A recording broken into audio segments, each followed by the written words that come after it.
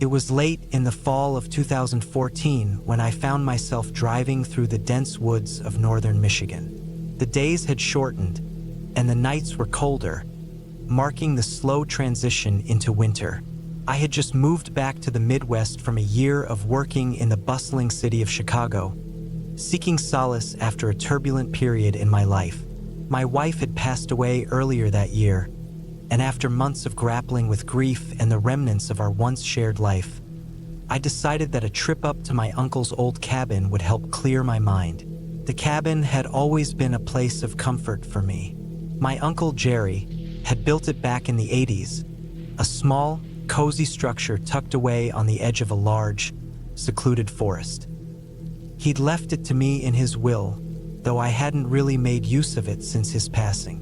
The whole place felt like a relic, its wood floors creaking underfoot, and its old, weathered windows always looking out toward the wilderness. It was perfect for solitude. As I approached the cabin, the sun had already set behind the thick canopy of trees, casting long shadows over the winding dirt road. The headlights of my truck cut through the gloom, illuminating the trail ahead. A sense of unease settled over me. I wasn't used to being so far out in the middle of nowhere anymore. The city had spoiled me with its noise, lights, and constant motion. But here it was just silence, complete, unnerving silence. I pulled up the gravel drive to the cabin, which stood quietly in the clearing. The place was almost exactly as I remembered it, save for the overgrowth of weeds and a few fallen branches littering the yard. The roof was sagging slightly, and the paint had faded, but it still exuded that same rustic charm. A perfect retreat from the world, I told myself. I got out of the truck, grabbed my duffel bag, and made my way to the porch. The air smelled earthy and crisp, the scent of pine needles and damp wood filling my lungs. The chill of autumn wrapped around me, and for a moment, I felt a strange sense of relief. It was good to be away from everything. Inside, I flicked the light switch by the door, and the old cabin groaned as it came to life. The place smelled musty, like old furniture and stale air, but nothing too unpleasant. The living room, small and functional, still had the leather armchair my uncle used to sit in by the fire, and the fireplace itself was intact, though it hadn't been used in some time. I set my things down on the couch and began unpacking. My uncle's old hunting photos were still on the walls, and the shelves were lined with dusty books. I stood there for a while, taking it all in, feeling a weird mix of nostalgia and sadness. This place held so many memories of better times. As the night deepened, I decided to start a fire in the hearth. The logs crackled and popped as the flames began to dance, casting warm, flickering shadows around the room. I sat in the armchair, the one my uncle had always claimed as his, and stared into the fire. My mind wandered, replaying moments from the past. Memories of my wife, moments of laughter, the long drives we used to take to this very cabin. It felt so distant now, as if I was looking at someone else's life. The night grew colder, and I grabbed a blanket from the couch, wrapping it around my shoulders. The wind howled outside, rattling the cabin's old windows. I pulled my feet up onto the chair, trying to make myself comfortable, but something wasn't right. The air seemed thicker, heavier, and the shadows outside seemed to stretch longer than they should. The wind, which had been a constant companion since I'd arrived, started to pick up. It wasn't just a breeze now. It was a gusting, howling wind that rattled the walls of the cabin. I didn't think much of it at first. After all, this wasn't the first time I'd been in this cabin when a storm hit. I had grown up in a house just like this one, in the middle of nowhere, and it was common for the wind to pick up at night in the fall. But then, just as I was starting to drift off to sleep, I heard something that made my heart race. A knock.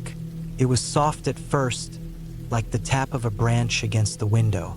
But then it came again, louder, and then a third time, louder still. I froze, my mind racing. There was no one out here, I hadn't seen a single car on the road when I drove in. This part of the woods was isolated, far from any other cabins or houses. The nearest neighbor was a good mile away. It was almost absurd to think that someone would be out here at this hour, in the middle of a storm. I got up, slowly, walking toward the window by the front door. The wind had picked up even more, howling through the trees, making the night feel even darker. I peered out through the fogged glass, but there was nothing, just the deep black of the forest stretching out beyond the porch. I thought it might have been an animal, a deer or something like that, bumping into the cabin. It wasn't unheard of for wildlife to get close to the house, especially in the colder months when food was scarcer. But then, I heard it again, a sharp, deliberate knock, coming from the back door. My blood ran cold. The back door. I hadn't heard anyone approach the cabin. No footsteps, no rustling, nothing. I glanced at the old shotgun that hung on the wall beside the fireplace. My uncle had always kept it there, just in case. I'd never felt the need to use it before, but tonight felt different. I grabbed the gun, checked the safety, and made my way toward the back door. The cabin was silent again, but I could feel my heart pounding in my chest. My breath seemed unnaturally loud in my ears as I crept toward the door. My mind raced with possibilities. Maybe it was some sort of hunter, someone lost in the woods, or maybe it was someone looking for shelter. But even as I tried to reason with myself, a gnawing sense of unease settled over me. When I reached the back door, I hesitated. The wind was louder here, the trees outside thrashing against each other as if they were angry. My fingers trembled as I reached for the handle, but before I could turn it, the knock came again. This time, it wasn't a tap on the door. It was a forceful, deliberate bang, followed by a moment of silence. I swung the door open, pointing the shotgun out into the night. Nothing. The porch was empty, save for the swirling wind and a few scattered leaves tumbling across the wood. My eyes scanned the darkness, searching for any sign of movement, any trace of life. But the forest was still, and the only sound was the howling wind. I stepped outside, the cold air biting into my skin. I kept the shotgun at the ready, but there was no one around. The world felt impossibly quiet. I looked around, confused and uneasy, trying to make sense of what was happening. Had I imagined it? Had I been hearing things? Just then, I heard it again, a faint rustling from behind the cabin. My eyes snapped to the back corner, where a cluster of trees grew thick and dark. I knew every inch of this property, and there was no reason for someone to be out there. But as I stared into the inky blackness of the woods, I saw something moving. A shadow, perhaps, but something was definitely there. My heart leapt in my chest. Without thinking, I stepped forward, moving around the side of the cabin to get a better look. The sound was getting louder now, closer. Whatever it was moving swiftly through the brush, and I couldn't shake the feeling that it was closing in on me. Then, in a flash, something burst out of the trees. A figure, tall and thin, moving fast. I fired.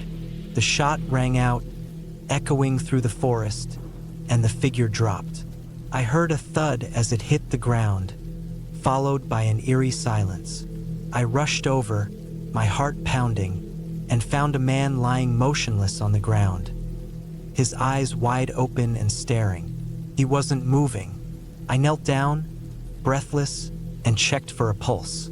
There was none. For a moment, I couldn't believe what I was seeing. Who was he? What had he been doing out here, alone, in the middle of the woods at this time of night? And why had he come so close to my cabin? I stood up, backing away, still trying to make sense of everything. The air seemed to crackle with tension as I scanned the woods around me. There was no sign of anyone else. As I made my way back to the cabin, I couldn't shake the feeling that something wasn't right, that someone else was watching me. But when I reached the door and looked back, there was nothing, only the dark, silent woods. I locked the door behind me, trembling, and sat down in the armchair by the fire. The rest of the night was uneventful, the storm outside continuing to rage. But I couldn't escape the unsettling feeling that something was out there, something I hadn't seen. The next morning, I went back outside to find the body gone. There were no signs of a struggle, no trace of blood. It was as if he had never been there at all. I searched the woods for hours, but found nothing. Maybe I had imagined it all, I thought. Maybe it was just the isolation, the loneliness that had gotten to me. But deep down, I knew better. There was something in those woods, something that I hadn't fully understood yet. I'd left the cabin behind, but that night would never leave me, not for as long as I lived. And I still wonder, sometimes, if the man was just one piece of a much larger puzzle, something that I might never fully understand.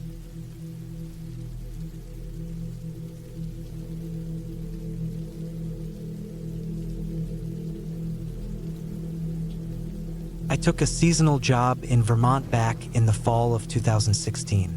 I had just turned 37, and after going through a divorce earlier that year, I needed to get away from everything. City life had worn me thin. I had worked in a machine shop for over a decade, and when I left, I didn't take much with me.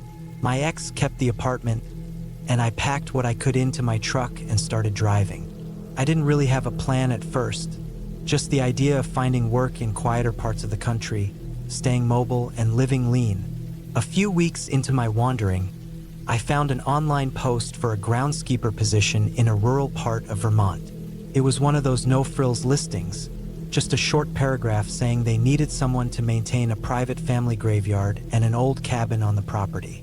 They offered a place to stay and a modest paycheck. It didn't sound ideal, but it was quiet, far away, and gave me something to do.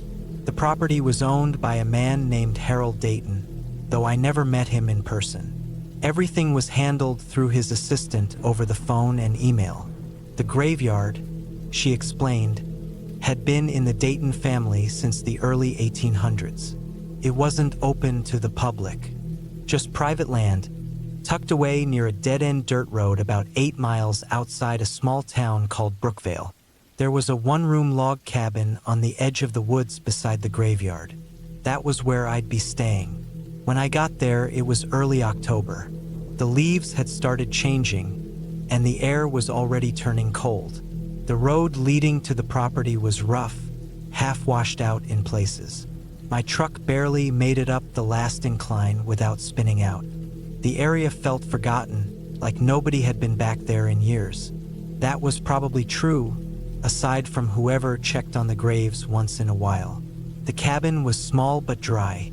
No power, no running water, just a wood stove, a metal bed frame, a desk, a small table, and a busted bookshelf. The assistant told me they'd bring supplies once a week, mostly food, water jugs, and fuel for the stove.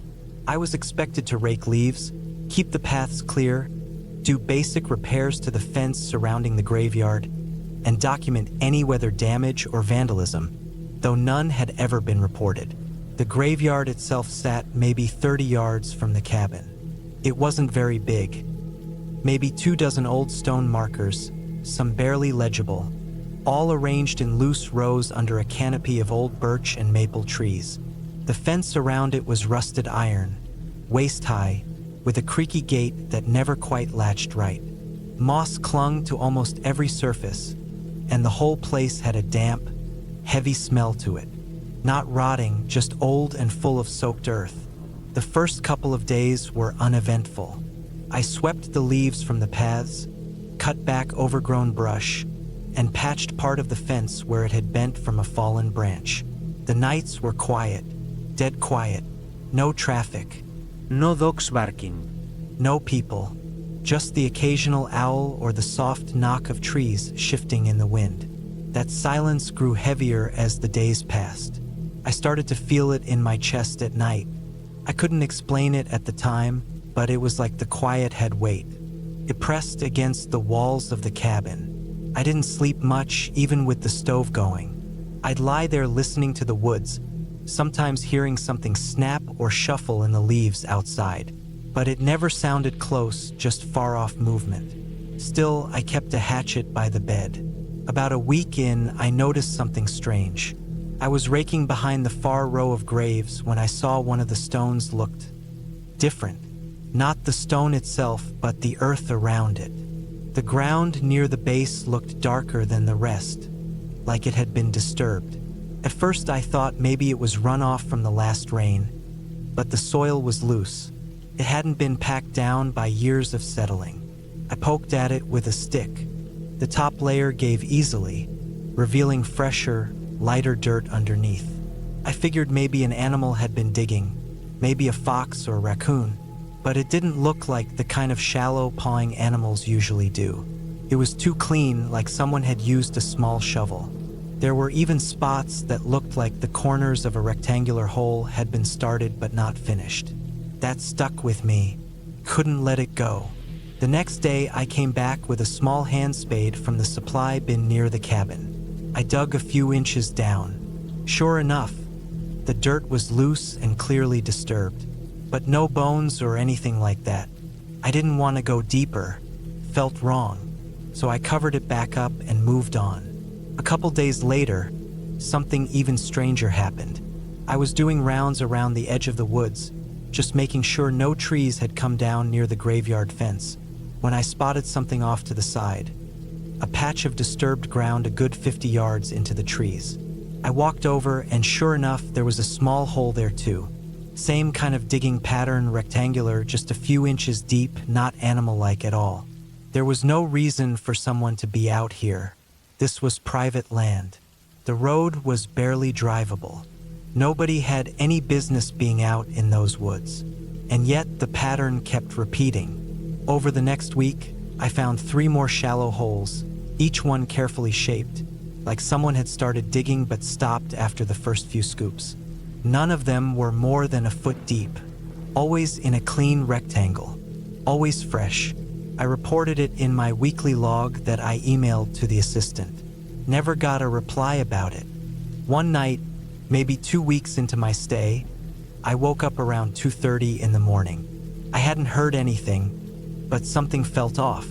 My skin prickled. I got up, threw on my coat, and stepped outside with a flashlight. The cold hit me hard. My breath came out in heavy clouds. The woods looked calm, but I had that same feeling, like the silence was crawling up my spine. I swept the beam across the tree line and almost missed it, movement, low to the ground, ducking behind a bush. I stood there, frozen, my ears ringing from the cold and tension. Then I heard it, dirt being moved, a soft shuffling sound, maybe 20 feet off the path behind the graves. I didn't call out. I didn't move.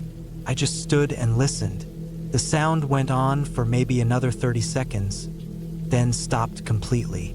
The next morning, I went to check. There was a fresh hole, same shape, maybe 6 inches deep, right near one of the older graves. I checked the fence. No sign of it being opened or climbed. Whatever or whoever was doing this was getting in some other way. I started sleeping during the day, staying up at night. I kept the fire low, kept the lights off. I sat near the small window that looked toward the graveyard and just watched. Every night for the next 4 nights, I saw movement. Low figures moving through the trees. Never close enough to make out faces. They stayed in the shadows, always digging, never staying longer than an hour. I never saw more than one at a time, but I couldn't tell if it was the same person or different ones. One night, I followed them. I waited until the shape moved past the far fence corner. Then I crept out.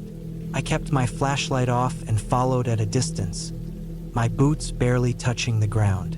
They didn't make much noise, but I could see them, tall, lean, maybe wearing a hooded coat. They stopped in a small clearing and started digging again. I waited, heart pounding, unsure what I'd do. But after a minute, they stopped and just stood there, facing the hole, not moving, just standing still. Then they turned and looked directly toward me. I ducked behind a tree, heart in my throat. After a minute, I peeked again. They were gone. I ran back to the cabin and didn't leave until morning. After that, I wrote a letter to the assistant and left it with the next supply drop. I told them I wanted to end my contract early. I didn't give a full explanation, just said I wasn't comfortable and that there was suspicious activity on the grounds. I never heard back. On my last night, I stayed awake, packed and ready. Around 3 a.m., I heard something hit the cabin wall. A soft thump, then another. I grabbed the hatchet and crept to the window. There were 2 figures this time, both standing just beyond the graveyard fence. Not moving, just staring at the cabin. I didn't sleep. I sat with my back against the wall until the sun came up. When it did, the figures were gone, but their footprints were still in the frost-covered grass. Clean boot prints, adult size. I left that morning and never went back. A few months later, I checked the local news archives online. Nothing came up about the property, but I did find something strange in the town records. A short article, dated years before my stay, mentioned that the Dayton family had tried to donate the land to the county, but the deal fell through because of land use complications. One line stood out: asterisk, the property was previously evaluated as unsuitable for public development due to multiple undocumented burials found outside the established cemetery boundary. Asterisk, I don't know what I was watching those nights. Maybe grave robbers, maybe something worse, but it wasn't ghosts. It was real people, real shovels. Real graves. Someone was digging for something or someone, and they didn't care who saw them. All I know is, I'll never go near that part of Vermont again.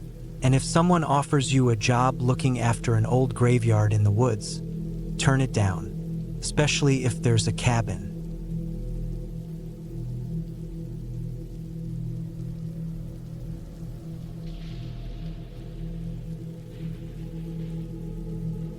The last thing I wanted to do that summer was spend time at my uncle's old farm cabin.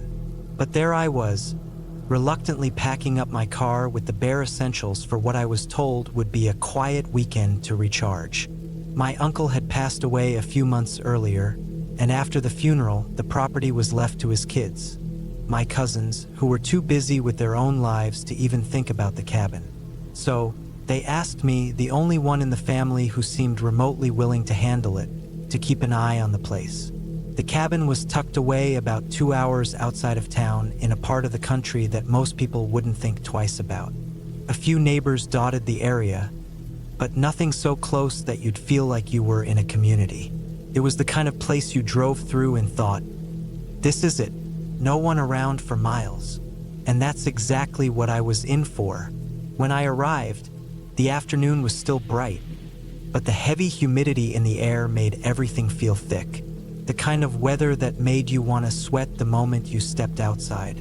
The cabin itself, with its creaky wooden walls and worn-out windows, was as I remembered it. Sturdy but ancient, with signs of age showing at every corner.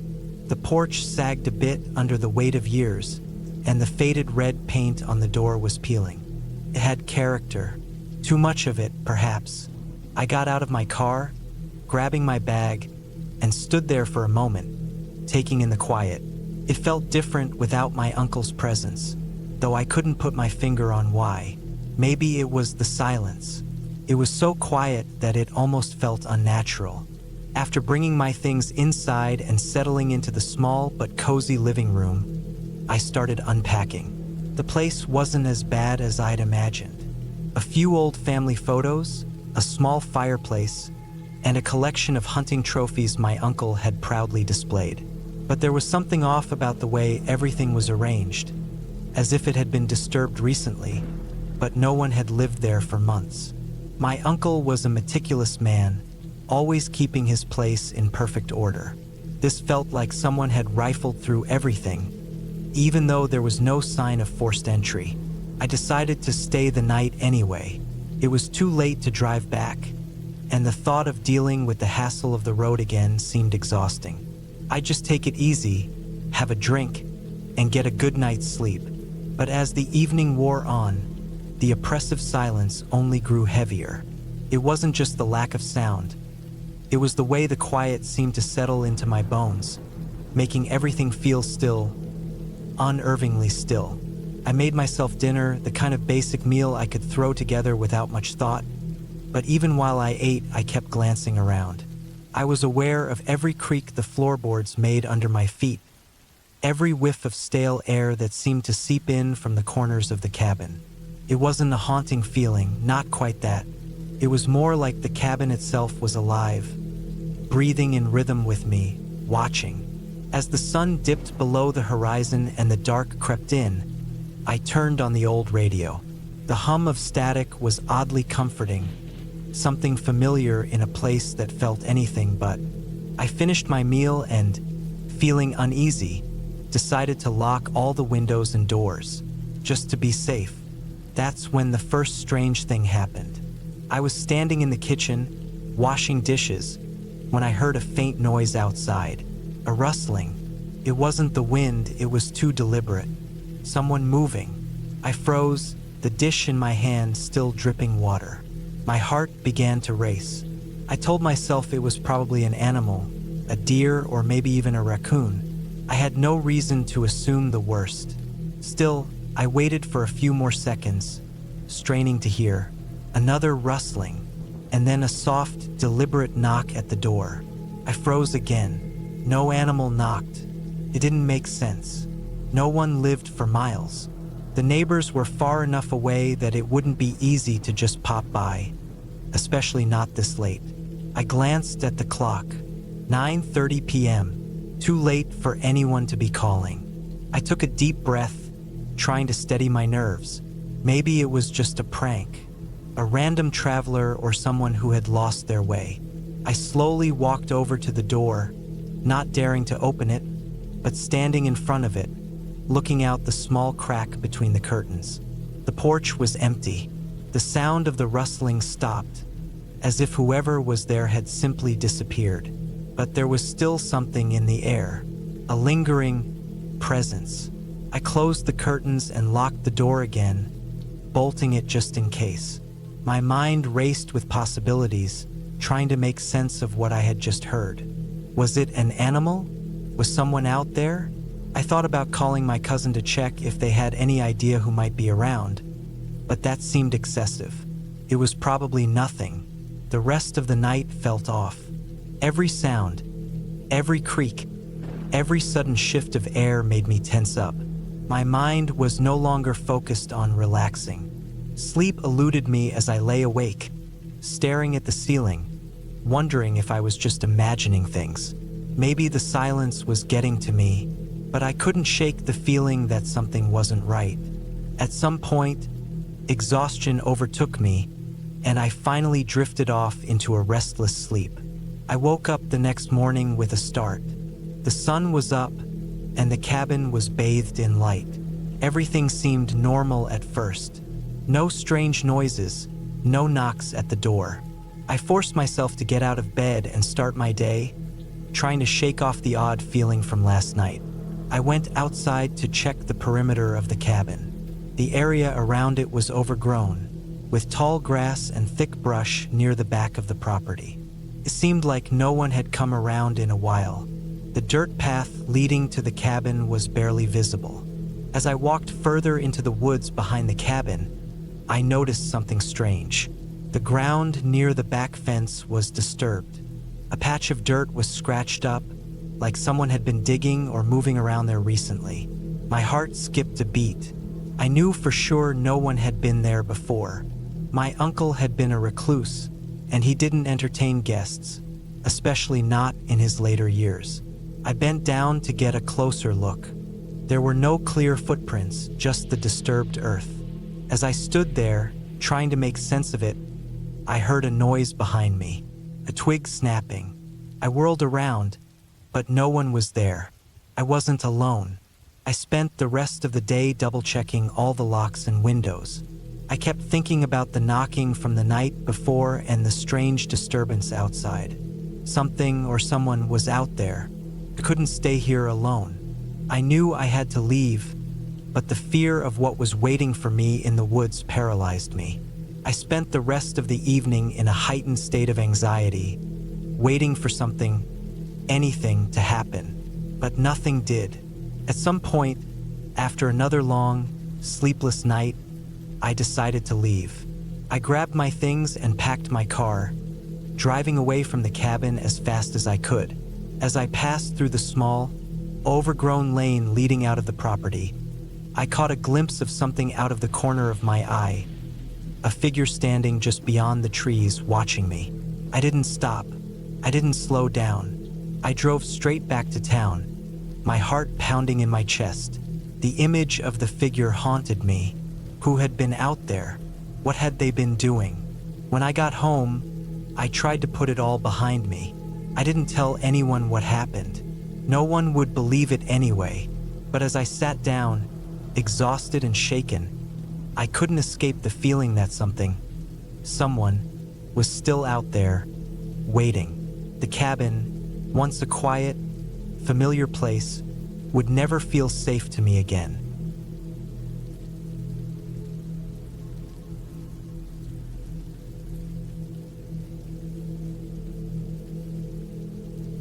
It was the end of September 2017 when I got a call from my cousin Martin. He asked if I could house sit his hunting cabin in eastern Oregon, about 3 hours from where I lived in Redmond. He and his wife were going to fly to Texas for a funeral, and he needed someone to keep an eye on the place for a week. He was worried about local kids breaking in, stealing his gear, and messing with his generator. I'd just gotten laid off from my warehouse job the week before, so I didn't exactly have a full schedule. The cabin was deep in the woods near a small, 2-lane road called Joplin Creek Trail, not far from an old logging route that hadn't been maintained in years. You wouldn't find the place on Google Maps. It was the kind of land you had to know how to get to, or you'd miss it completely. Martin had been hunting up there since we were teenagers. He'd bought the land after a good run working as a contractor in Alaska and built the place by hand. I told him sure. I needed the quiet, and I figured some time away from town would do me good. I packed a week's worth of clothes, food, and my old bolt-action rifle, just in case, and drove up that Sunday morning.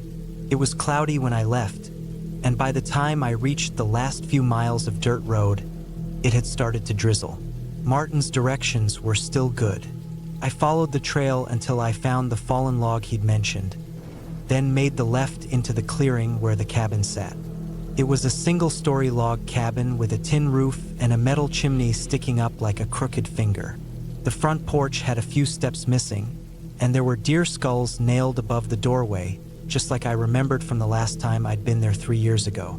The inside was simple. One big open room with a fireplace on one wall, a wood stove for cooking, and a small cot in the corner. Martin had electricity from a generator out back, but no running water. You used a hand pump out near the shed if you wanted to fill up a bucket. I didn't mind. I liked that it was quiet. That first day I just got settled in. I checked the locks on the doors and windows, tested the generator, and stacked firewood near the fireplace. I had brought a few books, and I planned to just relax, fish a little, maybe do some hiking. It was just supposed to be a quiet, disconnected week in the woods. But it wasn't. The first night passed without anything strange. I heard animals moving in the trees, but that was normal. The second night was colder. I built a fire and made soup over the wood stove. Around midnight, I thought I heard something outside. Not animals this time, more like footsteps on the gravel near the shed. I turned off the lights inside and stood still. The fire crackled quietly behind me.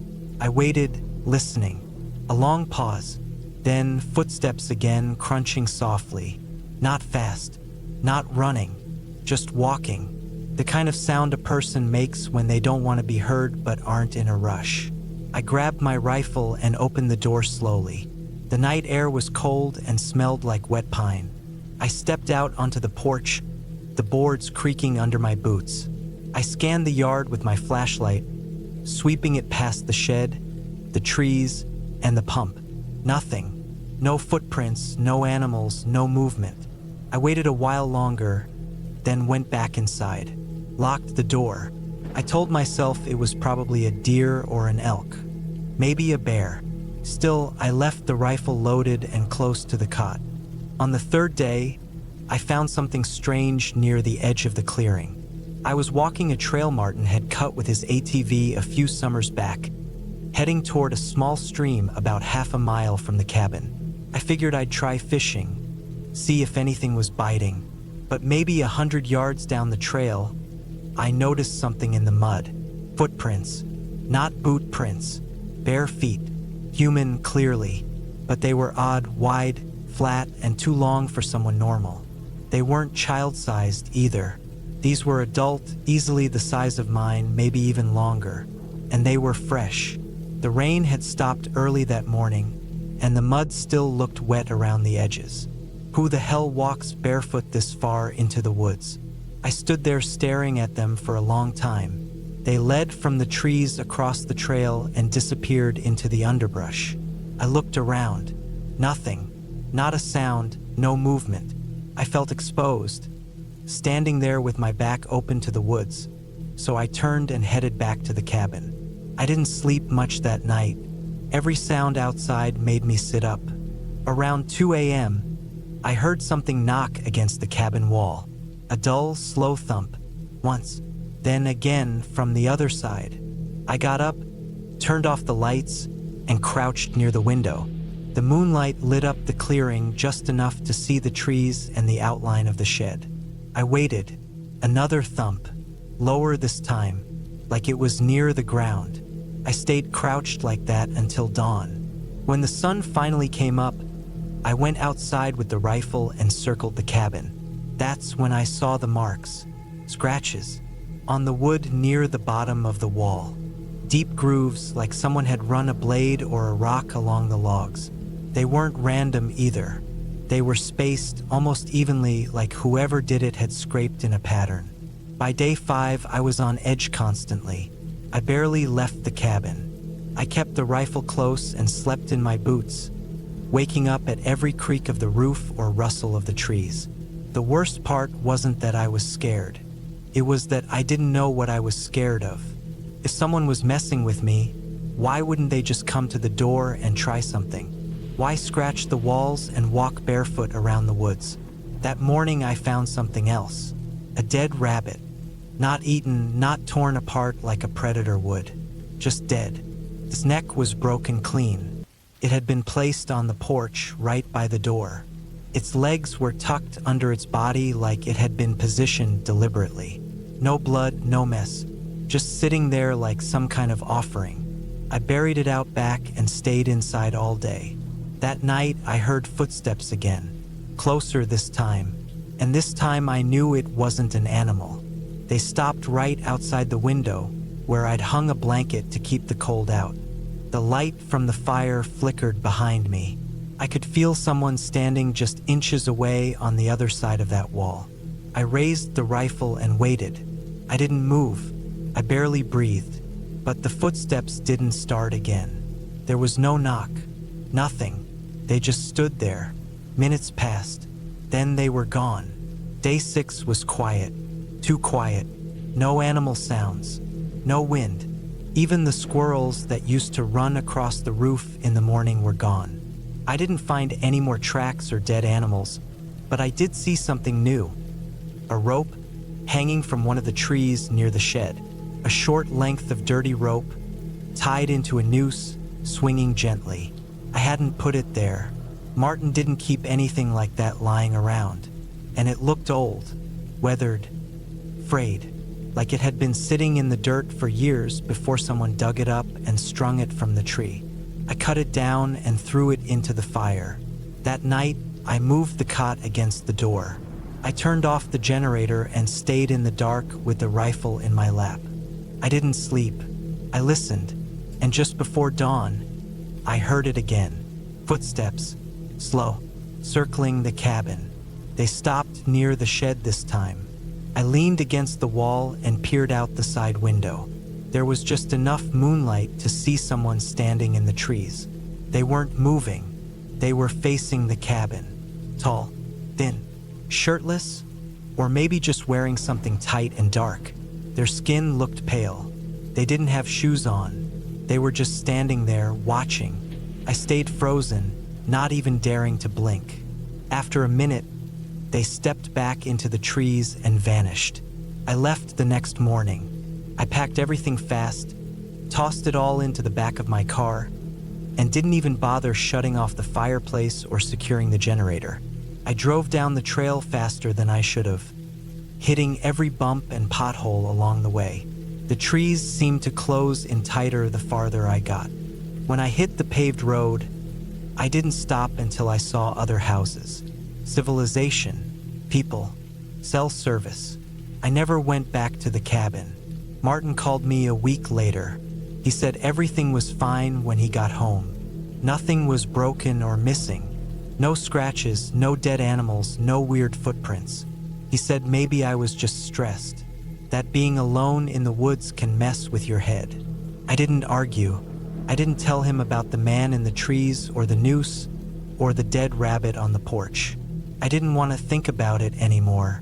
But sometimes, at night, I still hear those slow, steady footsteps in my head.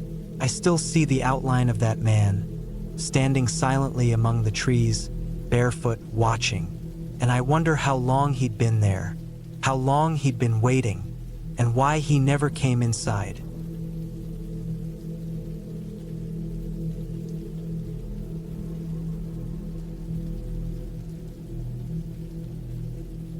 My name's Tom Halvorson. I live in a small town just outside of Duluth, Minnesota. This happened in 2013. I was 38 at the time. I worked in carpentry and ran a small home repair business with a buddy I'd known since high school. It wasn't big money, but it paid the bills and gave me time to do what I really loved, hunt. Hunting was more than a hobby to me. I grew up in the woods with my dad and uncle, learning how to track deer, clean them, and survive out in the cold. After Dad passed away in 2006, I stopped going out for a while. Then slowly I got back into it. By 2013, I was going every fall.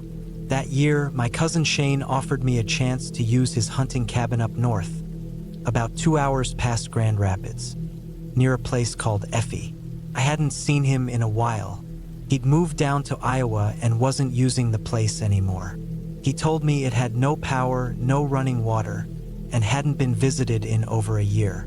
But the structure was solid, and the property backed up to a huge section of state forest. Deer were all over the area. I jumped at the offer.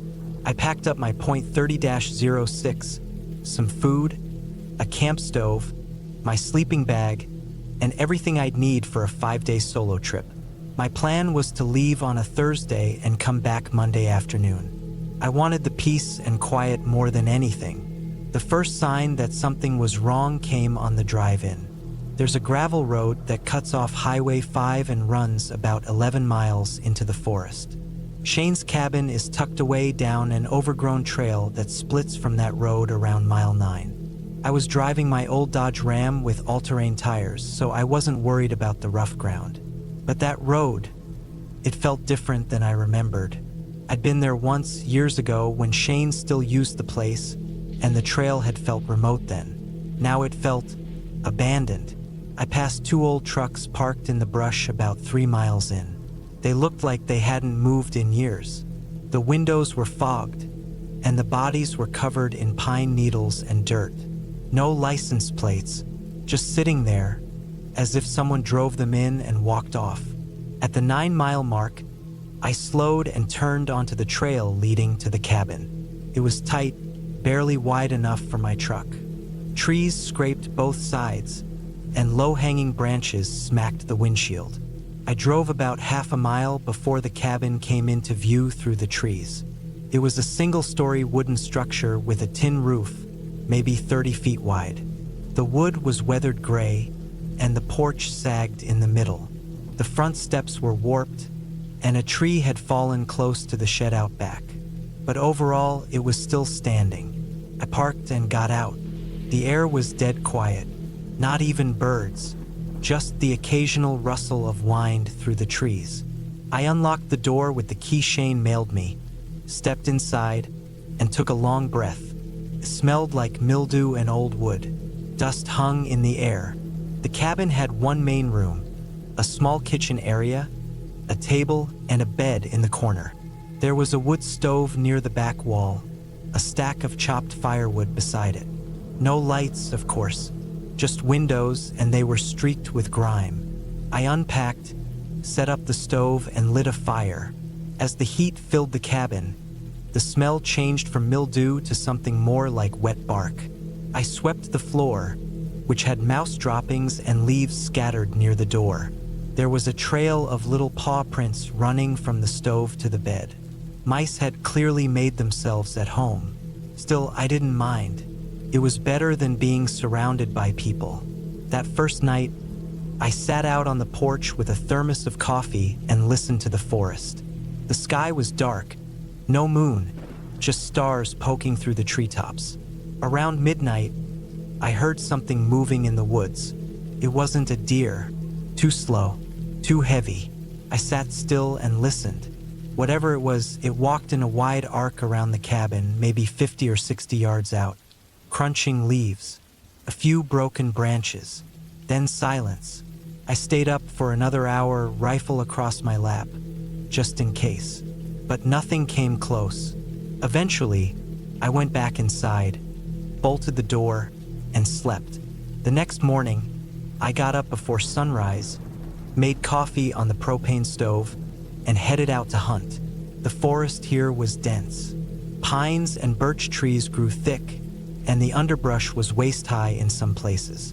I picked a spot on a slight rise about half a mile east and set up behind a fallen tree.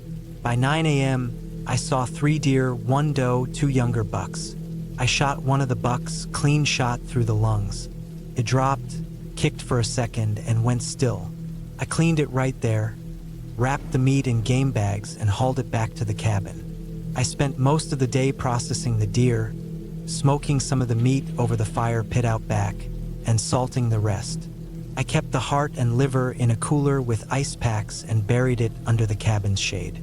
That evening, I hiked a bit farther to scout. I found a trail leading north, a narrow game path with fresh tracks.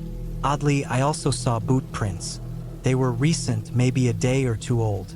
Large, wide-soled boots like what you'd wear in the oil fields or logging. But there was no logging here, no oil either, just trees and state land. Still, I figured it was a hiker, maybe someone passing through or staying in another cabin nearby. That night, I cooked the liver with onions and potatoes, ate on the porch again. Around 10 p.m., I heard it again, that movement in the woods. Same pattern, heavy steps, wide arc, never came close, just paced around the edge of the tree-line. I didn't sleep much. By the third day, the unease was growing. I went out to hunt again but couldn't focus. I kept looking over my shoulder, waiting to see someone standing behind a tree. I didn't see a single deer that morning, just more boot prints, more than yesterday, and heading toward the cabin's direction. I followed them for a bit. They weaved in and out, sometimes doubling back, sometimes leading into dense brush where no trail should go. At one point, I found a small clearing with a pile of bones. At first, I thought it was a deer someone else had killed and left behind. But the bones were too small, and the skull, what was left of it, looked different. It wasn't human, but it wasn't a deer either. Maybe a dog, maybe a coyote, but the way they were stacked, like someone had arranged them into a little tower, that made my skin crawl. I backed out and went straight back to the cabin. The door was open, not all the way, just a crack, enough to see the blackness inside. I know I locked it when I left. I pulled my rifle up, stepped slowly onto the porch, and nudged the door with the barrel. Creaked open. Nothing moved.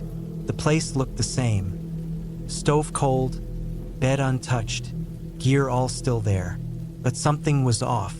The cooler where I kept the liver and heart was open. The plastic bag was gone. The ice packs were on the floor, half melted. The front window had a smudge, like a handprint, but not quite. It was smeared and wide, more like someone pressed their face against the glass. I packed everything important that night: meat, gear, ammo. I was going to leave in the morning. Something wasn't right, and I wasn't about to find out what. That night, I didn't sleep. I kept the fire going, rifle across my knees, and every few minutes I'd check the window. At 2:17 a.m., I heard something scrape the back wall of the cabin. Not an animal, not a branch, something deliberate, like fingernails across wood. Then silence. I waited for hours.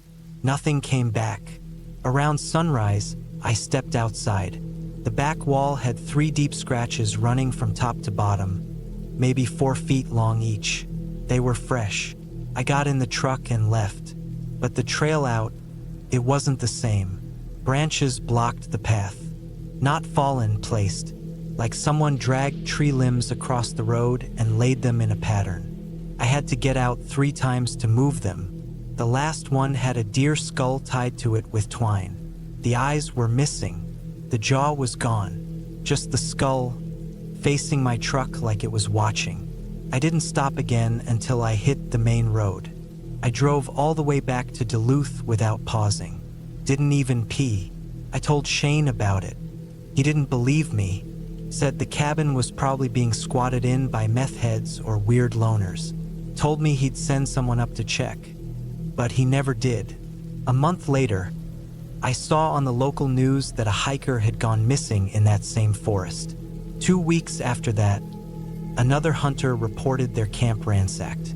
No sign of who did it. No tracks. Just torn tents, missing food, and a gutted deer left hanging from a tree by its hind legs, like a warning. I never went back. That cabin is still out there, sitting empty, surrounded by trees. Maybe someone lives near it now. Maybe it's abandoned for good, but I'll never step foot near it again. Some places aren't meant for people. Some places the woods keep for themselves. And if you ignore the signs, they'll show you exactly why.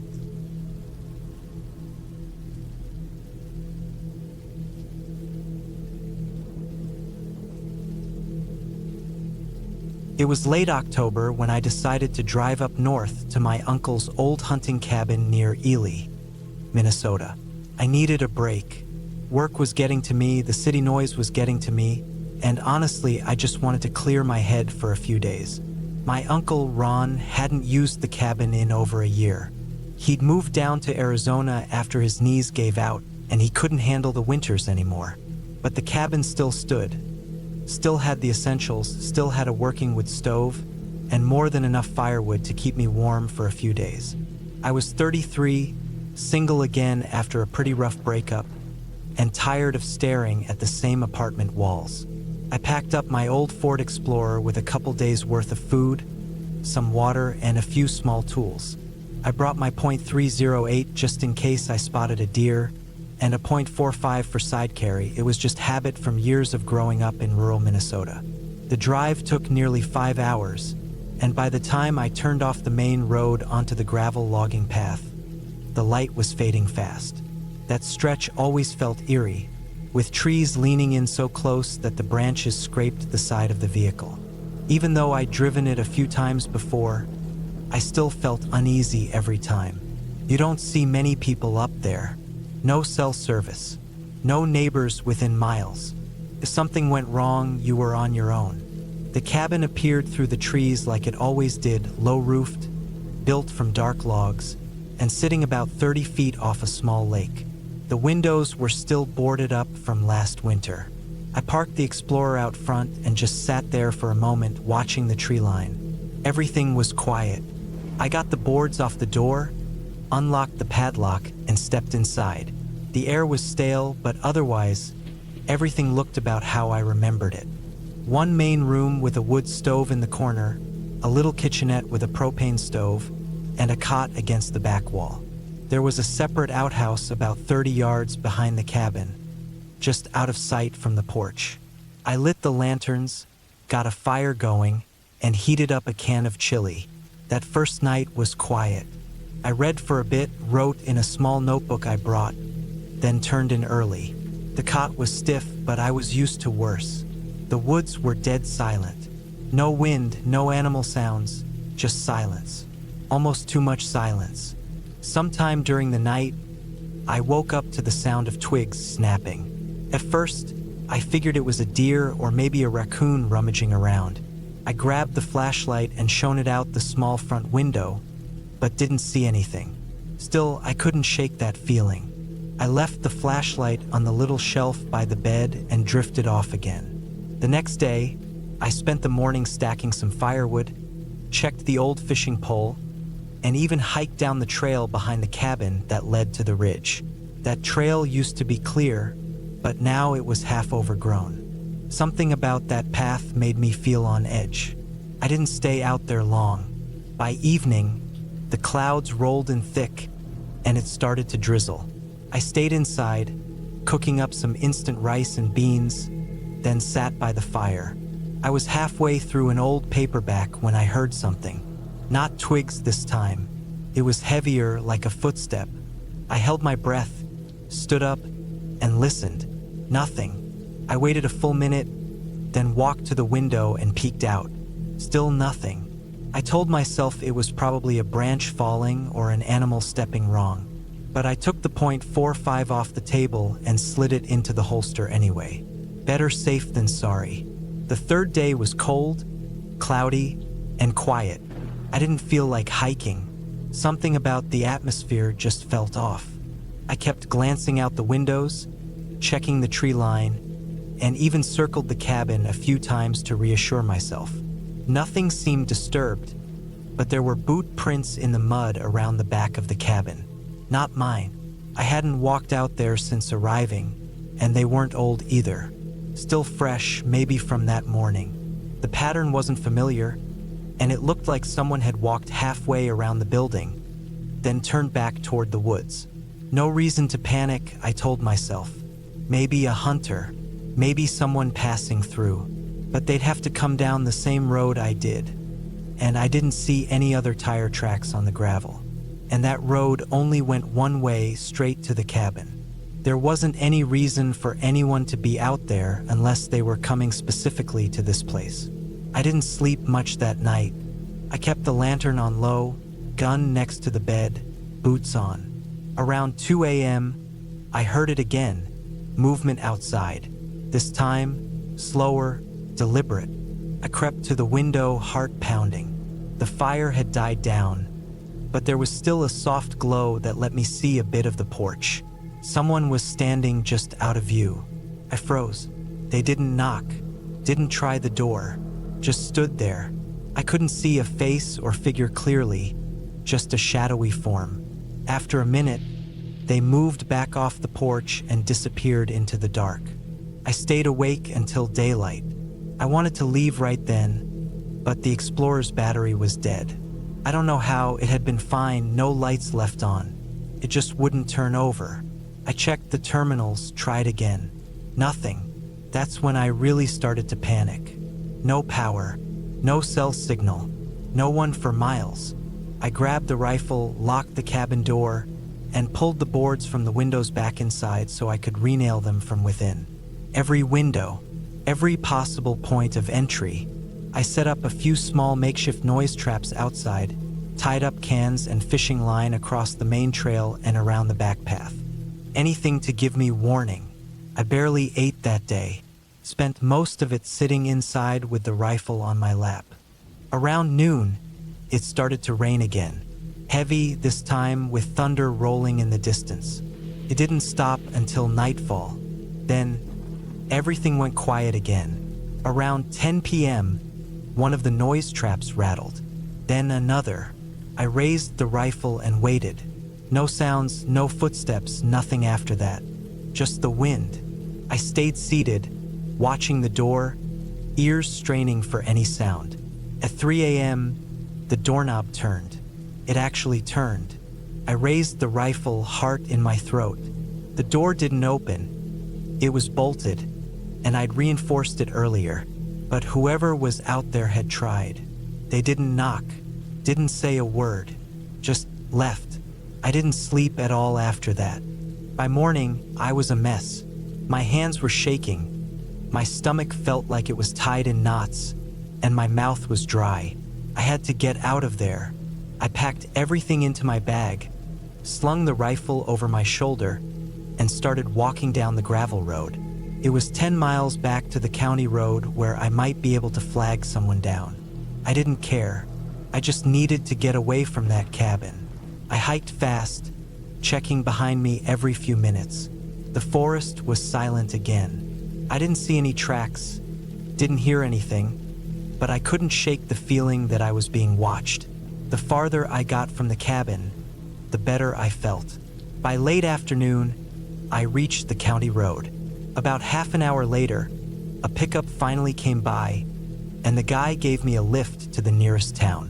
I filed a report with the sheriff. He was polite but clearly skeptical. Said it was probably just a local squatter or someone who didn't know I was staying there. When I asked about running prints from the door or the boot tracks, he just shrugged. Said there was no real crime committed. I never went back for the Explorer. I had it towed a few weeks later. I never went back to that cabin either. My uncle eventually sold the place to some guy from out of state. Haven't heard what became of it since. I think about that trip more often than I'd like. I wonder what would have happened if I hadn't bolted the door that night, or if I hadn't woken up, or if I'd ignored the prints. I don't know who was out there, but I know this much. Someone knew I was alone. Someone was watching, and they had no intention of introducing themselves. Not with words, anyway. Since then, I haven't camped alone. Haven't gone deep into the woods by myself. The silence isn't peaceful anymore. It's a warning. And when I look back on it now, I don't think it was random. Whoever it was, they were waiting for someone like me. And next time, they might not wait so long.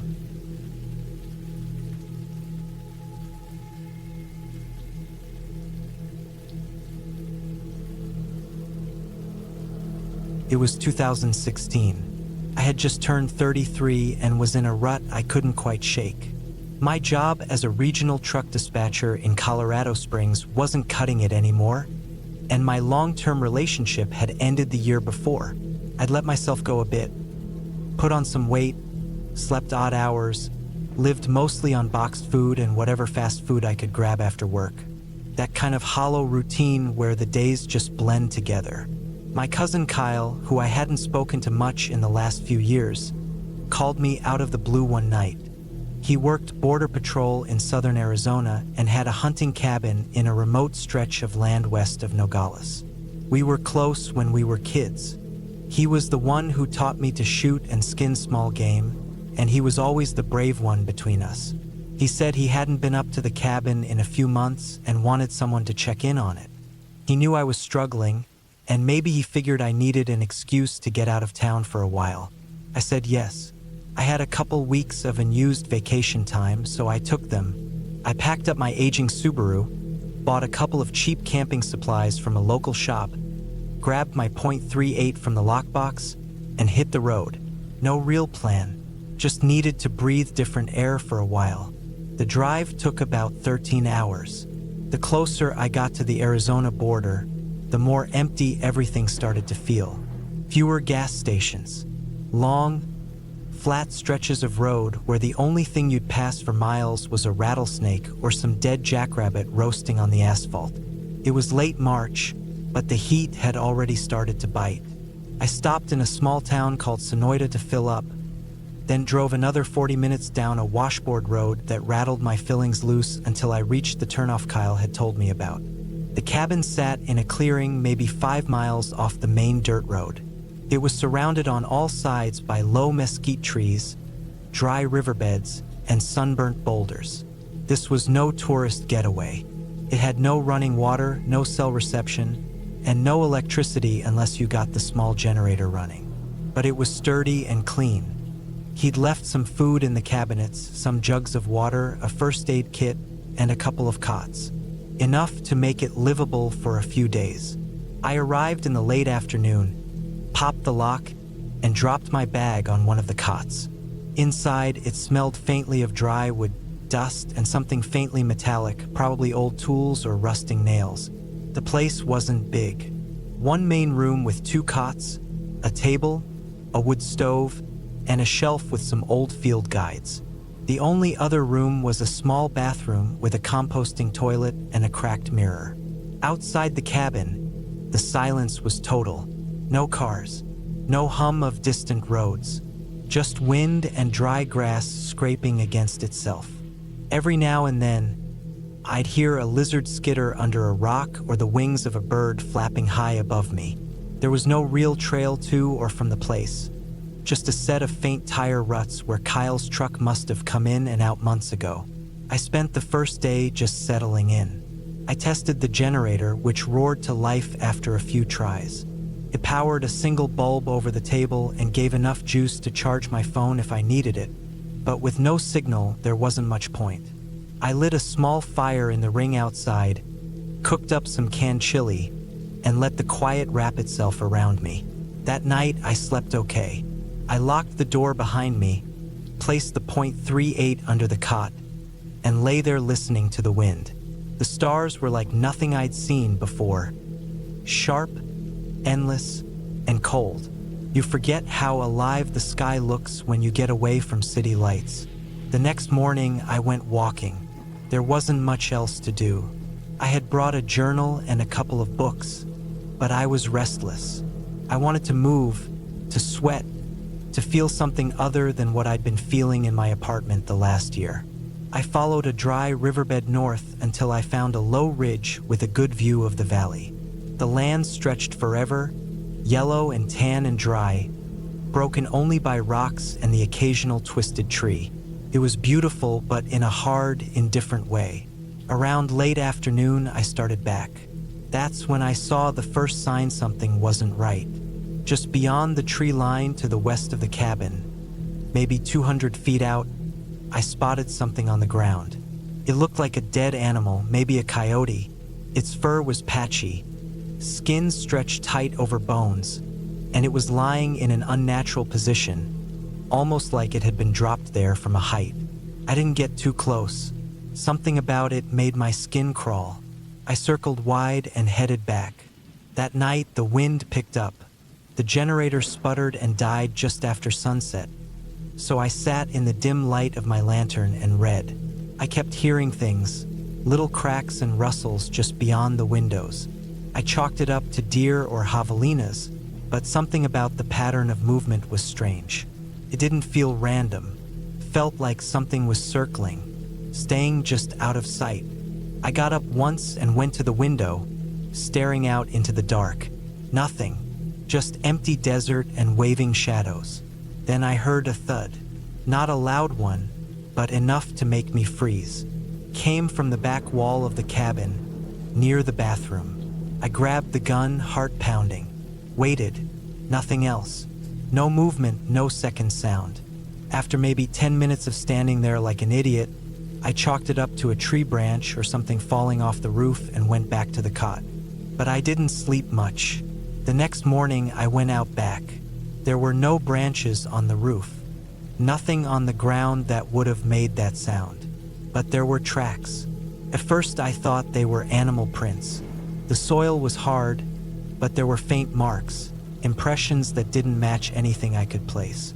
They were too long, too narrow, and too flat to be coyote or javelina. And they didn't have the deep pad marks that cats leave. They looked wrong, almost human, but the spacing was off, too far apart. Whoever made them was either running or very tall. I didn't know what to make of them. I took a photo with my phone, even though I knew I couldn't send it to anyone. I followed the tracks for a little while, but they vanished into the rocks after about 50 yards.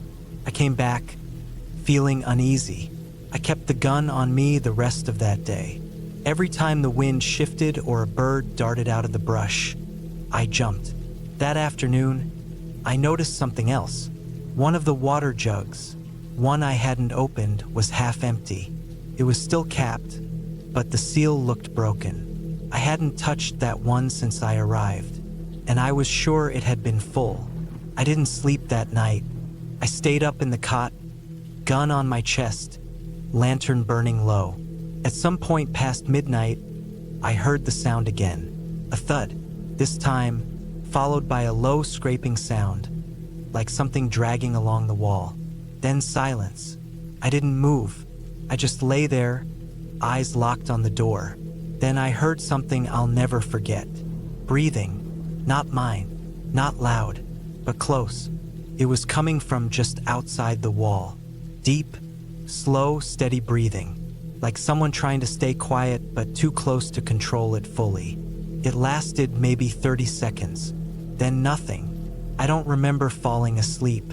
I must have passed out from sheer tension. I woke up just before dawn and bolted outside.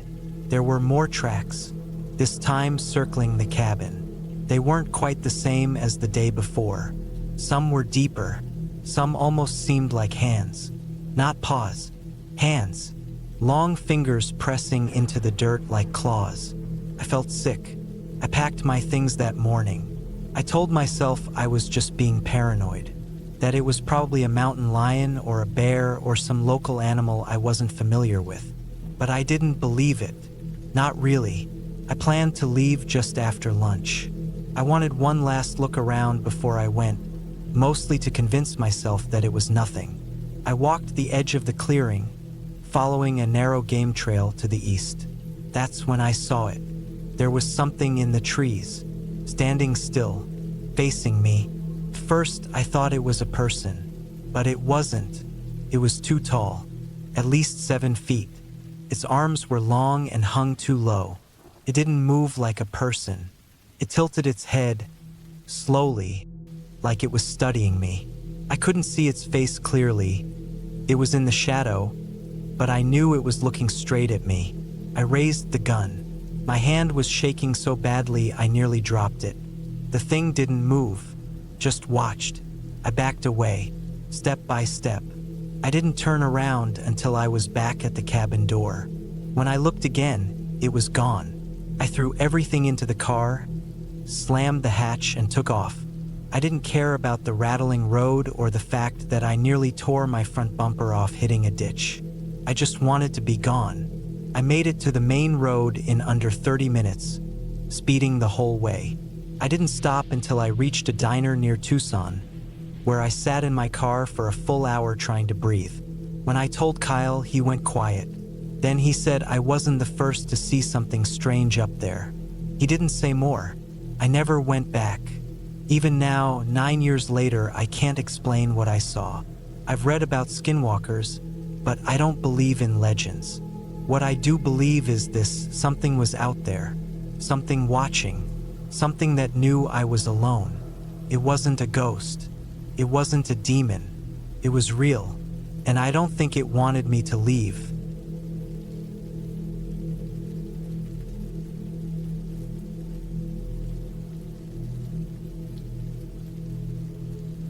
I was 37 when I took time off from everything and went north.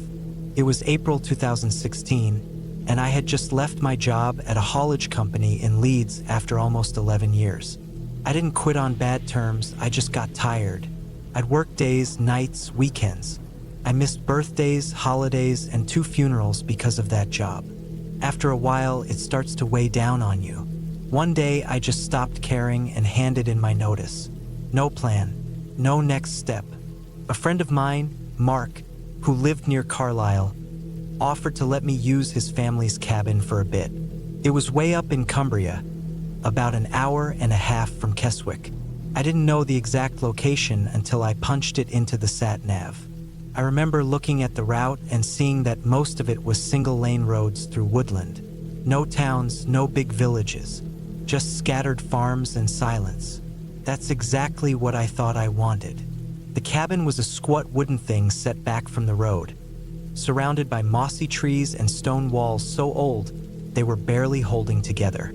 It looked like it had been forgotten by time. There was a small gravel patch for parking, and beside that a rotted fence with ivy growing through it. No phone signal out there, no Wi-Fi, and I hadn't brought a laptop. Just a few books, my coat, and enough food for a week. I thought I'd use the time to reset, get some sleep, maybe even sketch a bit. I used to be into drawing back in college. The first day and night were fine, quiet, the kind of quiet that makes you feel like your ears are ringing. All I heard were birds and the wind moving through the trees. It was cold even for spring. I kept the fire going in the little wood stove and layered up at night. The water pump creaked and groaned, and the lights flickered if you had too many on. But it was peaceful in that forgotten sort of way. It was the second day that I noticed something. I'd gone for a walk around the nearby woods after lunch. It was just pine and birch trees mostly, with a muddy trail that looped back to the cabin. On my way back, I noticed a section of the undergrowth had been flattened. It wasn't like a deer trail or where people normally walk. It looked fresher, recent, like someone had moved through that spot deliberately. I followed it with my eyes, saw broken twigs and scuffed soil. It led to a cluster of trees about 50 feet away from the trail, and that's when I saw something else. A bit of faded blue cloth was snagged on a branch. It looked like part of a coat or a long dress maybe. I remember standing there for a while, staring at it, trying to make sense of it. I hadn't seen another person since I got to the cabin. No hikers, no farmers, no one. I figured it was just old. Maybe something left behind by a rambler months ago. Still, I didn't like how fresh the trail looked. I turned around and went back to the cabin without touching it. That night, I had trouble sleeping. I kept hearing this light knocking sound, like something tapping the wall outside. The wind was up, so I assumed it was a branch or maybe an animal brushing against the logs. I didn't check. I just stayed in bed and waited for morning. By the third day, the air in the place started to feel wrong. Heavy, like it was pressing in on me. I'd wake up sweaty even though it was cold. I caught myself looking out the window too often, like I expected someone to be out there. I hadn't seen a single car on the road since I arrived. No post, no bin men, nothing. Just the wind and birds and the occasional squirrel on the roof. Then I started noticing the cabin had been touched when I wasn't looking. First, it was small. The broom was leaning on a different wall. The kettle had been moved about a foot from where I left it. My coat had been folded and placed on the table when I'd left it hung over the chair. None of it made sense. I tried to tell myself maybe I was just tired, remembering things wrong, but it kept happening. By the fourth night, the firewood I'd stacked inside was rearranged. The bigger logs were on top, which I never did because they don't catch well that way. On the fifth night, I finally saw her. It was about 2 in the morning. I'd gone to bed early but kept waking up. Around 1, I got up to use the toilet, just an outhouse about 20 feet from the cabin. No lights. I grabbed my torch and went out, breath fogging in the cold. As I came back in, I felt something move near the edge of the trees. Just a shift in the dark. I froze and aimed the torch at the woods. The beam caught something pale and still. She was standing between 2 trees, still as stone. The torch hit her full on, and she didn't blink or move. Her skin looked gray in the light, and her clothes were soaked through, like she'd come up from a river. Long hair, hanging wet over her face and shoulders. She didn't react to the light, just stared at me, or maybe past me. Her arms hung at her sides. Not witch, no si ver. I didn't say anything. I didn't move for what felt like a full minute. Then I stepped backward and shut the cabin door. I locked it. I even dragged the table across it. Then I sat on the floor with my back against the bed, torch still on, heart hammering. I didn't sleep that night. Every hour or so I'd crawl to the window and peek out. I never saw her again, but I felt her. The next morning, I searched the woods. There were no footprints where she'd been. No signs of anything. The ground was soft, muddy, but not a single print. I checked the tree where she stood, and the bark was damp like everything else, but no marks. Nothing. That afternoon, I packed my things. I told myself I was overreacting, but I still packed. I planned to leave first thing the next morning, after the roads thawed a bit. I didn't want to risk the tires in the dark, not with all the frost and loose gravel. That night was the longest of my life. I didn't light a fire. I didn't want the glow to give anything away. I stayed in bed, fully dressed, keys in my pocket. I lay there, staring at the ceiling, and at around midnight, I heard the boards creak outside the door. Slow, deliberate steps, one after the other, then silence. Then the doorknob turned, gently, just enough to make a click. It was locked, but it turned again slowly. Then it stopped. I didn't breathe. I didn't move. Then the tapping started. Light taps on the wood, like fingernails, 5 of them, spread out, dragging down the grain of the door. Then silence. I stayed frozen until dawn. When light finally broke, I didn't wait to eat. I grabbed my bag, threw it into the boot, and drove. I didn't even check if the petrol tank was full. I just drove until I hit a proper road, then kept going until I saw a shop and people and noise. I never went back. I didn't tell Mark anything about what happened. I told him thanks and that the place was peaceful and that I appreciated it. He offered it again 2 years later when I lost my brother. I said no, but I still think about her. Not just that night, what sticks with me is how she looked. She wasn't dirty or bloody or wild. She looked like someone who didn't belong there, like she had once but not anymore, like she had been walking that place long after anyone should. A few months later, I did some digging. Quietly, I looked up the land near the cabin, found old maps, some old newspaper stories in an online archive. Nothing useful until I found a mention from 1973 about a missing woman named Lillian Carter. Local. Vanished while walking to her family's land. Last seen wearing a long blue coat.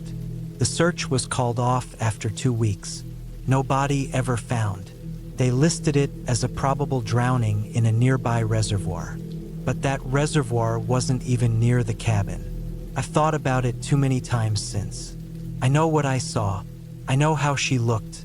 I know how she stood there in the trees, silent, watching, not moving like an animal or a person, just being there. I know this much. She wasn't lost. Not anymore. That land belonged to her, and she was watching to make sure I remembered that. I have every day.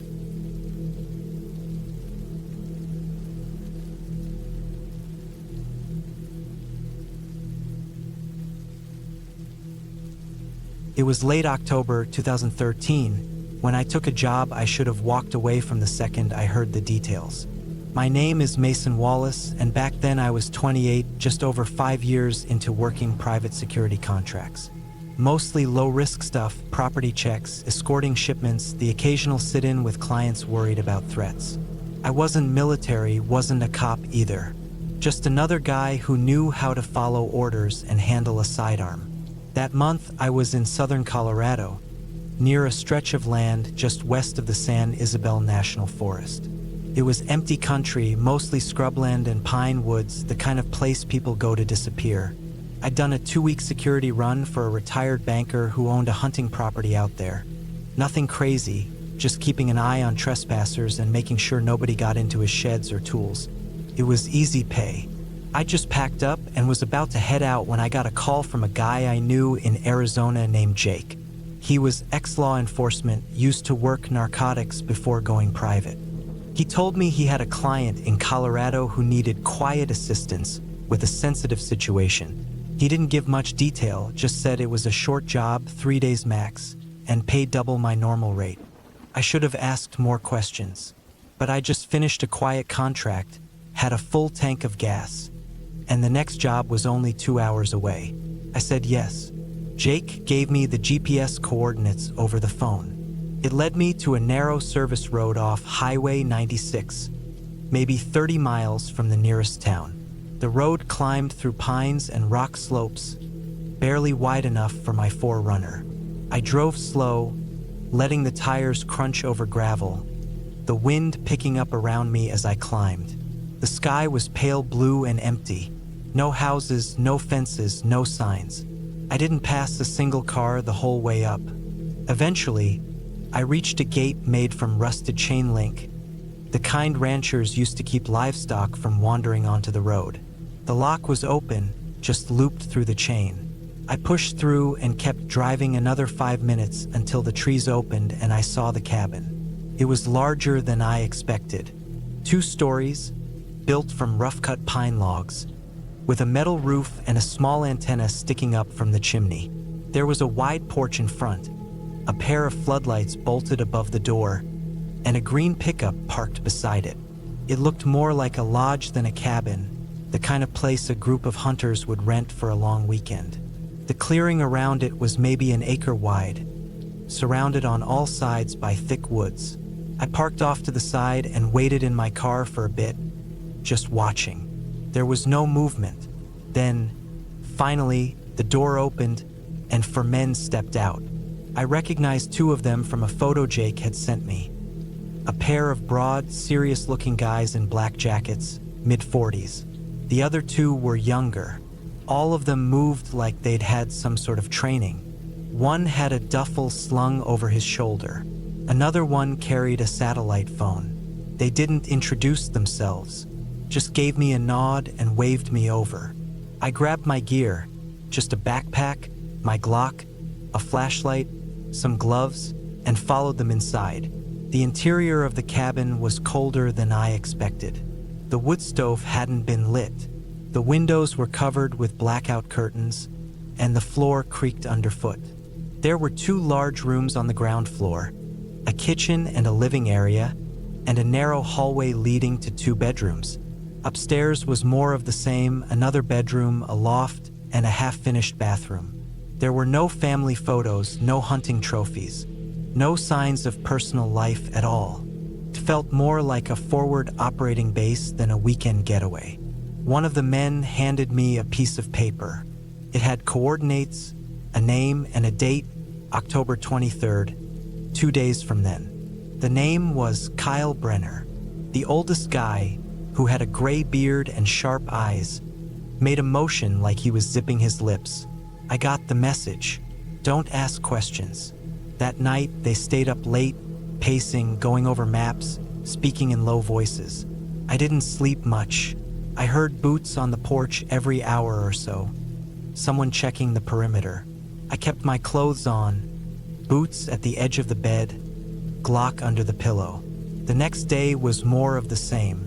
They ran through plans, tested comms, checked batteries. No one said anything to me beyond hand signals. I saw one of the younger guys loading something into a false bottom of a cooler. Black zip ties, heavy gloves, a roll of plastic sheeting. My gut started to churn. I knew what this looked like. I just didn't know why it was happening out here. That evening, just after sunset, they called me outside. One of the guys opened a pelican case and handed me a set of binoculars, told me to watch the southern tree line. They didn't speak, just pointed. I climbed into a wooden deer stand about 50 yards out from the cabin and kept watch while they moved around below. An hour passed, then another, and then I saw him. A man, maybe late 30s, wearing a brown jacket and carrying a rucksack, emerged from the trees. He moved slowly, checking his surroundings. He looked tired, wary. He was alone. He didn't see me, but the others had already spotted him. They didn't move toward him, just waited. When the man reached the edge of the clearing, he stopped and crouched near a rock. Looked like he was catching his breath. One of the guys from the cabin approached him carefully, arms out. I saw the man nod. They spoke. Couldn't hear what was said, but then they walked together toward the cabin. I climbed down and met them at the porch. The man's name was Kyle.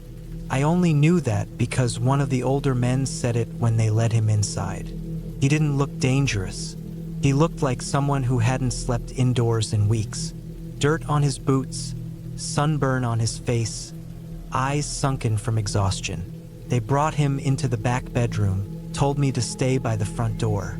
After that, I didn't hear anything for maybe 20 minutes. Then one of the younger guys came out, pulled me aside, and handed me a box of latex gloves. told me to help clean up. When I walked into the room, Kyle was dead. His body was on the floor, face turned away, a dark stain spreading beneath his head. No sign of a struggle. One of the older men was wrapping duct tape around a tarp. The other was peeling off gloves, sweat shining on his forehead. I didn't ask what happened. I didn't need to. They didn't beat him, didn't shoot him. There was a small puncture on his neck. I guess something chemical. Fast, quiet, controlled. I helped wrap the body, sealed it with the others, then helped carry it to the green pickup. They didn't bury him. They just loaded the body into the bed under a false panel, tied it down, and covered it with loose tools and spare tires. They burned the gloves and sheeting behind the cabin that night. The flames crackled for hours, sending black smoke through the pine trees. No one said a word. The next morning, I told them I was done. One of the men, the older guy with the gray beard, pulled me aside and handed me an envelope. It was thick, filled with cash. Told me the job was over. I could go. So I left. I drove for 5 hours straight until I reached a motel in Pueblo, checked in under a fake name, and showered until the hot water ran out. I couldn't stop seeing his face. Kyle, whoever he was. That night, I sat on the bed and stared at the wall, trying to piece it together. There were no badges, no uniforms, no mention of law enforcement, but those men were trained. They moved like a team, not ex-military, more like special ops, but leaner, quieter. I remembered the plastic sheeting, the satellite phone, the duct tape, the way they spoke without words. I searched Kyle Brenner's name online, found a few hits, mostly news articles from a few years earlier. He'd been a whistleblower, worked with a defense contractor in Nevada, filed a complaint about misused funds and illegal surveillance programs. Then he vanished. No follow-up, no interviews, and that's when it hit me. He wasn't a threat. He was a liability. They hadn't brought me in for protection. They brought me in because they needed a fallback. A witness, maybe, or just another name that couldn't be traced back to them. For the next few months, I kept moving. Never stayed in one place longer than a week. Switched phones twice. Used cash. I knew how to disappear. I'd done it before, but they never came after me. No strange cars. No phone calls. Nothing. Just silence. I think they assumed I'd keep quiet, that I'd seen enough to stay afraid. And they were right. I never told anyone. Not the cops, not Jake, not even my brother. I just kept it locked away, like a bad dream that never ended. But there's something I didn't expect. A year later, I was working a job in Montana, guarding a private mining operation. Middle of nowhere. A guy came through with a delivery, said he was a contractor from New Mexico. Looked familiar. Gray beard, sharp eyes. He didn't say anything to me, just gave me a long look as he passed. I think it was a message, a reminder that they were still out there, that they hadn't forgotten, and that if I ever spoke, they'd know. So I kept my mouth shut. Still do. But sometimes, late at night, I remember Kyle's face, the tired eyes, the silence in that cabin, the way the trees swallowed the smoke.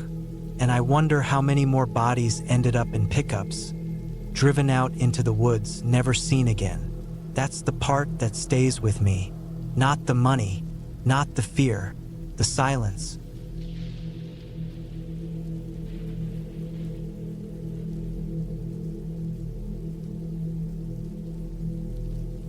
I had never thought much about building a cabin, let alone doing it alone in the middle of nowhere. But there I was, a few hours into the evening, standing in front of a half-finished cabin I had been working on for the past few weeks. It was meant to be a retreat, a place to get away from the world, clear my head, and maybe even figure out the next steps in my life. I had always been good with my hands, so when the idea struck me one summer evening, it felt like a good challenge. The rain started falling heavily as I hammered the last nails into the roof of the cabin.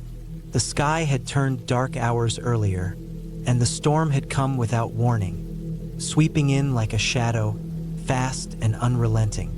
I couldn't help but feel a sense of unease as the first raindrops hit the back of my neck. The wind howled through the trees, making them sway like giant shadows in the dark. The forest surrounding the cabin felt like it was alive, whispering its secrets in the wind. I could hear the constant rustle of the trees and the occasional snap of a twig under the force of the wind. I had been working at the cabin for days, mostly alone, save for the occasional visit from a friend or two who helped me with the heavier lifting. But now, with the storm raging, I was completely alone. The sound of the rain and wind drowning out the quiet hum of nature I had grown used to. By the time I finished securing the roof, I was drenched. My clothes clung to my skin, and my breath came out in short gasps, my body shivering despite the physical exertion. I looked at the cabin, the wooden walls just starting to take shape, and felt a brief moment of pride. It wasn't much, just a small cabin with a fireplace, a few windows, and a door that could be locked. But it was mine. With the storm intensifying, I decided it was time to head inside.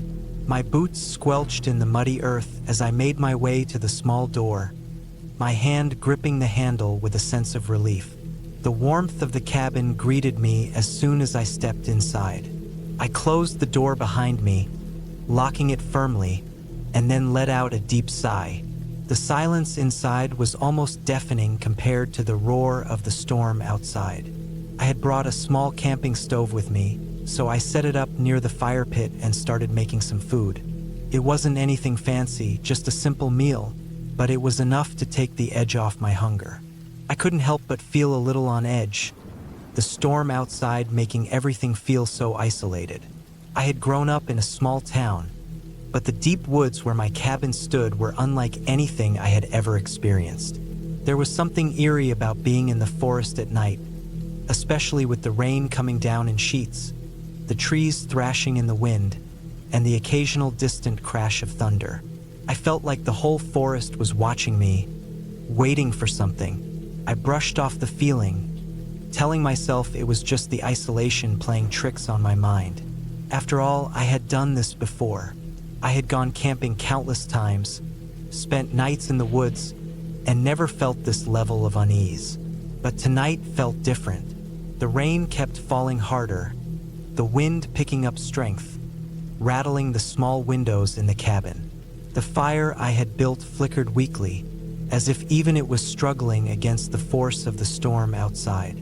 I pulled a wool blanket from my bag and wrapped it around myself as I sat down on the small cot in the corner of the cabin. The storm had become a constant roar, the rain hitting the roof in an almost rhythmic pattern. It was soothing at first, but then I started to notice the silence in between the bursts of rain. The trees outside had stopped moving as violently, and for a brief moment, I thought I heard something. A faint rustling, like the sound of someone walking just outside the cabin. I froze, my eyes darting to the window, half hidden by the thick rain. There was nothing, just the dark forest, the trees bending under the weight of the storm. I told myself it was nothing, just the wind or the storm playing tricks on me. But still, I couldn't shake the feeling that something was out there, watching. The sound came again. This time, it was unmistakable. A distinct crunch of something heavy stepping on a twig or a branch. My heart skipped a beat, and I stood up, my legs weak as I made my way to the window. I peered out into the dark forest, the rain now falling in torrents, blurring everything in sight. There was nothing. I stared into the darkness for what felt like hours, trying to make sense of what I had heard. But all I saw was the endless expanse of trees, each one seeming more foreboding than the last. I shook my head, trying to push away the unease that had begun to settle deep in my chest. There was no one out there. It was just the storm messing with my mind. But then I saw it, a figure, barely visible through the rain, standing at the edge of the clearing near my cabin. At first, I thought it was a trick of the light, a shadow cast by the trees or the rain. But as I blinked and focused harder, I realized it was a person, a tall figure, standing perfectly still, almost as if they were waiting for something. The figure's outline was blurred, but there was something unnerving about the stillness, the way they didn't move, despite the storm raging around them. I quickly backed away from the window, my heart pounding in my chest. Was it someone from the nearby town, someone caught in the storm? Or was it something else? I didn't know, but I couldn't just sit there. The figure wasn't moving, but it was still there. I grabbed my flashlight, turned it on, and cautiously opened the door, stepping out onto the small porch. The rain hit me instantly, the cold water soaking through my jacket. I squinted into the darkness, but the figure was gone. The clearing was empty. I stood there for a few moments, the only sound the relentless patter of the rain against the earth. There was no sign of anyone. I didn't know what to think. My mind raced, each possibility more unsettling than the last. Had I imagined it? Was I just exhausted from the work I had been doing all day? I stepped back inside, locking the door behind me once again. I sat down on the cot, my mind racing. There had to be a reasonable explanation, but I couldn't shake the feeling that something wasn't right. The storm continued its unrelenting assault on the cabin, but it was no longer the sound of the rain that kept me awake. It was the thought of someone out there, watching. The hours dragged on, each second stretching longer than the last. I tried to focus on something else, but the sound of my own breathing seemed too loud in the silence. My eyes darted to the window every few minutes, scanning the darkness outside, but there was nothing, just the storm. It wasn't until late in the night that I finally heard it again. The faintest of footsteps. This time I wasn't imagining it. I could hear the crunch of twigs, the soft rustling of leaves. Whoever was out there was moving slowly, deliberately. My heart raced as I grabbed the flashlight again, rushing to the door. I opened it, stepping out into the rain once more. But this time I wasn't going to stand there like an idiot waiting to see what would happen. I moved toward the edge of the clearing, shining the light into the trees. Nothing. But then I heard a voice. It was faint, barely audible above the sound of the storm, but it was unmistakable. A voice calling my name. I froze. I knew that voice. It was my friend's, the one who had helped me with the cabin last week. Jason, are you out there?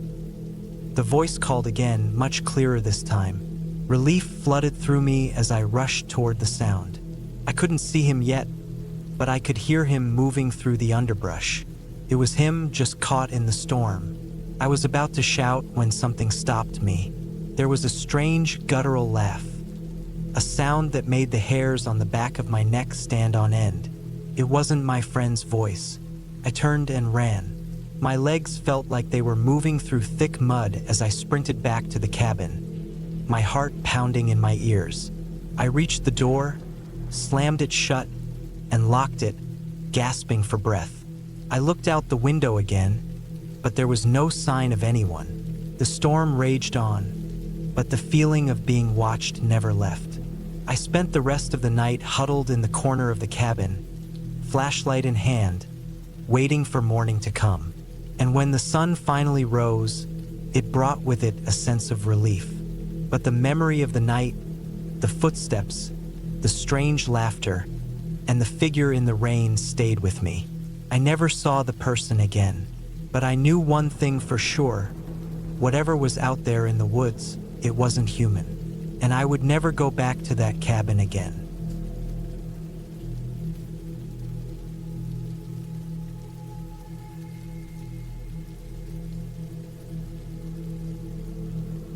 The cabin was supposed to be a place of peace, a break from the chaos of the city, a quiet retreat where I could clear my head.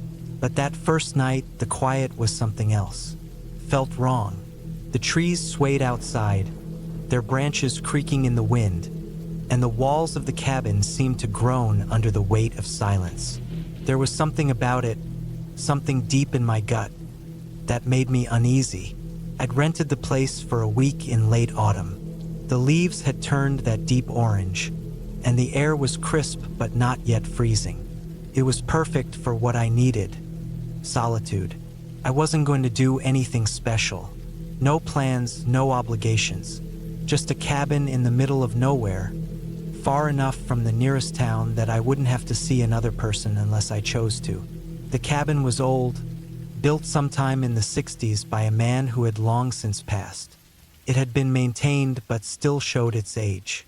Wooden beams across the ceiling, cracked windows, and creaky floors. The kind of place you expect to find tucked away in a forgotten corner of the woods. I loved it. There was something about the roughness, the imperfections that made it feel like a real escape.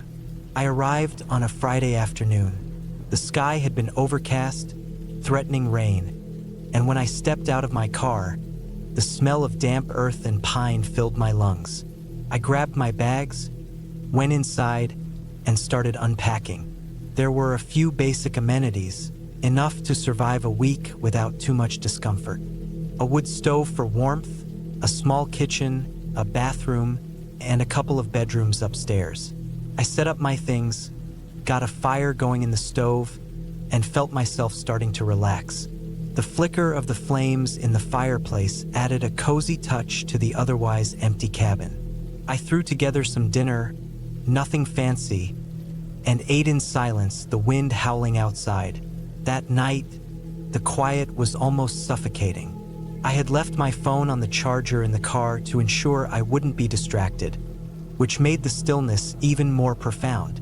I sat on the couch, staring into the fire, listening to the crackling of the wood. That's when I heard it, the thud. It came from upstairs, a dull sound as though something heavy had fallen. I froze, my heart skipping a beat.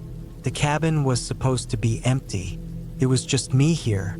The rental agreement made it clear no one else was around. I stood up slowly, glancing toward the staircase. The thud came again, louder this time, followed by a dragging noise. My skin prickled with a cold sweat. I hadn't noticed when I first arrived, but the stairs creaked slightly when you went up them. They were old, and they hadn't been maintained as well as the rest of the cabin. As I listened, I wondered if the wind had caused something upstairs to fall, maybe a loose board or an old piece of furniture. But that dragging sound? That wasn't the wind. I grabbed a flashlight from my bag, my hands shaking as I flicked it on. My thoughts raced as I crept toward the stairs, one foot in front of the other. The light from the flashlight flickered as I climbed the stairs, casting long, shaky shadows on the wooden walls. The house was dark, save for the soft glow from downstairs. The air felt colder up here. At the top of the stairs, there was a narrow hallway leading to the 2 bedrooms. The dragging noise stopped as I stood there, frozen in place. My breath was shallow, and I could hear the pounding of my heart in my ears. I slowly walked toward the first bedroom. The door was cracked open, but the light from my flashlight barely illuminated the room. There was a shadow on the floor, something large, something dark. My stomach twisted. My throat went dry. I stepped into the room, the beam of the flashlight sweeping across the floor, then up to the bed. At first, I didn't understand what I was looking at. There was a body on the floor, its limbs twisted at unnatural angles, blood smeared across the wooden floor. It was clear this person hadn't died peacefully. The body had been dragged, but I couldn't figure out how or why it ended up here.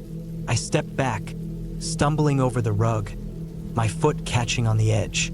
The flashlight slipped from my hand and rolled across the floor, its beam still shining. My mind raced, trying to make sense of what I was seeing. There was no sign of anyone alive. No signs of struggle except for the bloodstains and the body itself. The air in the room felt thick, suffocating. I couldn't stay in that room. I turned and bolted downstairs, my heart hammering in my chest. My legs felt weak, and my hands were clammy as I grabbed my phone from the car.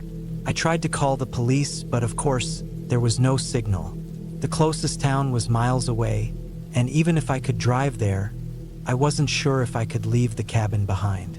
For a few minutes, I just sat in the car, trying to breathe, trying to calm down. But the cabin, that damn cabin, kept calling me back. Something felt off. Something felt unfinished. I had to go back up there.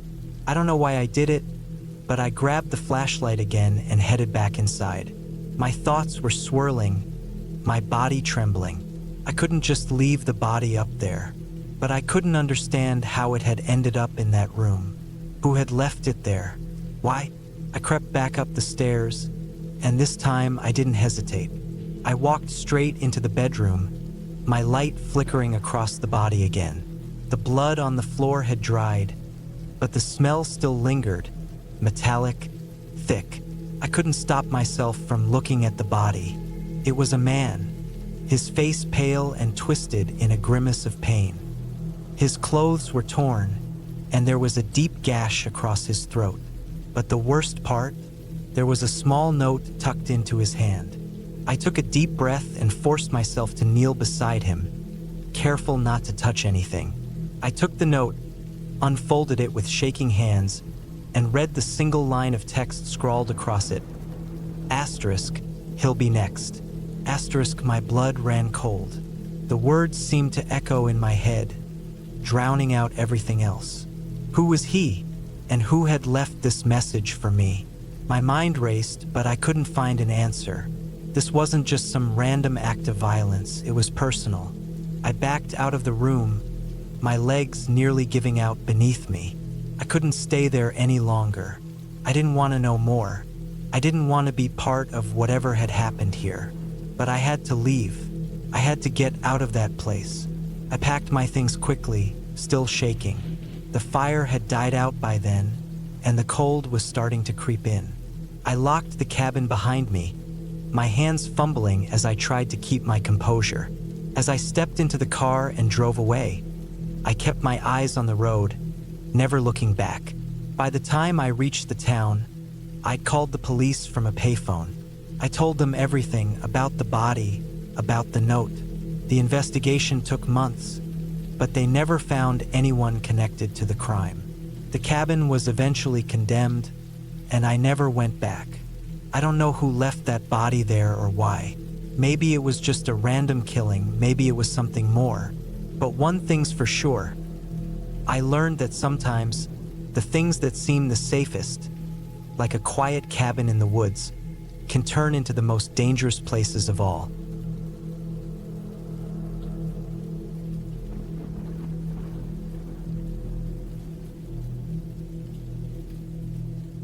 It was late September 2019 when I found myself behind the wheel of my truck, heading west through a long stretch of two-lane road, cutting through a thick part of forest in northern Minnesota. I was on my way to Grand Rapids, trying to avoid the main highway and just take the scenic route for once.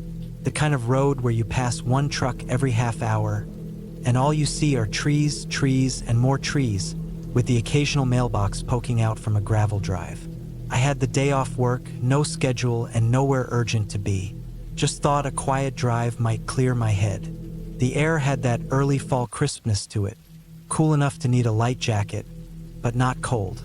Leaves had already started turning gold and deep red, some already carpeting the edges of the road. The sky had been gray since morning, and it looked like rain might come any time. I didn't mind. I liked driving in that kind of weather. No glare, no heat, just the soft hum of tires on pavement and the sound of wind slipping past the cab. I hadn't thought about her cabin in years. Not really. I mean, sometimes it would pop into my head, like when I saw an ad for firewood or someone mentioned going fishing up north, but I hadn't actually pictured the place in a long time. But as soon as I saw that side road, that narrow break in the trees with the old faded green sign reading Red Pine Trail, something in me clicked. I hadn't even realized how close I was to it. Just muscle memory, maybe. The curve in the road, the slope of the ditch, the way the power lines bent up ahead. It all came rushing back like I'd never left. I slowed the truck without thinking and pulled over onto the shoulder. The engine idled low as I sat there, watching the entrance to the trail. I hadn't been down that path in almost 7 years, not since Emma and I had split. She'd gotten the cabin in the divorce, even though I was the one who'd done most of the work fixing it up. I didn't argue. I just didn't want to fight anymore. After all the things we said to each other, I didn't want anything tying us together. Not even a cabin deep in the woods. I told myself I'd never come back. But that day, something pulled me toward it. Maybe it was curiosity. Maybe it was old guilt. Or maybe it was just me being stupid. Whatever it was, I put the truck into gear and turned down the gravel road. The tires crunched over the loose stones, the suspension bumping softly as I rolled past thick pines on both sides. The trees were tighter here than I remembered, like they'd grown in more since the last time I came down. Everything was quiet. No birds, no wind, just the steady rhythm of my tires pushing deeper into the woods. I kept going, checking the mirror now and then, even though I knew nobody was behind me. The road narrowed more as I went. The branches overhead were almost touching in places, and I had to roll down the window to knock a few out of the way as I drove. After a few minutes, I passed the old hunter's shack, still half collapsed, still reeking of mildew and smoke from a chimney that hadn't worked in decades. And then the turn came up, a sharp right, barely noticeable, just like I remembered. I took it slow, and there it was. The cabin sat in the same clearing, hunched between a crooked birch tree and a rusted propane tank that probably hadn't been filled in years. The roof sagged in one corner, and the once green paint on the siding had almost completely peeled off, showing the gray weathered wood underneath. The place looked smaller than I remembered, or maybe it was just older. I parked the truck off to the side of the clearing, turned off the engine, and sat in the silence. The air was colder now. I could feel it coming in through the cracked window. I looked at the front porch, the board still crooked, the screen door hanging half off the frame. For a minute, I thought about just turning around and leaving. I should have, but I got out of the truck. The gravel crunched under my boots as I walked around the front of the cabin. The yard was overgrown, weeds thick and wet from dew, and a few beer cans half sunk in the dirt near the fire pit. I stepped over a rotten log and looked up at the cabin's front window. The curtain was still drawn, the same one Emma had hung up the summer we first bought the place. Faded blue and white plaid. I reached the porch and tried the door. Locked. Not surprising. Emma had always been the cautious type, even out here. I walked around the side of the cabin, past the rain barrel and the old tool shed we used to keep fishing rods and gas cans in. The shed door was gone. Looked like it had been torn clean off the hinges. Inside, it was dark and full of leaves. Nothing left but a tipped-over plastic chair and a few shattered jars of who knows what. It smelled like wet wood and dead insects. I thought about breaking into the cabin, just for a look, just to see if anything had changed. But then I heard something, not loud, just a shuffle, like someone dragging a foot slowly over leaves. I froze, my ears straining, but it was gone. The woods behind the cabin were still. Not even the sound of squirrels. I looked around the clearing. No other vehicles. No bikes, no boot prints in the mud. Just me. I shook it off and told myself it was probably a rabbit or a fox. The place always had critters sniffing around. I went back to the truck and grabbed my flashlight from the glove box. The clouds were thickening, and the light was already starting to dim, even though it wasn't much past 3:30 p.m. I followed the path behind the cabin. Emma used to call it her thinking trail.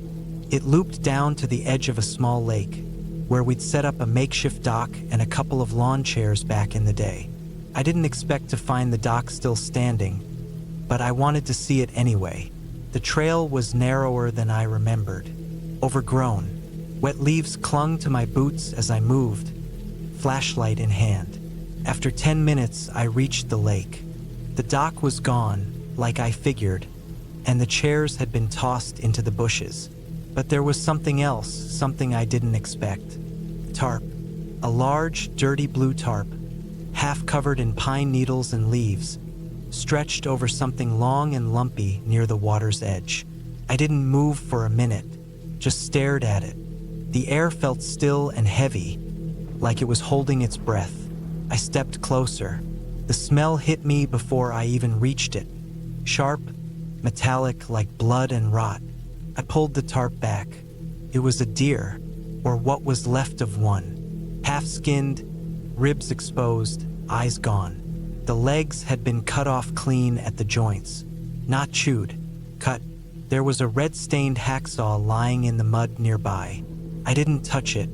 I stepped back, heart thudding. Something about it wasn't right. I'd seen dead deer before. Y de unta. But this was different. This wasn't a kill left by some hunter. It felt ritualistic, like someone had taken their time with it. Then I saw the boot print, right there, pressed into the mud beside the carcass. A wide sole, deep tread, bigger than mine, fresh. I scanned the woods behind me. Still nothing. I walked backward, retracing my steps up the trail, holding the flashlight tight in my hand. My eyes flicked from tree to tree, every shadow looking like a figure. I didn't run. Not yet. I just moved quickly. I reached the cabin clearing and glanced at my truck. The passenger side door was open. I swear to God I had locked it. I walked slowly toward it, boots dragging through the gravel. The door was open just a crack, enough to see that the glove box was open and my maps had been pulled out and tossed on the seat. I looked around the clearing again. No one. Then I saw it. Something small and shiny on the ground by the open door. A folding knife. Not mine. I picked it up with the corner of my jacket and turned it over. The blade was clean, but the handle was scratched to hell. I tossed it into the truck bed and slammed the door shut. I didn't bother checking if anything was missing. I just got in, locked all the doors, and started the engine. I reversed out of the clearing and turned back onto the gravel road without looking back. The truck bounced hard over the ruts, and branches scraped the sides as I picked up speed. My hands were tight on the wheel, knuckles pale. The trees blurred by. As I reached the main road, I saw something move in the rear view. A figure, tall, dark clothes, just standing at the edge of the trees where the trail met the road. Watching. I didn't stop. I didn't slow down. I just kept driving until the cabin was miles behind me. That night, I didn't sleep. I kept thinking about the deer, the knife, the print in the mud, the figure, and the way the inside of my truck smelled different after I'd been away from it. Like old sweat and oil, like someone had been sitting in it for a while. The next morning, I called the sheriff's department in that county and reported what I saw. I gave them rough directions. They said they'd send someone to check it out. I don't know if they ever did. I never followed up. I never went back. Emma died 2 years later of something unrelated. I found out through a mutual friend. Her cabin was sold off, maybe torn down. Maybe someone else owns that land now. Maybe that trail's overgrown and gone. But sometimes, when I drive through empty woods or park on an old logging road, I still think about that figure in the trees. The quiet, the feeling of being watched. And I remember how I should have just kept driving.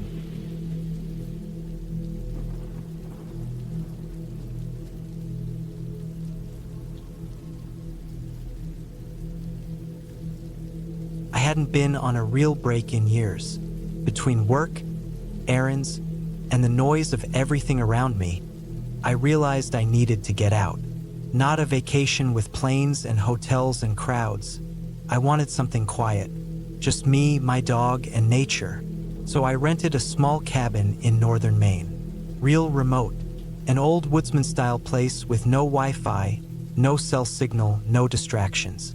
I found it on a back-end listing site for off-grid stays.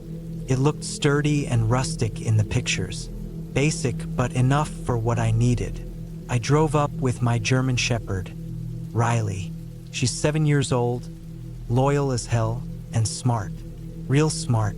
She's the kind of dog that senses things before they happen. I trusted her more than most people. It was late October, so the weather was already turning. The trees were mostly bare, and the sky had that dull, gray look like it was holding back snow. The drive took longer than I thought, about 8 hours from where I lived in central Massachusetts. I arrived at the cabin just before sunset. There wasn't another house for miles. The only thing nearby was a long dirt road that forked off from a state-maintained one. After that, nothing but trees. The cabin was just like in the pictures. Small, single floor with a peaked metal roof. The logs were weathered but solid. It had a small front porch, 2 windows on the front, and a heavy wooden door with an old bolt lock. Inside was bare bones. A twin cot, wood stove, table, and a couple chairs. The bathroom was an outhouse, maybe 20 feet out behind the trees. There was a pump for water and a small generator in the back that powered a single light inside. That was it. No fridge, just a cooler. No stove, just a metal rack over the wood stove. Perfect. Y un paquet fast. Riley explored the perimeter, sniffing everything like she always did. She didn't seem bothered. If anything, she was more relaxed than I'd seen her in months. I let her off-leash, knowing she'd stay nearby. She stuck to me like glue anyway. The first night was peaceful, cold but quiet. I made a fire, cooked some canned soup, and laid out my sleeping bag on the cot. Riley curled up beside it. The wind outside moved through the trees with that soft whisper that feels like it's part of the forest. I fell asleep fast, but I woke up in the middle of the night to a sound. It was subtle, not loud enough to startle me fully awake, but just enough to notice. It sounded like dry branches being stepped on. I sat up. Riley was already alert, ears forward, body stiff. She didn't bark. That was strange for her. She always barked at anything unfamiliar. Instead, she stared at the window. I got up slowly, moved toward the small front window, and peeked through. Nothing. Pitch black. I could see my own reflection more than anything outside. I turned off the little lamp and waited for my eyes to adjust. Still nothing, but Riley wouldn't settle back down for a while. Eventually, after about an hour, she laid back down but didn't take her eyes off the front door until the fire burned out. I didn't sleep much the rest of the night. The next morning, I chalked it up to a deer or something. We were in the middle of the woods, after all. I spent most of the day chopping some logs, gathering kindling, and walking the trails with Riley. There was no path, just game trails and flattened brush where animals had passed. Felt good being out there, quiet, no one around. Riley stayed close but roamed more than usual, sniffing and poking her head through branches. By afternoon, I'd covered about a mile out and circled back. I hadn't seen a single soul. No campers. No hunters. Not even any old trash or signs of people. Just trees and rocks and silence. I liked it. That was the point. That night, I double-checked the door bolt and kept the hatchet next to my cot, just in case. I also brought Riley's bed closer to mine. She didn't seem nervous, but she was watchful. She'd perk up at any sound. And there were sounds, more than the night before. At around 2:30 a.m., Riley woke me up with a low growl. Not loud, not aggressive, just deep and steady. I froze. Then I heard it. Footsteps. They weren't trying to be quiet. Dry leaves crunching. Slow, heavy steps circling the cabin. One lap around, then another. Then they stopped. Riley was standing now, hackles raised. She still didn't bark, just stared at the door. I grabbed the hatchet and stepped over to the window again. Same thing. Nothing but black. I waited. 5 minutes. 10. Nothing. Then, out of nowhere, a sharp sound. Metal on metal, like something tapping against the generator in the back. I killed the light and stood in the dark, trying to listen. My heart was racing. Riley moved beside me. She was on edge, breathing through her nose hard, like she was trying to track a scent through the wall. I stayed like that for hours. Eventually, it stopped. Or maybe I just got too tired to notice. When the sun finally rose, I stepped outside, hatchet in hand. Footprints, not animal, boots. One set, leading around the cabin and then back into the woods. They were fresh, too fresh, and big, bigger than mine. I wear a size 11. These had to be at least a 13. Riley sniffed them and growled again, head low.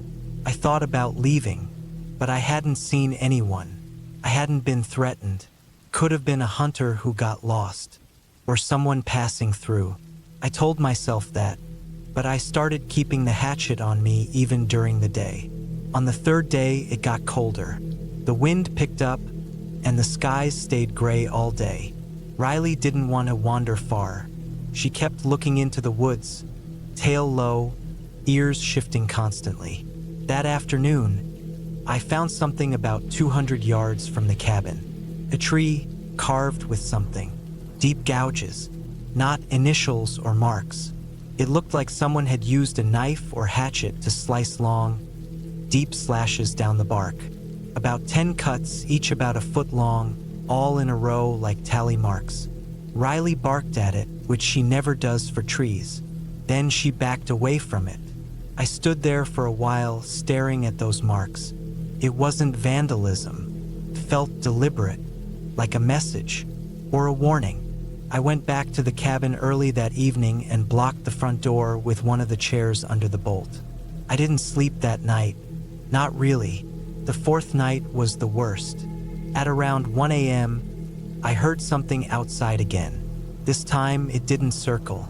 It walked right up to the porch. Then I heard wood creak. The front steps. Riley let out a low, sharp growl and stood up. I grabbed the hatchet, turned off the lamp, and waited in the dark.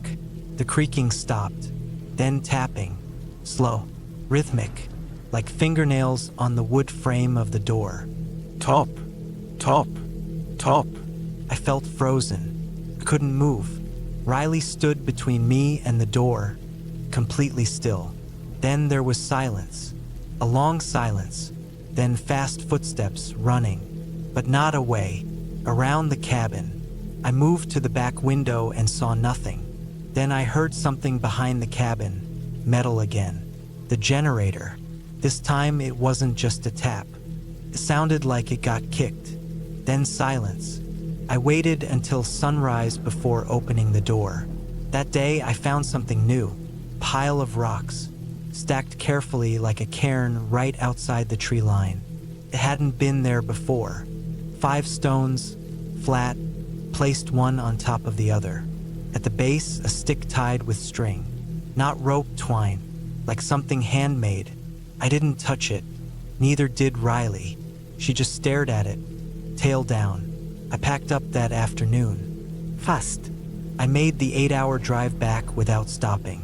I didn't even turn off the engine when I packed up the car. I left some gear behind, an axe, a pair of boots, some cans of food. I didn't care. I just wanted to leave. I never figured out who was out there. Could have been a local. Could have been someone squatting in the woods. Could have been something worse. I don't know. I didn't report it. There was nothing to report. I wasn't hurt. I didn't see a face. No one broke in. Nothing got taken. But I knew what I saw, what I heard. It was real. Every part of it. Back home, Riley was fine, but she stayed close for weeks. Even in the house, she'd sleep next to the bed, not on her own. I never saw her that jumpy before. As for me, I haven't gone back into the deep woods since. I still hike, still camp, but only in parks or public grounds. Somewhere with other people nearby.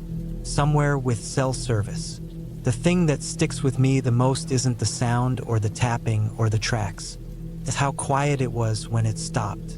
Whoever was out there didn't want to be seen, but they wanted me to know they were there, that they were watching, listening, waiting. And if I hadn't left when I did, I think they might have done more than just tap on the door. Sometimes at night, when it's real quiet, I still hear it. That slow, soft tapping. But it's only in my head. At least I hope it is.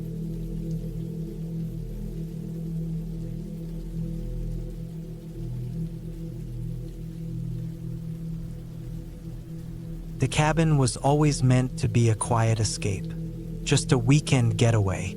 I'd spent countless nights working hard in the city, and the thought of spending a few days surrounded by nothing but trees, mountains, and the kind of silence that only the deep woods could offer was exactly what I needed. I had no plans for this trip, just wanted to disconnect, clear my head, and enjoy the solitude. It wasn't a fancy cabin. It wasn't meant to be. It was built by hand by an older couple a few decades ago, tucked away on the side of a mountain, far away from anyone. They'd left it years ago, but the cabin remained, and I rented it out through a local site. I remember the first time I arrived. The road up to the cabin was long and rough, winding up through dense forest. The trees were thick, tall, and old, casting shadows across the narrow dirt road. The place felt remote, isolated, just like I had wanted. As I pulled up to the cabin, my first thought was how peaceful it was. The air was fresh, with the scent of pine and damp earth lingering in the breeze. The cabin was small, made of logs that had darkened with age. A front porch wrapped around one side, and there was a stone chimney sticking up from the roof, promising warmth inside. The sun was setting by the time I unpacked my bags and got the small wood stove going. I wasn't worried about anything.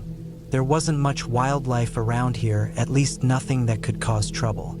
I spent the evening unpacking, getting settled, and starting a fire inside to ward off the chill that had started to creep in as darkness enveloped the cabin. I spent the first night in total silence, the kind of silence that felt almost oppressive. I'd heard stories about cabins like this, old, secluded places that felt like they were holding on to secrets, but those were just stories, and I wasn't the kind of person who bought into that kind of nonsense. There was no reason to be scared. The first couple of days passed without incident. I woke up to the sound of birds outside, drank my coffee on the porch while watching the sunrise, and took long hikes through the forest.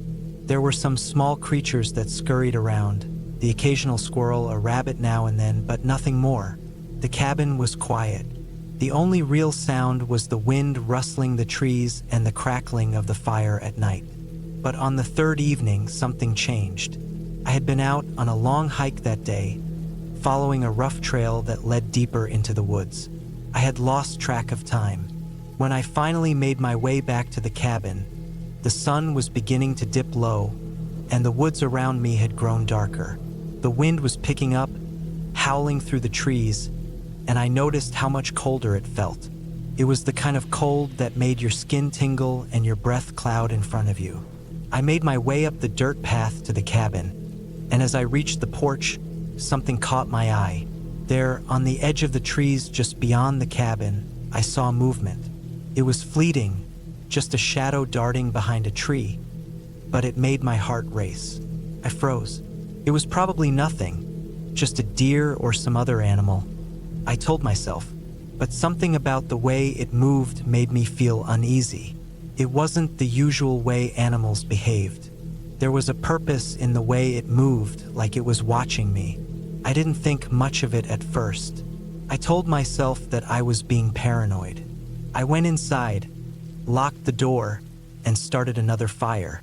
But my mind kept wandering back to that fleeting movement I'd seen outside. The darkness seemed thicker that night, heavier. The wind moaned through the cracks in the walls, and the trees creaked as if they were shifting. But still, I stayed in, too tired to be bothered by it. Later, when I went to bed, I couldn't shake the feeling that I wasn't alone. That night, I was woken up by a sound. It wasn't loud, but it was unmistakable. It was the sound of someone moving outside the cabin. Footsteps, the soft crunch of gravel and dry leaves underfoot. I lay still in the bed, listening, my heart pounding in my chest. The sound was too deliberate to be an animal. This was something else, something that seemed to know I was here. I listened for a few more moments, but the sound stopped.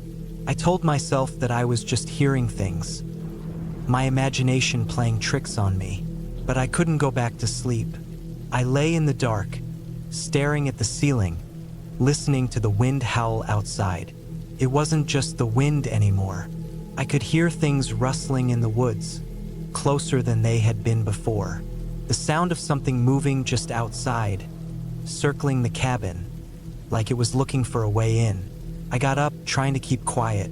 I grabbed my flashlight and slowly opened the cabin door, stepping out onto the porch. The light from the flashlight barely cut through the darkness, but I shone it across the yard, sweeping it over the ground. Nothing. I waited for what felt like forever, but still nothing. I couldn't hear anything now, and there was no sign of movement. I told myself that I had overreacted. It was probably just a raccoon or some other animal, I thought. I went back inside and locked the door again, but the feeling didn't go away. If anything, it only grew stronger. I didn't know why I felt like someone was out there.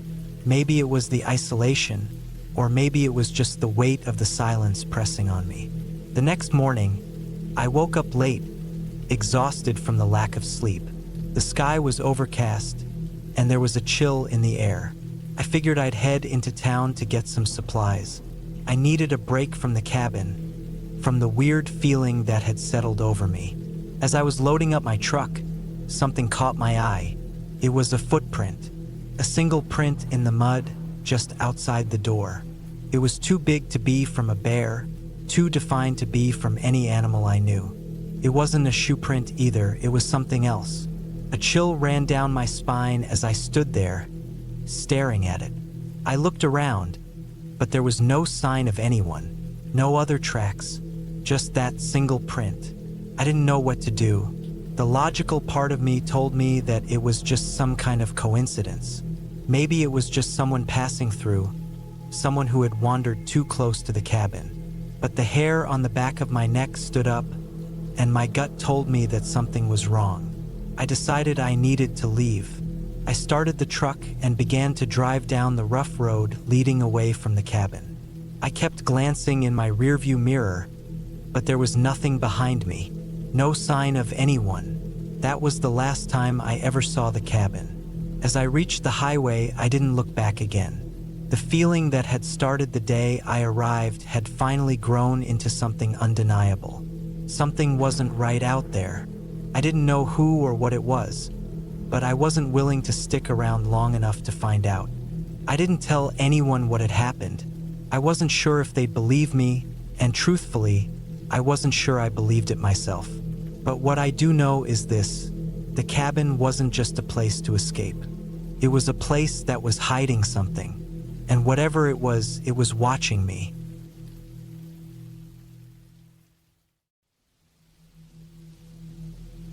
It was the winter of 2016 when I stayed at my brother's cabin for the first and only time. I was 33 back then, still working odd warehouse jobs around Manchester. My brother, Greg, had bought the place a couple of years earlier as a getaway from his work and family in Leeds. It was an old, narrow wooden cabin, buried deep in the woods near Cairngorms National Park in Scotland. It sat at the edge of a private plot Greg had gotten cheap through a friend who was selling a string of repossessed properties. I never thought much of the cabin when he first told me about it. He described it as quiet, isolated, a place to write or think. Greg was always someone who needed time alone.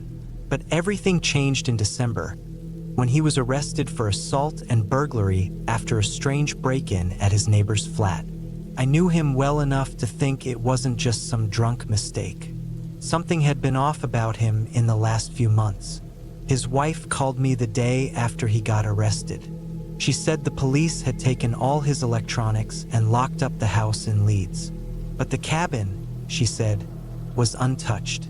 She asked if I could head up there and check if he'd left anything strange behind, anything that could explain what was going on. She was worried there were things he'd hidden out there, things the police might not find but could help piece together what he'd been doing. I agreed, more out of obligation than curiosity. I didn't care to dig into his problems, but I knew the cabin wasn't easy to reach. She was hoping I could take a few photos or bring back notebooks, anything that might give them a clue. So I packed a bag, filled up my old Volvo, and drove north. It took nearly 6 hours with the weather turning rough. Roads were slick and winding once I crossed into the highlands, and by the time I reached the long dirt path leading to the property, it was already dusk. The cabin looked just like I remembered from the one weekend we spent there years before. It had a tin roof patched up with a tarp, dark wood siding aged and stripped from wind and rain, and a small wraparound porch mostly covered in snow. Trees loomed thick all around it, tall, narrow pines rising like cold towers. There were no lights, no neighbors for at least a few kilometers. Just silence. You couldn't hear the wind, just the weight of the snow settling on branches. I had a key Greg once gave me. It still worked. Inside, the air was bitter and stale. Everything smelled of old wood, mildew, and something else, like burnt plastic or dried fuel. The first thing I noticed was how cluttered it was. Papers everywhere, notebooks on the ground, drawings on the walls, and there were maps, big ones, pinned and taped across the back wall, all marked with circles, dates, and numbers. None of them made sense. The place had no electricity. Greg had used a portable generator when we were there years before, but I couldn't find it. I lit a lantern I brought with me and set it on the kitchen counter. The faint yellow light made the place feel even smaller. Shadows clung to the corners. I spent the first hour walking through the rooms. There were only 3: the kitchen/living area, a small bedroom, and a narrow storeroom. Nothing looked valuable, just strange. The drawers were stuffed with receipts, some dating back 10 years. There were hunting knives stacked beside old cameras. Dozens of them. Most were cheap trail cams, the kind you'd strap to a tree to catch wildlife. There were photographs, too, hundreds of them. Most were landscape shots, snow-covered paths, trees, a shed I didn't recognize. But some of them were of people. I didn't recognize any of the faces. Men, women, even kids, all standing or walking in the woods, some looking straight at the lens, others caught mid-step. The strange part was that almost every one of them was taken from far away, like surveillance, like Greg had been watching them. That's when I started feeling like I shouldn't be there. I stayed the night because I didn't want to drive in the dark, but I didn't sleep. The bed was hard, the cabin freezing. I could hear things outside, twigs snapping, snow sliding off the roof, branches swaying. I told myself it was animals, probably deer. The highlands are full of them. But the longer I lay there, the more I noticed the sounds weren't random. They came in patterns. 1 crunch, 2 steps, then silence, then again, closer, like someone walking. At one point, I sat up and looked out the bedroom window. Nothing, just black woods and falling snow. But the feeling stayed in my chest, heavy and crawling. The next day, I took more time going through the cabin. In the storeroom, I found boxes of old equipment. Camcorders, microphones, night vision scopes. All used, all dusty, some broken. There was one metal box that had a combination lock. I didn't try to open it. I left it where it was. But behind a stack of crates, I found something worse. There was a trapdoor under a rug. I hadn't seen it the first night. It was nailed shut with 2 rusted metal bars, and the boards were newer than the rest of the floor, like Greg had recently replaced them. I stared at it for a while, wondering why the hell he'd board up part of the floor. I almost left it alone, but something in me wanted to see what was underneath.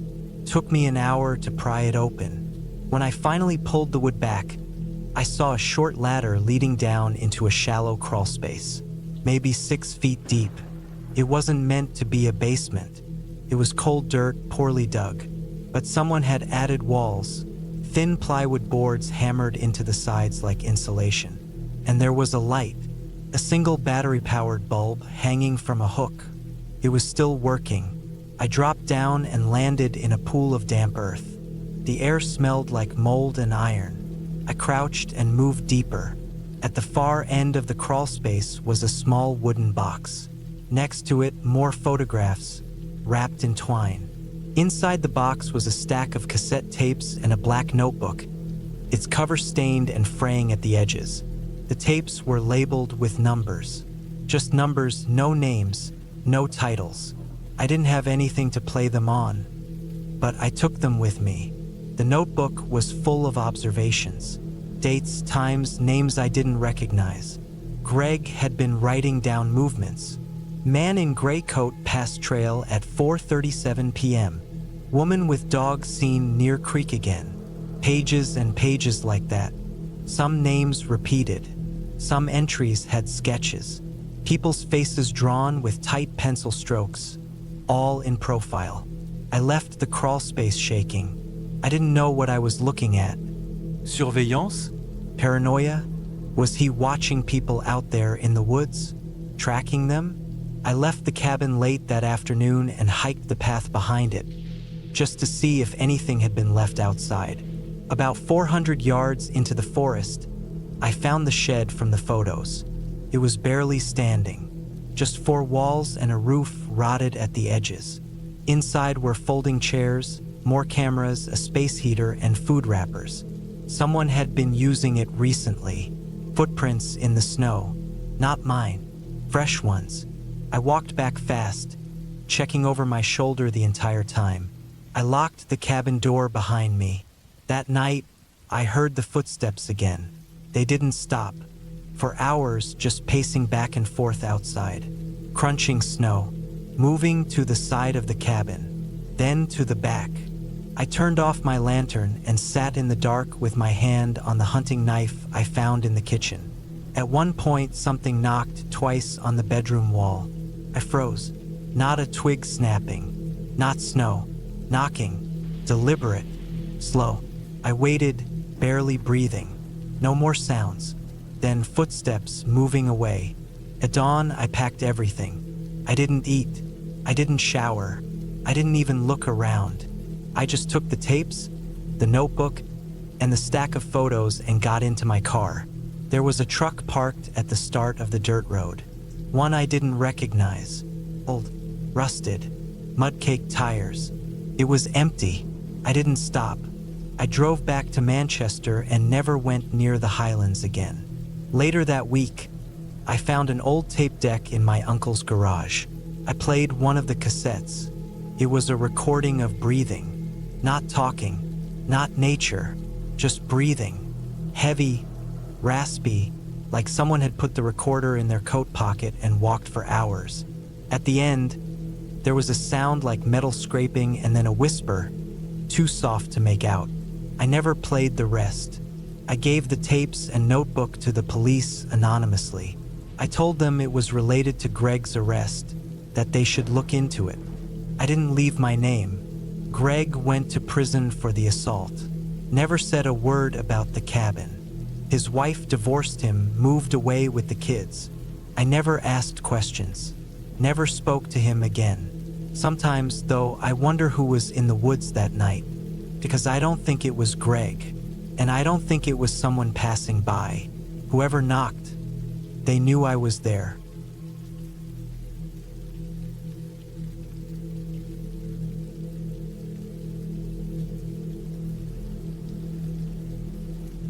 I'd never really understood why people would want to go out to the middle of nowhere, alone, far from civilization. I'd always been the type who preferred to be close to people, to feel connected to life outside. But when Steve, my old college buddy, invited me to spend a weekend in a cabin he'd rented in a remote forest area, I thought, why not? A weekend of solitude and peace seemed like it would be good for me. I needed to take my mind off things. My job had been overwhelming, and I was still trying to shake off the heaviness of some personal stuff. Plus, Steve insisted that the place was safe and the perfect spot to just get away from everything. The cabin was in northern Michigan, deep in the woods. We had to drive a few hours from the nearest town just to get there.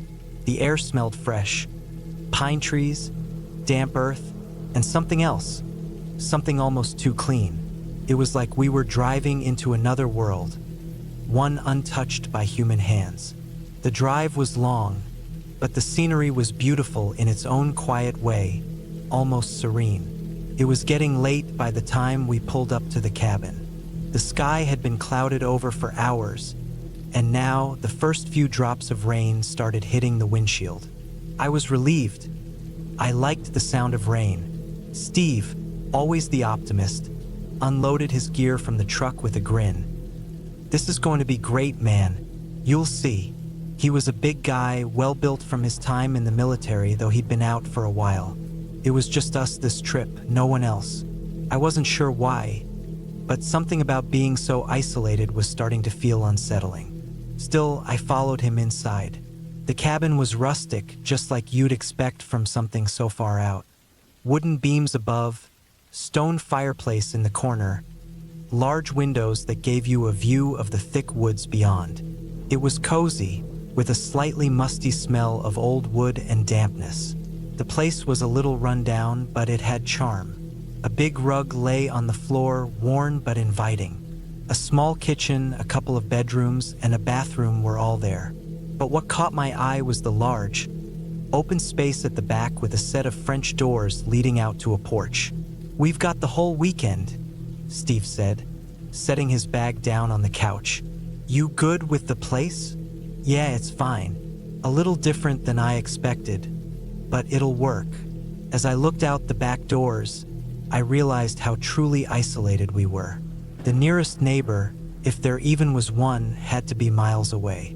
The woods stretched on in every direction, dark and thick, with no signs of life other than the wind rustling the trees.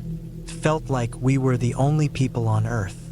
The rain was picking up now, slanting across the glass in sheets, the sound growing louder, almost deafening. We spent the first few hours settling in, making a fire, and having some beers. Steve was talking about his new job, how he'd been thinking of buying a house. I nodded, trying to relax, but there was something gnawing at me, something about the silence of the place that felt too thick, too heavy. I wasn't sure if it was just my nerves acting up or if it was something more, but I couldn't shake the feeling that we weren't alone. That night, after dinner, we sat out on the porch, listening to the rain and the wind. Steve was in a good mood, but I kept scanning the trees. It was like the woods were closing in around us. My mind started drifting, and I couldn't help but think about the strange things I'd read about places like this. The disappearances, the stories about people vanishing in remote areas. I wasn't scared, not yet, but something wasn't right. We went to bed around midnight. I stayed in the spare room, just across the hallway from Steve's. The sound of the rain against the cabin was soothing at first, but then it became intrusive. The wind howled in gusts, and I could hear branches scraping against the roof. Sleep didn't come easy. Around 2 a.m., I woke up. The wind was still howling, but now I could hear something else. A faint sound in the distance, like a knock or a thud, faint but persistent. It made my heart race. At first, I thought it was just the storm, the trees shifting, the cabin settling, but it was too rhythmic, too consistent. I rolled over in bed, straining to listen. The knock, thud, knock, thud. It was coming from outside. I waited, trying to convince myself that it was nothing. But then I heard it again.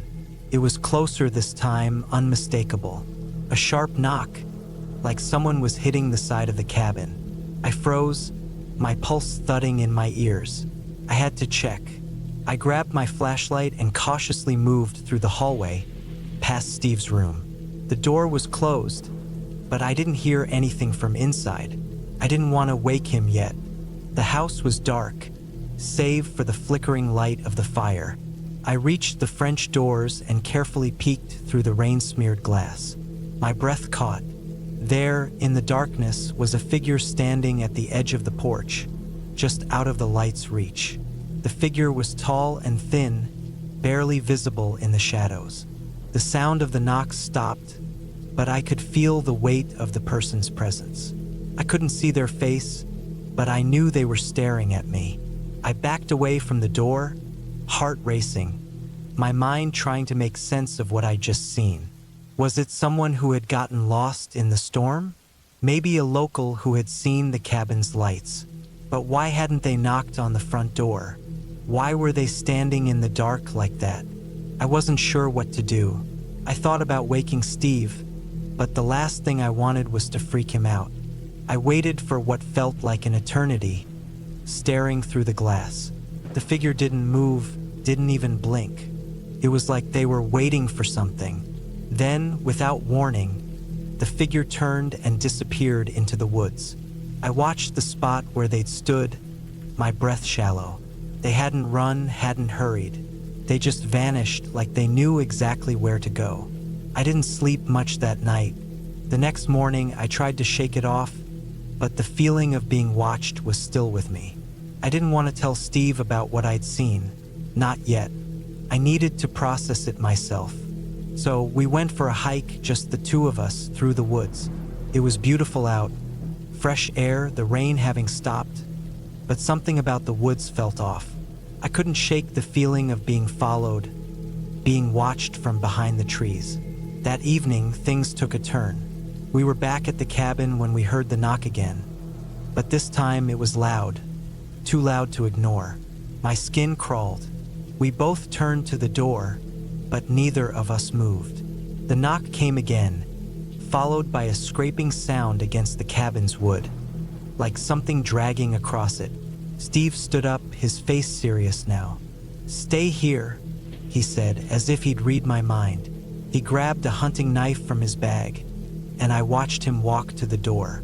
Before he could open it, the door was yanked from the outside, slamming against the frame, sending a shock through the whole cabin. Steve flinched, then threw open the door, his knife raised. There was no one there, just the rain, the wind, and the dark.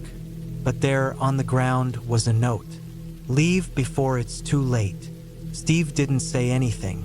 He just stared at the note, then at the woods. His grip tightened around the knife. I grabbed my phone, but there was no signal. The isolated feeling, the sense of being cut off from the world, came crashing down on me. It was real. We were alone out here, but we weren't the only ones in the woods. We decided to pack up, get out of there. The vibe had shifted from unsettling to dangerous. But as we packed, someone was out there watching. I could feel eyes on me, even as I moved inside the cabin. We didn't make it out that night. As we tried to leave, a shadow moved across the porch again. Only this time I knew who it was. The figure emerged from the darkness, their face pale and twisted, wearing a mask that looked like a crude imitation of something human. They didn't speak. They just stood there watching, and I realized with a cold shiver that they had been waiting for us to make a mistake. They had planned for this moment. Steve didn't hesitate. He charged at the figure, knife raised, but it was too late. A scream cut through the air, followed by silence. I was alone. I ran, fast. I didn't care where I was going, just away from that cabin, away from that monster. My heart was pounding, my lungs screaming for air, but I didn't stop. Not until I stumbled out onto the highway, where a passing truck stopped. They found me barely conscious hours later. I never made it back to the cabin. I never went back to those woods. I don't know what happened to Steve. I'm safe now, but I still feel the presence, still hear the knocks in the dead of night. And the message remains clear: leave before it's too late.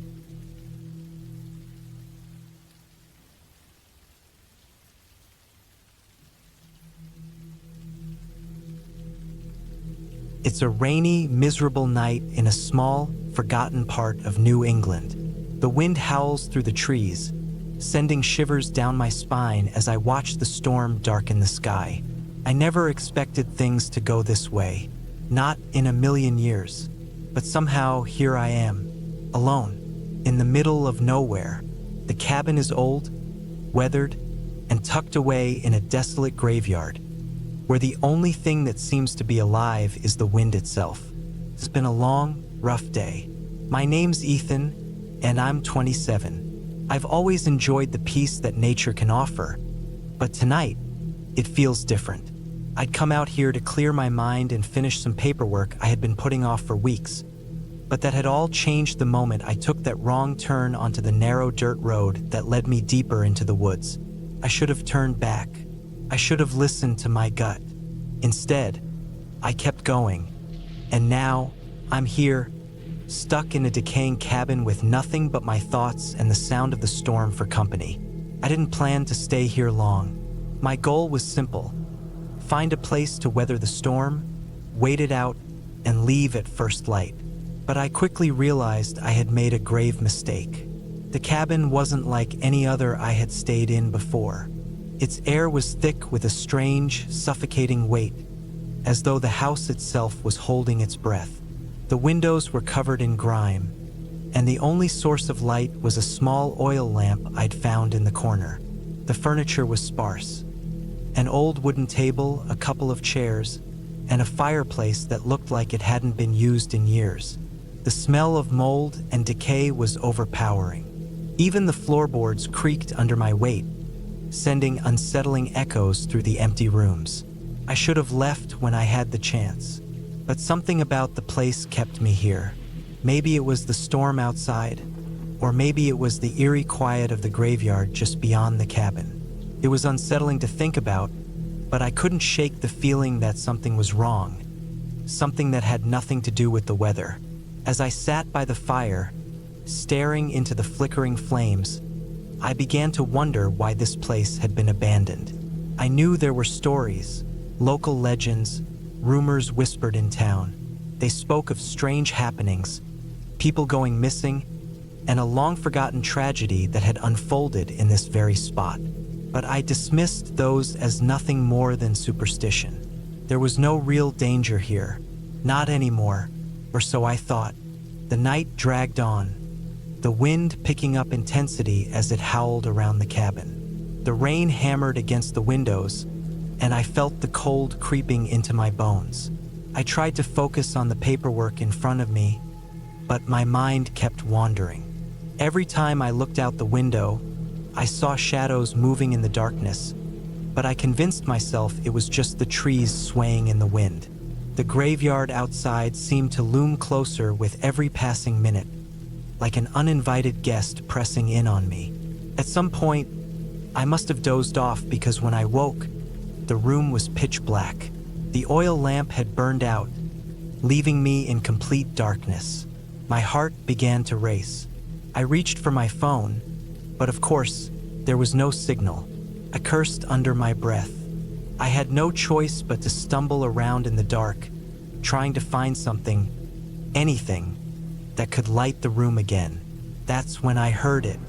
A faint sound at first, barely audible over the storm, but it grew louder with every passing second. Footsteps, slow, deliberate, and heavy, as if someone was walking just outside the cabin. My breath caught in my throat. There shouldn't have been anyone out there. The nearest town was miles away, and no one had been on the road when I arrived. I didn't know if I should call out or if I should just stay silent and hope it would go away. The footsteps continued, growing louder, closer. I froze, my mind racing. Who could it be? I knew I wasn't imagining it. The heavy thud of boots on the wet ground was unmistakable. The sound came from the graveyard, and the thought of it made my skin crawl. What would someone be doing out there in the middle of the night? In this storm, I moved quietly, creeping toward the window to peek outside. Through the fogged-up glass, I could barely make out the silhouette of a figure standing among the gravestones. They weren't moving, just standing there in the rain. their face obscured by a hood or a shadow. It was impossible to tell anything about them. The figure stayed still, as if waiting for something or someone. I felt the hairs on the back of my neck stand up, the air growing colder with each passing second. I took a step back, but my foot hit a loose floorboard, and the noise was enough to make the figure turn toward the cabin. My heart stopped. For a brief moment, I swear I saw their eyes. They were wide, almost unnaturally so, staring directly into mine through the fogged window. I stumbled backward, my breath coming in short gasps. Panic surged through me. I grabbed the nearest thing I could find, a rusty iron poker from the fireplace, and held it in front of me like a weapon. I don't know how long I stood there, shaking, staring at the window, but eventually, the figure turned and disappeared into the graveyard. The footsteps faded into the distance, leaving me alone again, though I didn't feel any safer. My heart was still pounding in my chest, and my hands trembled from the shock. I didn't know if I should stay in the cabin or leave and try to find shelter somewhere else. But the thought of walking through the storm, especially through the graveyard, terrified me more than staying in the cabin did. So, I locked the door, bolted the windows, and tried to convince myself it was just some lost traveler, someone who had taken refuge in the graveyard to escape the storm. But deep down, I knew it wasn't that simple. The night dragged on, the storm never letting up. The wind howled, and I could still hear the occasional creak of the floorboards above me, as though the house itself was alive, breathing in the night. I sat by the fire, my eyes darting to every corner of the room, expecting something to move, to shift, but nothing did. I must have dozed off again because when I woke, the first light of morning was creeping through the cracks in the shutters. I was still sitting in the chair by the fire, the poker still clutched in my hand. My body was stiff from the cold, and my mind was racing, replaying the events of the night over and over again. I didn't want to believe what I had seen, but I couldn't shake the feeling that something was terribly wrong. I gathered my things quickly, eager to leave, but when I stepped outside, I was met with an eerie silence. The graveyard was still there, the stones standing tall and unmoving, but there was no sign of the figure from last night. There were no footprints in the mud, no trace of anyone having been out there at all. I don't know what I expected to find, but the emptiness was almost worse than the figure, as if nothing had happened, as if it had all been a figment of my imagination. But deep down, I knew better. I had seen those eyes. They weren't a trick of the light or a dream. They were real. With a deep breath, I turned and walked toward the road. I wasn't sure where I was going, but I knew I needed to get away from this place. I had no intention of ever coming back. As I made my way down the narrow path, I glanced over my shoulder one last time. The cabin stood in the distance, surrounded by the gravestones, but it didn't seem as threatening anymore. Instead, it looked empty, desolate. The rain began to let up as I walked away, and for the first time since arriving, I felt the weight on my shoulders lift. The storm was clearing, and the sun was starting to break through the clouds. It felt like the start of something new, something better. As I reached the end of the road, I looked back one last time. The cabin was still there, sitting in the graveyard, a relic of the past. But the figure from the night before, they were gone. I couldn't explain what had happened, or why I had been so afraid. All I knew was that I wouldn't forget this night, not for as long as I lived. I didn't know if it was my imagination or something more sinister, but I was certain of one thing. That place had a history, and I was lucky to leave it behind.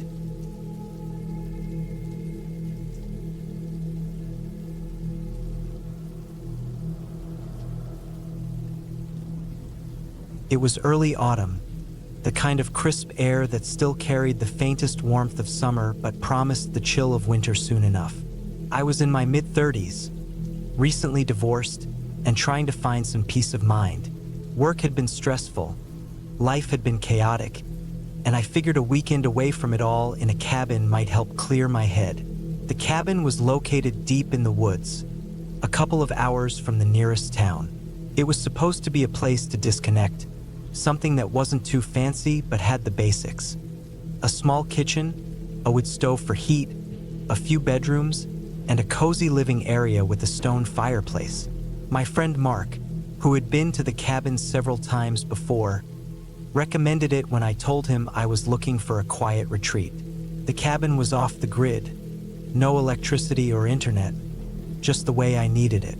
I drove up on a Friday afternoon. The sun was low in the sky, casting a golden hue over the pine trees as I navigated the winding dirt road. The last few miles were rugged, and the gravel made the tires of my car rumble beneath me. As I turned onto the final stretch of road, the trees opened up to reveal the cabin. It stood alone in a small clearing, its stone chimney puffing a steady trail of smoke into the cool air. The sight of it, simple and secluded, was exactly what I was looking for. The first thing I did was check the inside of the cabin. It was cozy, just as Mark had described, and a sense of calm settled over me. I unpacked quickly, setting up my things in the small bedroom. There were no neighbors, no sounds other than the rustling of the trees and the occasional chirp of a bird. The quiet was almost too much at first, but I welcomed it. The evening passed slowly. I lit the wood stove, threw a log on the fire, and settled into the worn armchair with a book I'd been meaning to read. The soft crackling of the fire was comforting, and after a few hours, I felt myself relaxing. I had a simple dinner of canned soup and some crackers, not caring much about anything too extravagant. This was about solitude, not indulgence. As the sun dipped below the horizon, I decided to go outside for a bit. The air had cooled even further, and the sky above was clear, littered with 1,000 stars. I stood on the porch of the cabin, taking in the stillness. The only sounds were the occasional snap of a twig in the woods and the distant call of an owl. I took a deep breath, filling my lungs with the cold, fresh air.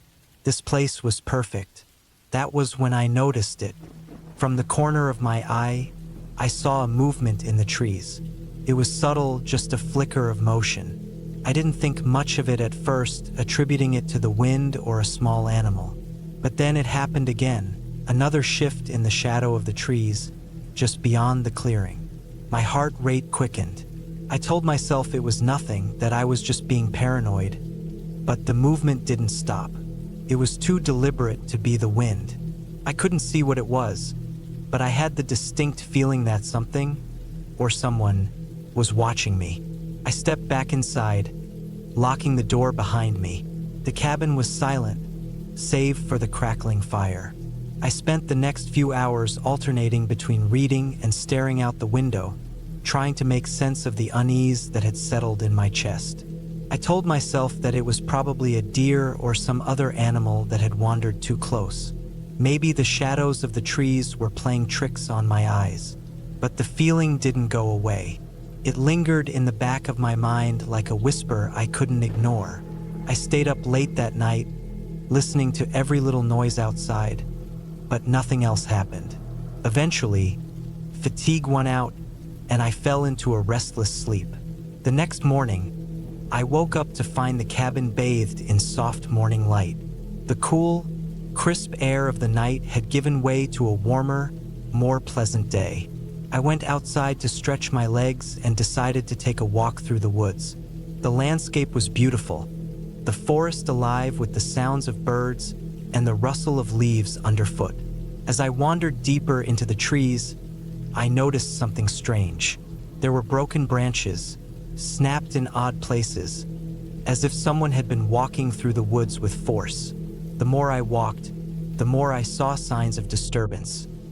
Tracks in the mud, bent shrubs, and footprints that didn't quite look like they belonged to any animal I knew. They were too wide, too heavy, as if something larger had been moving through the forest. A chill ran down my spine. I hadn't seen anyone since I arrived. I was supposed to be alone here.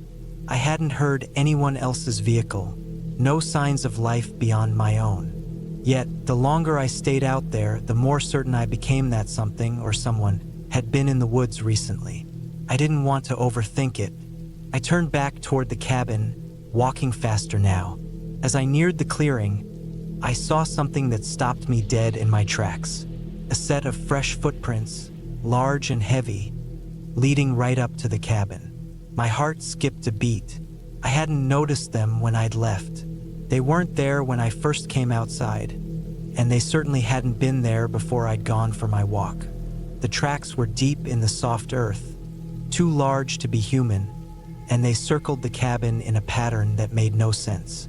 They led from the woods around the cabin and then back into the trees. My thoughts raced. I knew there were no neighbors nearby. Mark had told me that the cabin was completely isolated.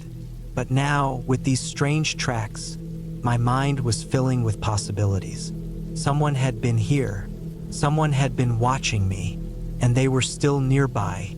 I went back inside, locked the door again, and grabbed my phone. Even though I knew there would be no signal out here, I tried calling Mark just to hear a familiar voice. But of course, the call didn't go through. I sent him a quick message, telling him about the footprints and the strange feeling I had, hoping he might reassure me. But there was no reply. The rest of the day passed in a blur. I tried to keep myself busy, chopping some wood for the fire and fixing a simple meal, but my mind kept returning to the tracks outside. I couldn't shake the feeling that I wasn't alone.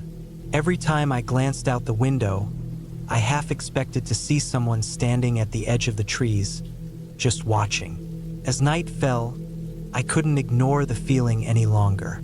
I had to leave. I wasn't staying another night in this place with whatever was lurking around. I packed up my things in a rush, not caring if I forgot something important. I just wanted to get out of there. The drive back down the dirt road felt longer than it should have, the trees closing in around me as if they were trying to trap me. When I finally reached the main road and the safety of civilization, I breathed a sigh of relief. I was shaken, my nerves on edge. I didn't know who or what had been out there, but I knew one thing for sure. I wasn't going back to that cabin. Not ever. Weeks passed before I heard anything else. Mark texted me a couple of days later, asking how the trip went. I didn't mention the footprints or the feeling of being watched. Instead, I told him it was a peaceful, relaxing time, just as I'd originally planned. Then, about a month later, I received a strange message from a local ranger. He asked if I had stayed in the cabin recently and if I'd noticed anything unusual. Apparently, a couple of hikers had gone missing near the area, and they had found tracks that matched the ones I had seen around the cabin. The ranger said they were still investigating but advised that I stay away from the woods for a while. I never went back to that cabin. It was for the best. I didn't need any more answers. What happened out there stayed with me, and I learned to trust my instincts that day. Some things are better left unexplored.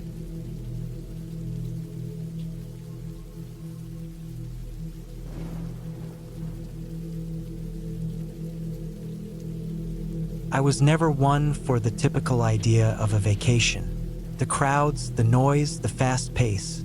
It wasn't for me. So when I decided to take some time off work, I opted for something different. A solo trip to a cabin in the woods. It wasn't far from where I lived in central Maine, just a few hours drive up through the winding, narrow roads. I wanted a place where I could clear my mind, get away from everything. A cabin, hidden deep in the woods, tucked away in a valley, seemed like the perfect spot. The year was 2023, and I was 31 years old. At that age, life feels like it's moving too quickly, always going from one thing to the next without ever really pausing to take a breath.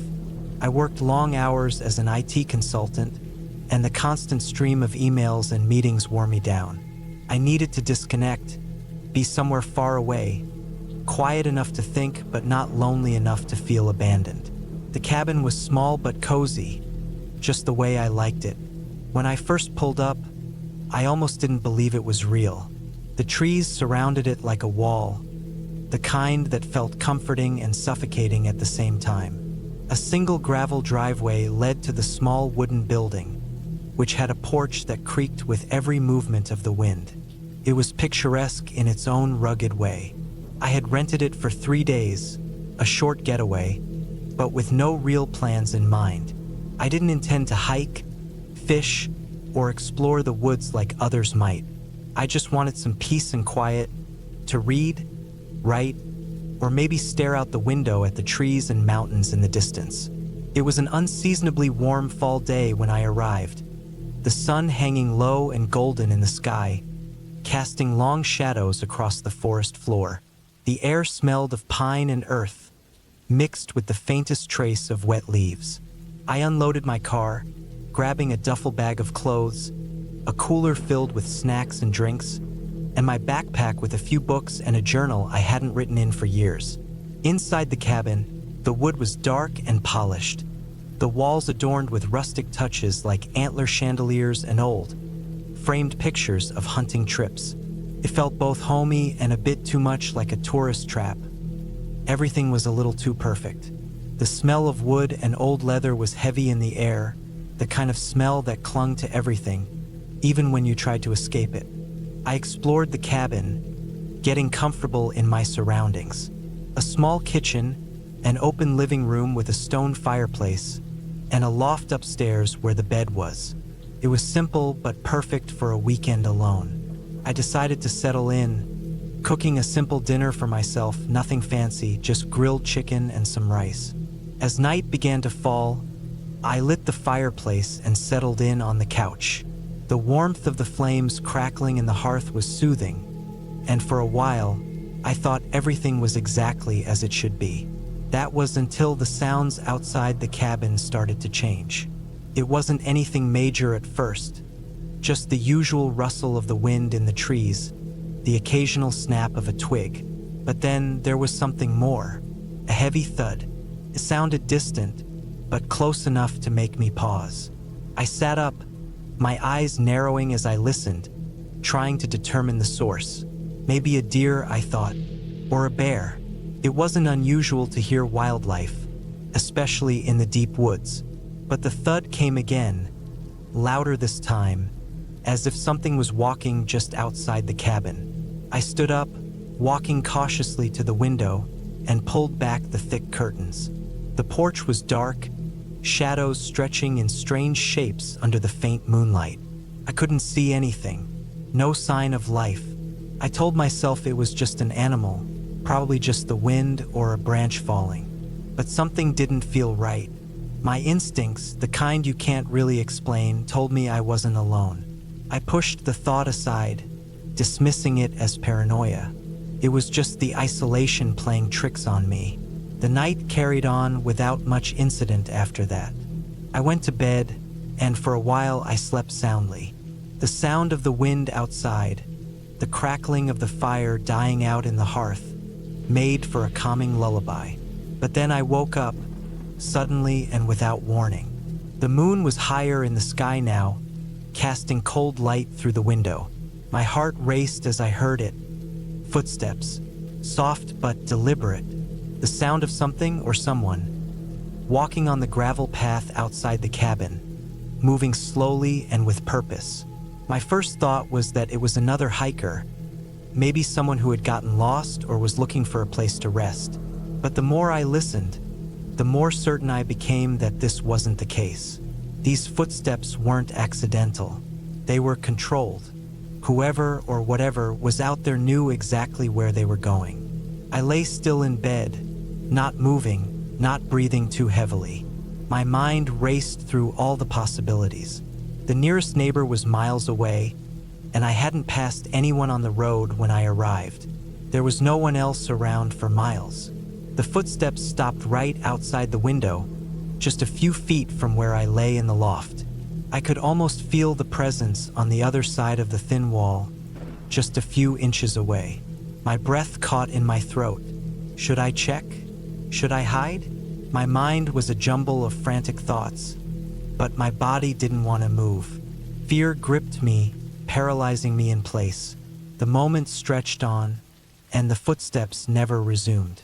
The night was silent again, eerily so. I must have fallen back to sleep at some point, though I don't remember when. The next morning, I woke up with a headache, as if I hadn't slept at all. The sun was up, and the world outside seemed peaceful once more. But I knew better. Something was wrong. I spent the rest of the day trying to brush off the events of the previous night. Maybe I'd imagined it all. The isolation was messing with my head, I told myself. But that nagging feeling, the one that told me I wasn't alone, never quite went away. Later that afternoon, I decided to go for a walk, to clear my head. The weather was nice, sunny, with a slight breeze rustling through the trees. The forest was beautiful, the autumn colors starting to turn the leaves bright shades of red, orange, and yellow. But as I walked deeper into the woods, something felt off. Every snap of a twig underfoot made me jump. Every rustle in the trees made me spin around, heart pounding. I walked for about an hour before I came across a small clearing. It was quiet here, too quiet.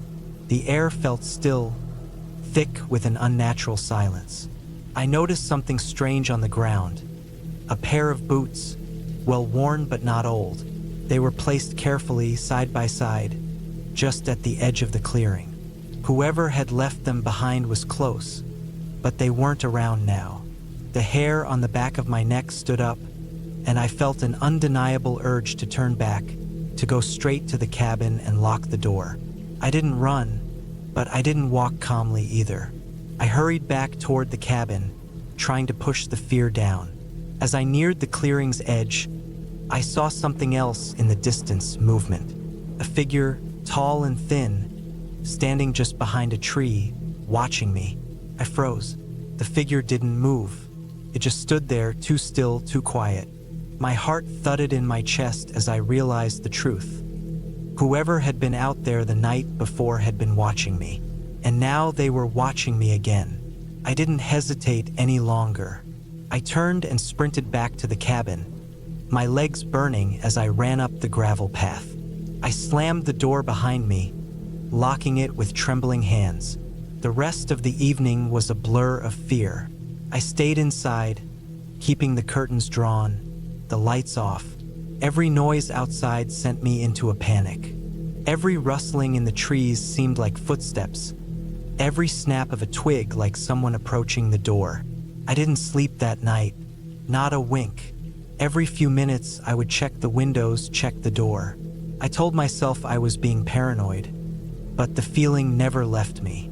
It wasn't until the early hours of the morning, when the first light of dawn started to creep through the trees, that I finally allowed myself to relax. The figure in the woods was gone, and the footsteps had stopped. But as I made my way out the next morning, the boots were still there in the clearing. And this time there was something else. An object, half buried in the dirt, a small leather pouch. I didn't touch it. I didn't need to. I packed up and left early that day. I didn't look back. As I drove down the winding road, the sun fully up now and the woods behind me fading into the distance, I felt a sense of relief wash over me. Whatever had happened, it was over, or so I thought.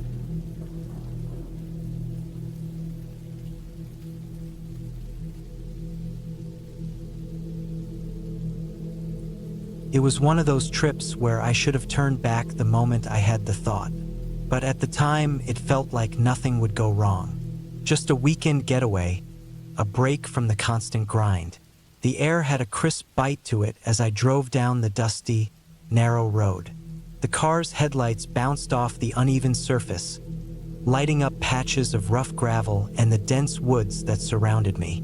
I was in the middle of nowhere, about 2 hours north of Glenford, in the quiet part of Vermont. A cabin I had rented for a few nights was supposed to be the perfect escape. No distractions, no work, just some time to relax.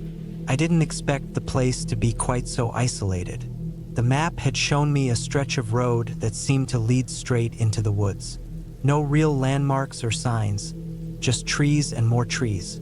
The cabin itself sat at the end of a long dirt path, tucked away like it had been forgotten. The closer I got, the heavier the air seemed to feel, as though the place itself was holding its breath.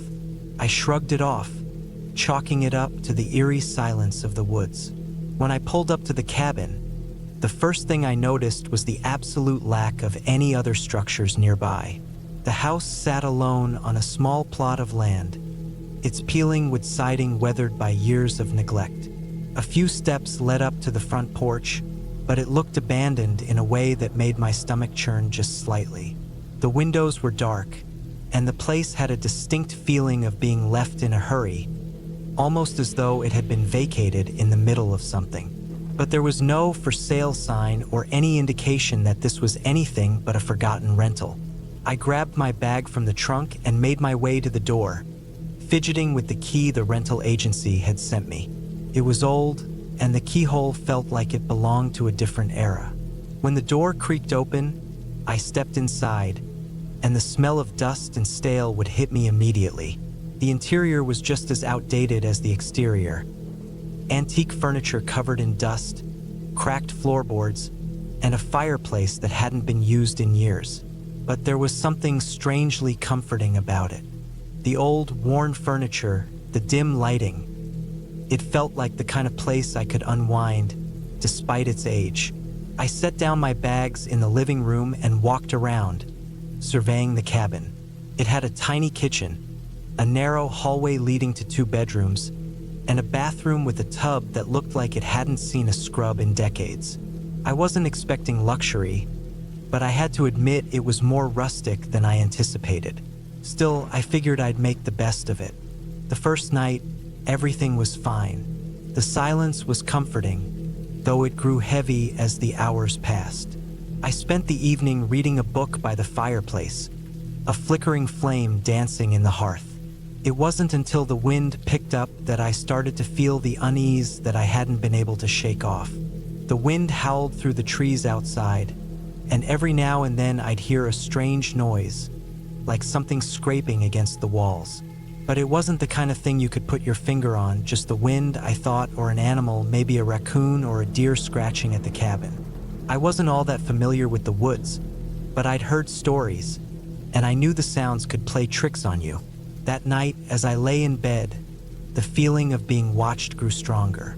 I told myself it was nothing, a trick of the mind, a little too much silence, but the feeling wouldn't go away. The creaky floorboards, the scratching sound at the window, they all mixed together to create an unsettling soundtrack for the night. I pulled the covers over my head and tried to sleep, but sleep didn't come easily. The next morning, I made coffee and spent some time outside, walking around the cabin. It was peaceful, despite the odd feeling still lingering in my chest. As I wandered into the woods behind the cabin, I noticed the ground around the trees was damp, and there was a faint trail leading deeper into the forest. Something about the path felt intentional, like someone or something had deliberately walked that way. But I didn't follow it. Instead, I returned to the cabin, deciding it was better to just relax and stay close to my temporary home. As the day wore on, I started to notice strange things, little details that seemed out of place. A chair in the corner of the living room had been moved, the kind of thing that could have been done by accident, but it unnerved me all the same. I checked the doors, the windows, everything was locked, as it should have been. I told myself that I was just being paranoid. That evening, after dinner, I decided to take a quick walk into the woods.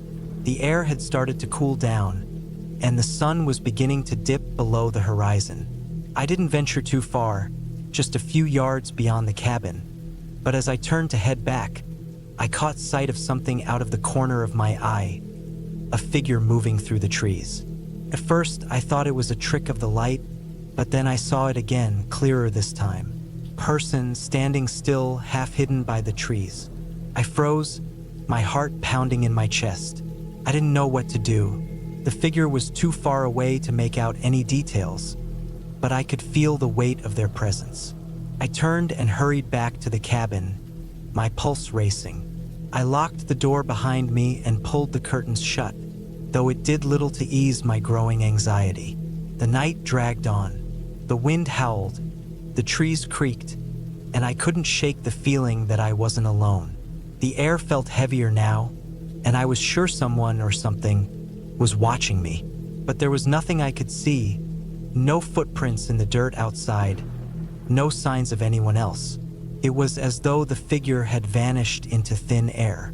The next morning, I packed my things, ready to leave. I wasn't scared, not exactly, but there was an undeniable sense of wrongness about the place that I couldn't ignore. As I loaded my car, I glanced back at the cabin one last time.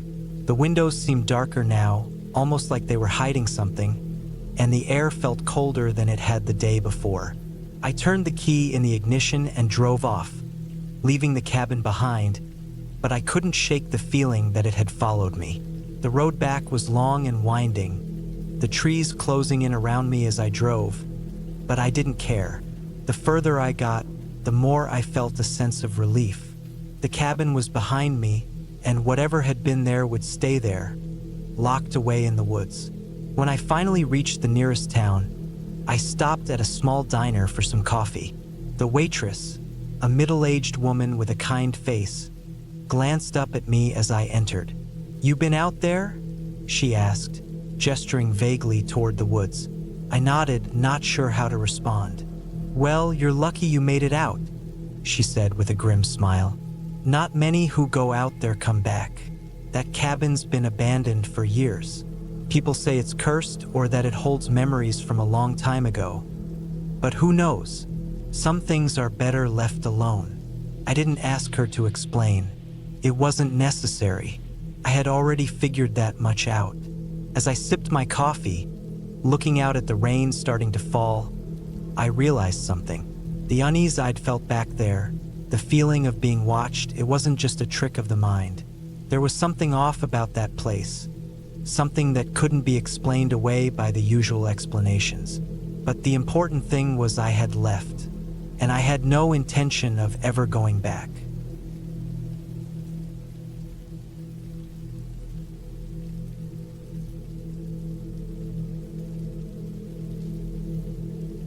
It was a cold, overcast morning in early November when I arrived at the cabin. The trees were a dull mix of browns and grays, their once vibrant leaves having long since fallen to the forest floor. I'd been assigned to this mission out of nowhere, no explanation, just orders. Special forces aren't about questions. They're about actions. That's why I was here, alone, at this rundown cabin in the middle of nowhere. The place was isolated, far from any town, and hidden deep in the woods. The roads were narrow and barely navigable, and I had driven for hours just to find the cabin. I didn't even know exactly why I was here, just that something had gone terribly wrong, and I needed to fix it. I stepped out of the vehicle, the chill of the air biting through my jacket. The door to the cabin creaked as I pushed it open. The smell of mildew and stale wood filled my nose. The inside was dim, the only light coming from the few gaps in the weathered wooden walls. My boots echoed on the cracked wooden floor as I entered. It was empty completely. There were signs that people had lived here, but it had been a while. Dust covered every surface. Furniture was overturned, and broken glass littered the floor like a trail of breadcrumbs leading to nowhere. I surveyed the room carefully, instinctively checking every corner. My training told me to be cautious, to never let my guard down. Something was off. I could feel it, a low hum of tension in the air, like the calm before a storm. And that's when I saw it. On the far wall, there was a bloodstain, a large one. It had dried and darkened over time, but the shape of it was unmistakable. It had spread across the floor, as if someone had dragged their body, or perhaps been dragged themselves. The faint outlines of boot prints were visible in the blood. I crouched down, examining the marks closely. They were fresh enough to be recent, but old enough to be fading. I reached for my radio but hesitated. I wasn't supposed to make contact unless absolutely necessary. Whatever had happened here was something I needed to figure out on my own. There was a sense of dread hanging in the air, a feeling I couldn't quite shake. I moved deeper into the cabin, carefully stepping around the debris. As I reached the back door, I heard a noise, a soft creak. My heart skipped a beat. I froze, listening intently. Nothing. But then it came again. The faintest sound of something moving, slowly, deliberately. Someone or something was here with me. I pushed the door open, the rusted hinges groaning under the pressure. The cold wind whipped through the doorway, carrying with it the scent of pine and something else. Something metallic. The backyard was a mess, overgrown with weeds and littered with what appeared to be broken equipment. A few yards away, I saw a wooden shed that looked like it hadn't been touched in years. I could hear it now, the sound of footsteps, soft and purposeful. Whoever or whatever it was, they were moving cautiously, as if they knew I was here. My grip tightened on my rifle as I made my way toward the shed. I didn't know what I was expecting, but I wasn't going to be caught off guard. The footsteps stopped as I neared the shed, and I could feel my breath becoming shallow. My pulse quickened, but I steadied myself, taking slow, deliberate steps. I rounded the corner of the shed and found a man. He was crouched down, his back to me, wearing tactical gear.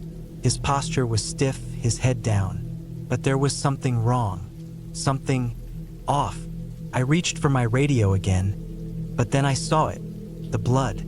It was everywhere, spattered across the ground, smeared across his gear. I couldn't see his face, but the amount of blood made it clear that something violent had taken place. I took another step closer, and that's when he turned. His face was covered in blood, his eyes wide and wild. He stared at me, his mouth agape, his lips trembling. He was trying to say something, but no words came out. His hand was gripping a knife, no, not just any knife. It was a combat knife, the kind used by special forces. And then it hit me. I knew this man. His name was Alex. He was part of the team I'd trained with for years. But there was something deeply wrong with him now. He looked like a shell of the person I remembered. His skin pale, his eyes hollow, like he wasn't entirely there. Before I could react, he lunged at me. My training kicked in immediately. I sidestepped, raising my rifle and knocking him to the ground. The knife scraped across the dirt, coming to rest a few feet away. I stood over him, my breath heavy in my chest, my finger hovering over the trigger. But I hesitated. I couldn't bring myself to kill him. Not like this. "Alex," I said, my voice shaking slightly. "What the hell happened to you?" His eyes met mine, wide and full of terror, but there was no recognition there. It was as if he didn't even know me anymore. He opened his mouth, but no words came out. Instead, a guttural, animalistic growl slipped from his throat. And then, before I could react, he made another attempt to grab the knife. I didn't give him the chance. I knocked the knife from his hand and pinned him to the ground, my knee pressing into his chest. The struggle lasted only a few seconds before he stopped moving. His body went limp, and his eyes glazed over. I let out a breath I hadn't realized I was holding. I didn't know what had happened to him, what had turned him into this monster. But I knew one thing: he wasn't the only one. I searched the shed quickly. The walls were covered in bloodstains, and there were more signs of a violent struggle. Broken equipment, destroyed furniture, and a few odd objects I couldn't make sense of. But what really caught my attention was a file. It was lying on the ground, half hidden behind a pile of crates. I opened it quickly, scanning through the papers inside. It was a Special Forces operation report, a covert mission. Alex had been a part of it, along with several others. They had been tasked with extracting a high-value target from a remote location. But the mission had gone wrong. It had gone terribly wrong. I didn't need to read further to understand the implications. This was a mission gone south, and whatever had happened here, whatever had turned Alex into this thing, it was bigger than I had anticipated. It was worse than I could have imagined. I grabbed the report and ran back to the cabin, my mind racing. I couldn't trust anyone. I didn't know who was behind this or what their endgame was, but I couldn't let it end here. I had to make it out. I had to survive. I returned to the cabin, trying to piece together what I had learned. The wind howled outside, and the forest seemed alive with danger. Every noise, every rustle of the leaves felt like a threat, but I couldn't afford to be afraid. I had to focus. I heard the sound of footsteps again, but this time I wasn't alone. Another figure stepped out of the shadows. A woman. She was wearing military gear, her face covered by a mask. Her eyes were cold, calculating, and she held a gun in her hands. She wasn't here to help. She was here to finish what Alex had started. She raised her weapon, aiming directly at me. But I didn't freeze. I didn't hesitate. I dove to the side, rolling into cover. I had only one chance, and I wasn't going to let it slip away. The cabin was small, and there was nowhere to run, but I knew this area better than she did. I knew the layout, the weak points. She was good, but I was trained to survive. The next few minutes were a blur of gunfire and adrenaline. The woman was fast, but I was faster. I had the upper hand, but she wasn't giving up easily. She moved like a shadow, darting from one corner to the next, never staying in one place for long. Finally, after what felt like an eternity, I found my opening. I fired, hitting her in the chest. She collapsed to the floor, her gun slipping from her hand. I walked over to her, breathing hard, and checked for a pulse. She was gone. I stood there for a moment, taking in the silence. The storm had passed, and the forest was eerily still. The tension that had hung in the air was gone. It was over, for now. I didn't know who had sent her, or what had really happened on that mission. But I knew I had to get out of there, and I had to do it fast. I grabbed the report and the radio, making sure I left no trace behind. As I left the cabin, the weight of the situation finally sank in. I didn't have answers, but I had survived, and that was enough, for now.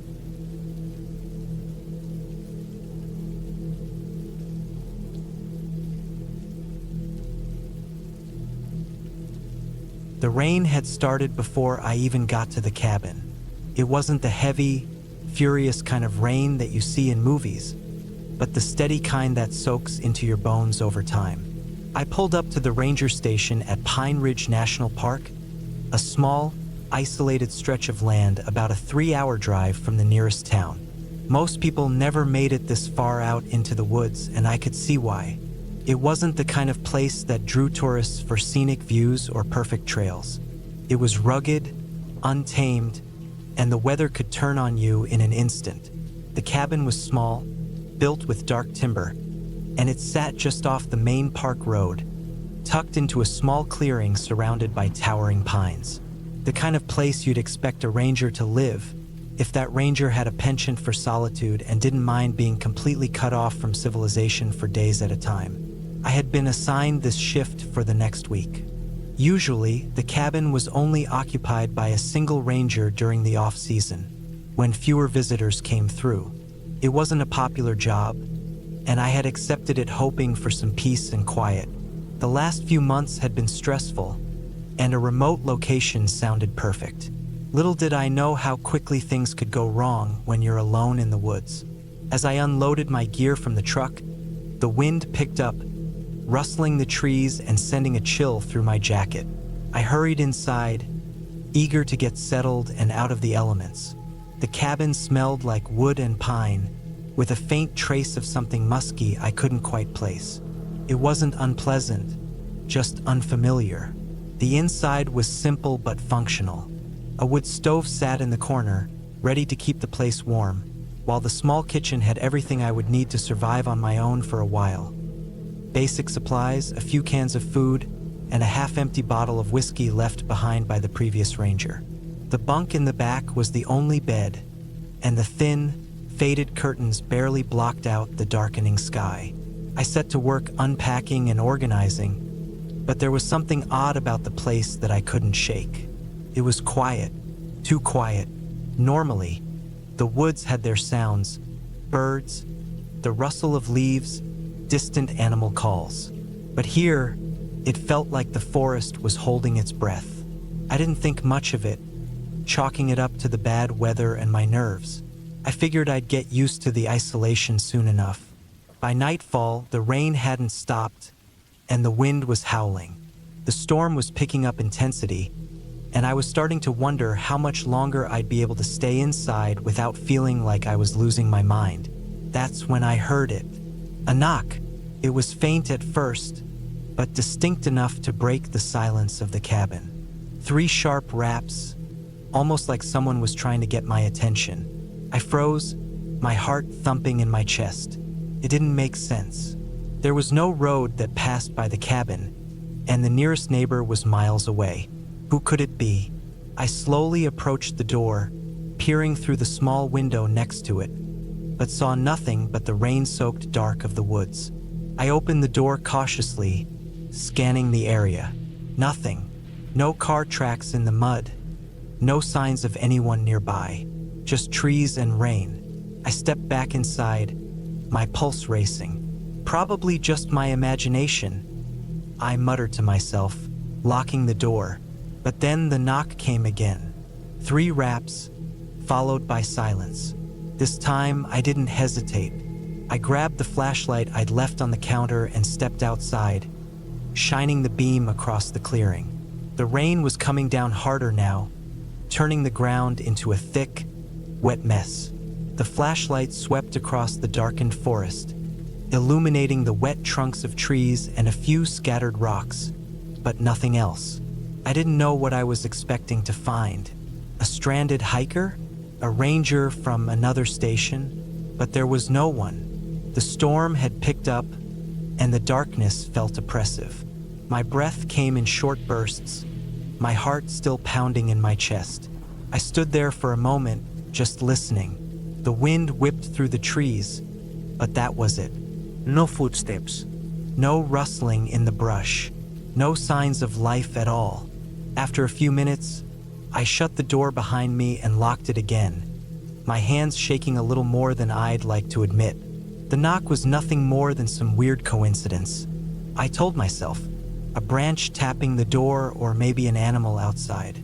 The night dragged on. I tried to focus on the fire in the stove, the flickering light casting long shadows across the room. But that's when I heard it again, the unmistakable sound of a knock. 3 knocks once more. This time, my instinct wasn't to check the door. I could feel it in my gut. Something wasn't right. I grabbed my rifle, which I'd kept in the corner, and checked the window.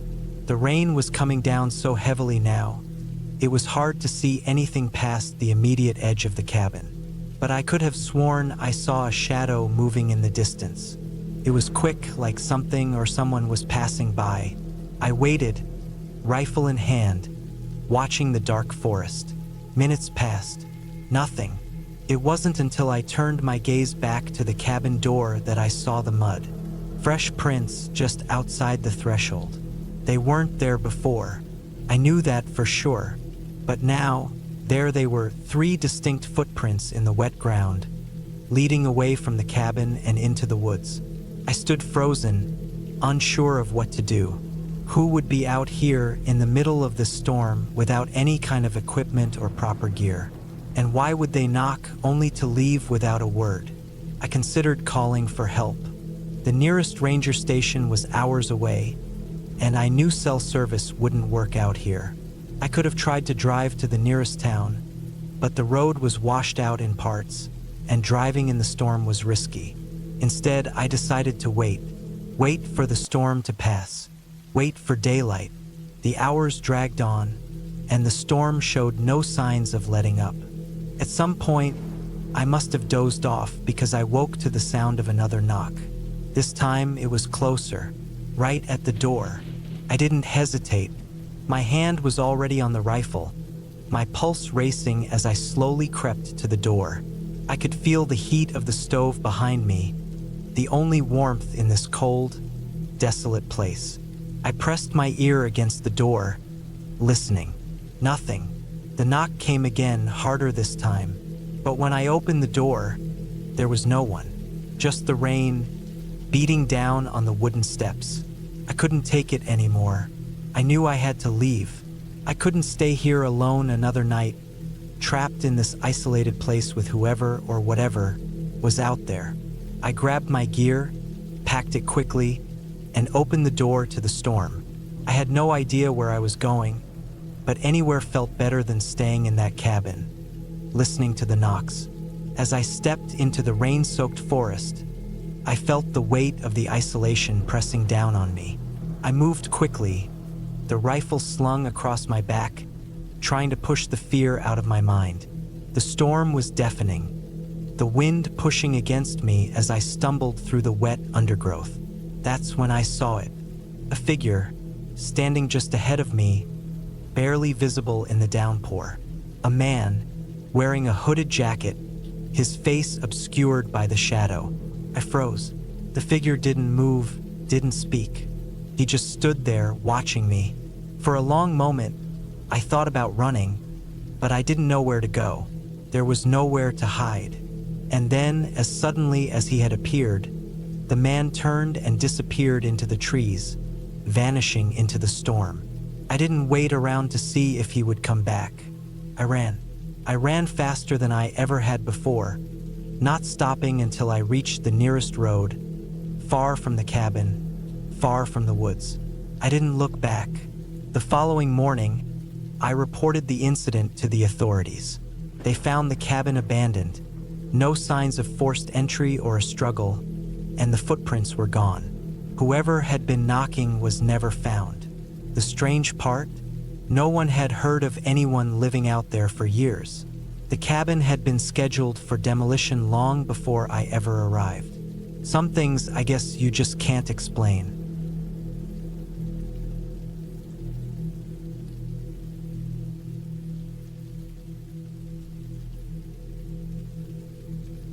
It was late autumn when I decided to return to my grandmother's cabin. The leaves had just started to turn amber and gold, carpeting the woods with their vibrant hues. I hadn't been there in years, and something about the place kept pulling me back, even though I hadn't visited since I was a teenager. The memories were still sharp, of the long, quiet days spent exploring the surrounding forest, of evenings spent by the fire with my grandma telling stories, and of those rare moments of calm and peace that seemed to envelop everything when you were miles away from civilization. This time, though, I was alone. My grandma had passed a few years ago, and the cabin was left to me. No one else seemed to care much about it. My cousins weren't interested in the place. They preferred the city, but I'd always felt connected to that cabin in the woods, even more so after her death. The drive there took a few hours. The road was narrow and winding, and the last few miles were filled with thick trees and the occasional rustle of animals in the underbrush. It had rained earlier, and the damp smell of wet earth lingered in the air, mixing with the scent of pine. As I turned onto the dirt road that led to the cabin, my tires kicked up small clumps of mud. The cabin wasn't much. A small, one-story building with a rusted metal roof, surrounded by dense trees. My grandma had always kept it simple, but there was a warmth to it that made it feel like home. I parked my car outside the cabin and stepped out, feeling the chill in the air. The wind had picked up, making the branches of the trees sway. For a moment, it felt like time had stopped, like I had stepped into a different world, one where nothing had changed since I last visited. I took a deep breath, the cool air filling my lungs, and headed to the front door. The wooden steps creaked under my weight, and I had to remind myself to be careful. The cabin hadn't been maintained for a while. When I pushed the door open, the familiar scent of old wood and dust hit me. The interior hadn't changed much either. The same worn-out furniture sat in the same spots, and the fireplace still had the same soot-stained stones. The first few hours passed quietly as I unpacked and started a fire. The crackling of the wood and the warmth from the flames gave me a sense of comfort, but there was also an unsettling feeling that lingered. Maybe it was the isolation. Maybe it was the fact that I hadn't been here in so long. But something about the place felt off. As night fell, the silence deepened. There were no sounds of cars passing by, no streetlights flickering, just the wind and the occasional animal noise in the distance. I made a simple dinner and sat at the table, eating slowly, trying to get used to the stillness. After a while, I decided to go outside. I figured a walk in the cool air would help clear my mind. The sky was clear, and the stars sparkled above me. I wandered down the old path my grandma used to take, the one that led to a small creek at the edge of the forest. The trees were so thick in some areas that it felt like walking through a tunnel of leaves and branches. I hadn't gone far when I noticed something strange. There was a faint sound in the distance, almost like a whisper, but I couldn't quite place it. It was soft, like wind moving through the trees, but it seemed different. I stopped for a moment, listening carefully. The sound stopped, and then, in the quiet, I heard something else. A faint crack, like a twig snapping underfoot. I wasn't alone. I froze, my heart beginning to race.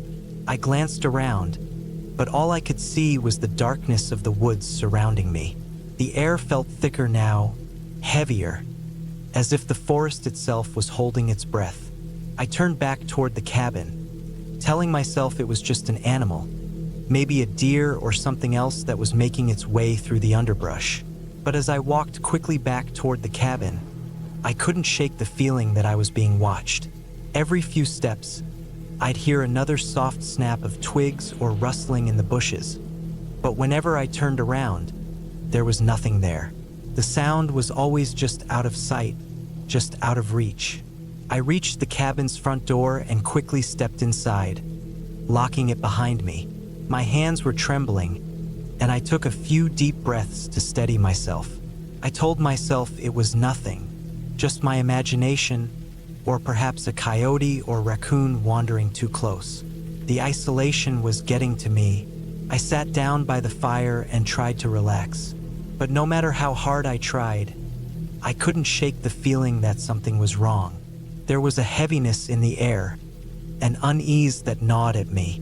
The shadows in the cabin seemed to stretch longer than they should, and the flickering of the fire only seemed to make them dance in strange patterns. Then I heard it again, a soft knock, at the back door this time. I stood frozen, staring at the doorway. My heart thudded in my chest.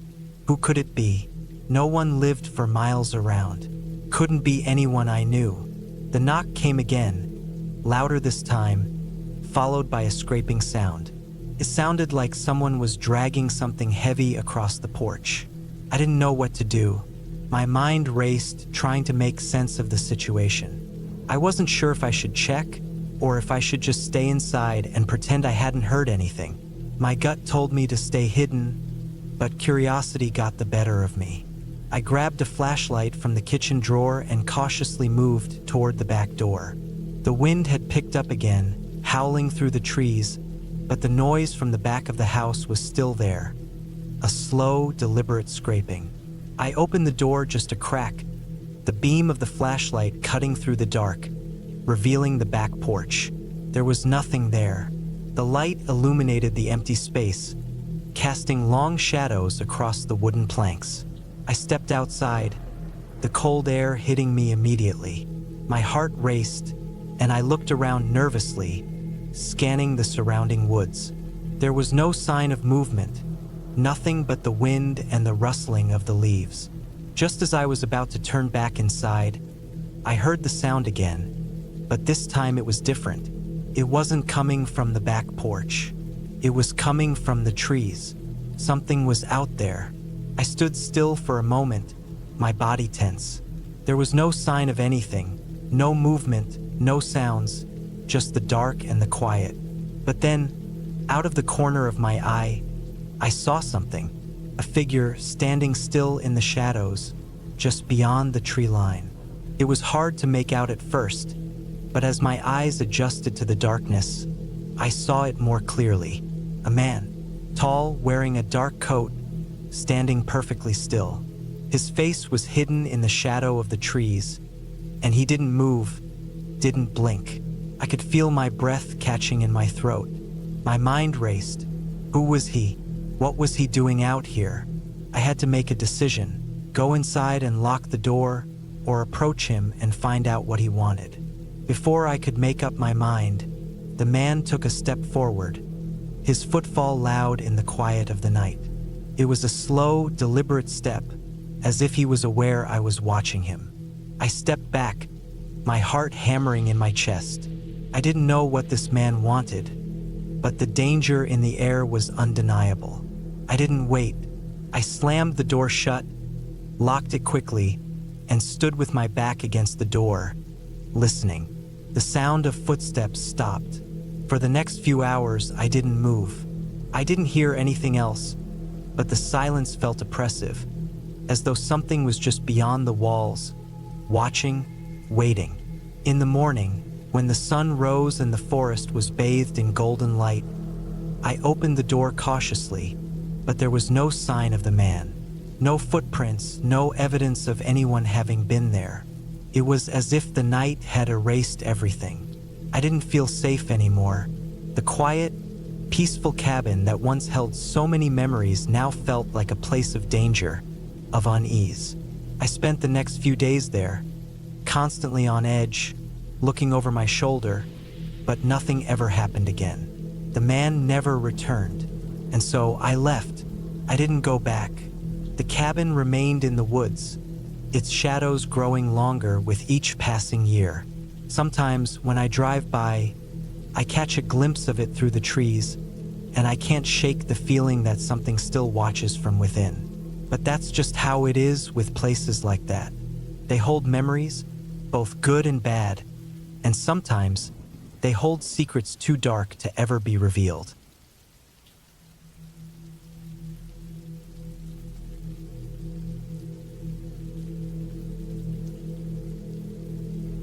It was late October 2014 when I took time off work to finally build the small cabin I'd been planning for almost a year.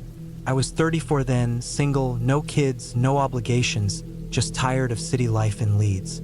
The land I'd bought sat about 40 miles outside of Inverness in the Scottish Highlands. Wooded, cold, remote. Not a complete wilderness, but the sort of place where you could shout and no one would hear you, and where cell service came and went like a breeze. I'd scouted the area in summer and marked out a clear space on a shallow slope beside a line of trees. It wasn't deep forest, just a tight ring of pine and birch trees lining one side of the clearing. The other side sloped down toward a thin brook. It was a beautiful piece of land when the sun was out, the sort of place you imagined yourself retiring to with a dog and some peace. I didn't go up there expecting trouble. I didn't go up there for some retreat from a dark past. I went to build a small cabin, a single-room place with thick insulation, a simple wood stove, and enough space to be comfortable in for a few days at a time. The plan was to work on it through fall and be mostly done before the first hard freeze. That first week was uneventful. Cold at night, yes, and the ground was already hard from the changing season. But I had my tools, my blueprints, and enough food in the van to last 2 weeks. I parked the van just off the dirt road, 100 feet or so from the site. I brought a heavy-duty tent and had it pitched just inside the tree line. I'd sleep in the tent and keep my gear in the van. It wasn't until the 6th night that it rained, and it rained hard. Scottish rain isn't always a gentle patter. It's a constant, cold, slashing thing that blows sideways with the wind. The wind that night didn't howl. It groaned through the pines and rattled the tarp I'd stretched over some lumber. I remember lying in my sleeping bag, fully clothed, listening to the trees shifting above me, each creak sounding too close, too heavy. I didn't sleep well. By morning, everything was wet. The ground was slushy with water that had nowhere to go. My boots were soaked from the few seconds it took to step outside. I made some tea on a small gas stove and checked the lumber.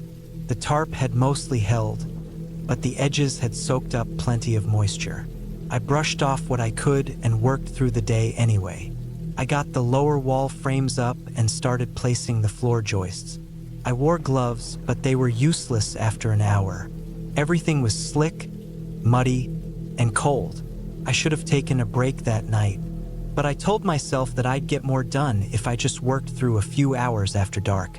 I had a headlamp and a portable lantern, the battery-powered kind that burns a dull yellow glow. Not perfect, but good enough. The rain had lightened to a drizzle, and I didn't want to lose a whole day to weather. I kept hammering late into the evening. I was crouched near the base of the frame, trying to get a stubborn joist aligned, when I heard something behind me, twigs snapping. It wasn't unusual to hear noises in the woods. There were foxes, deer, maybe the odd pine marten or badger. But this wasn't a small animal sound. It was heavy and slow. 2 steps, a pause, another 2. I stood up straight and shut off the lantern. Just for a moment, I clicked off my headlamp too and stood in the pitch black, listening. The forest was dead quiet, just the drizzle and a soft wind. I waited, maybe 2 minutes. I told myself it was probably nothing. I switched the lights back on and walked toward the tent. I zipped myself in, kept the lantern on, and read until I was too tired to keep my eyes open.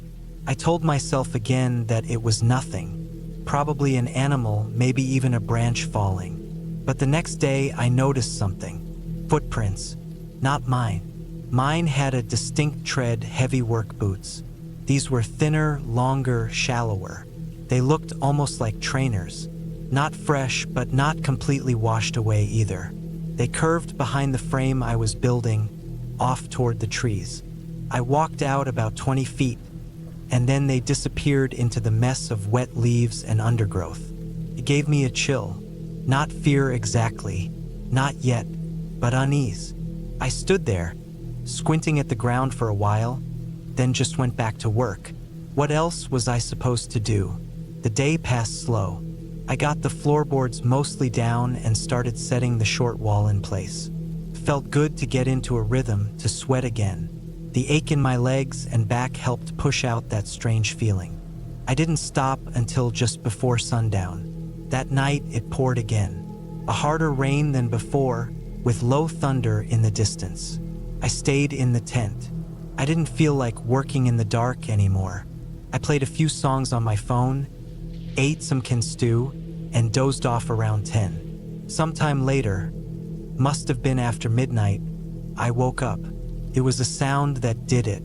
Something sharp, distinct. Not wind, not rain. A click, like metal. I sat up slowly, my sleeping bag still zipped. I stayed still, listening. There it was again. Click, the van. It was coming from the van. I unzipped the bag and grabbed the headlamp. I didn't switch it on yet. My boots were at the foot of the bag, and I slid them on, still inside the tent. The rain was heavy again, hitting the canvas like small stones. I unzipped the flap just a crack and looked out. Nothing, just black trees and rain. I stepped out quietly. The ground sucked at my boots. I walked low, keeping the headlamp off, my hand hovering near the small camp axe I kept clipped to the frame of the tent. I got halfway to the van when I saw it. A figure, standing near the front bumper, not moving. I dropped to one knee in the wet grass. My heart thudded in my throat. The shape was tall, maybe my height, but thinner. Couldn't make out clothes or features in the dark. Just the shape of a person in the rain. Then it turned. Not a full turn, just a shift. It must have heard me. I didn't breathe. It stood still again for maybe a minute. Then it walked, not toward me, around the van. Slowly, it disappeared behind the far side. I stayed frozen. Nothing moved for another 2 minutes. Then 5. I counted in my head. After 10, I moved back to the tent. I didn't sleep the rest of the night. I stayed in my sleeping bag with the axe beside me, listening. The rain never let up. By morning, the ground was soaked through. The van was undisturbed, doors closed, no signs of anything. I checked the area, no fresh prints. The ground was too churned up with mud and water to show much anyway. But I know what I saw. I made tea and didn't eat. My appetite was gone. I told myself maybe it was a hiker, a hunter, maybe someone else camping out. But no one parks out here. You need to know the old road even exists. Still, I stayed. That part's hard to explain. Maybe it was pride. Maybe I didn't want to seem like someone who scares easy. I just wanted to finish the cabin. So I worked all day. I worked through the chill in my chest and the sore ache in my stomach. I worked until sundown. I didn't hear anything that night. I kept a small hatchet in the sleeping bag with me. I put my boots on and slept like that. Ready, just in case. The next day, I found something that made me stop working entirely. It was near the back of the clearing, where the trees start to thicken. I only saw it because I went to relieve myself farther from the site.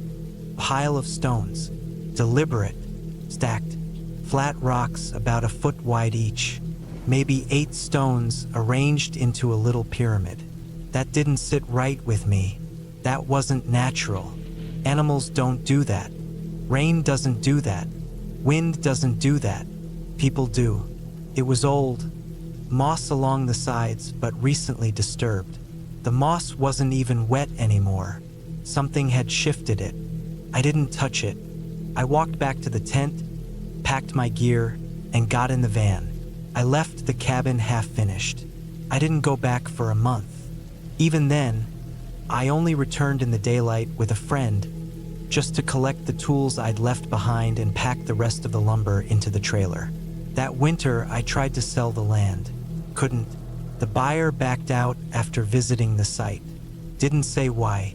I ended up holding on to it until 2018, when I sold it for half what I paid. I never did finish the cabin, and I never camped alone again after that. But I remember every second of those nights. The rain, the weight of the silence, the shape by the van, and that pile of stones, standing quiet in the trees like it had always been there. I don't know who was out there. I don't know what they wanted, but I never went back to find out, and I never will.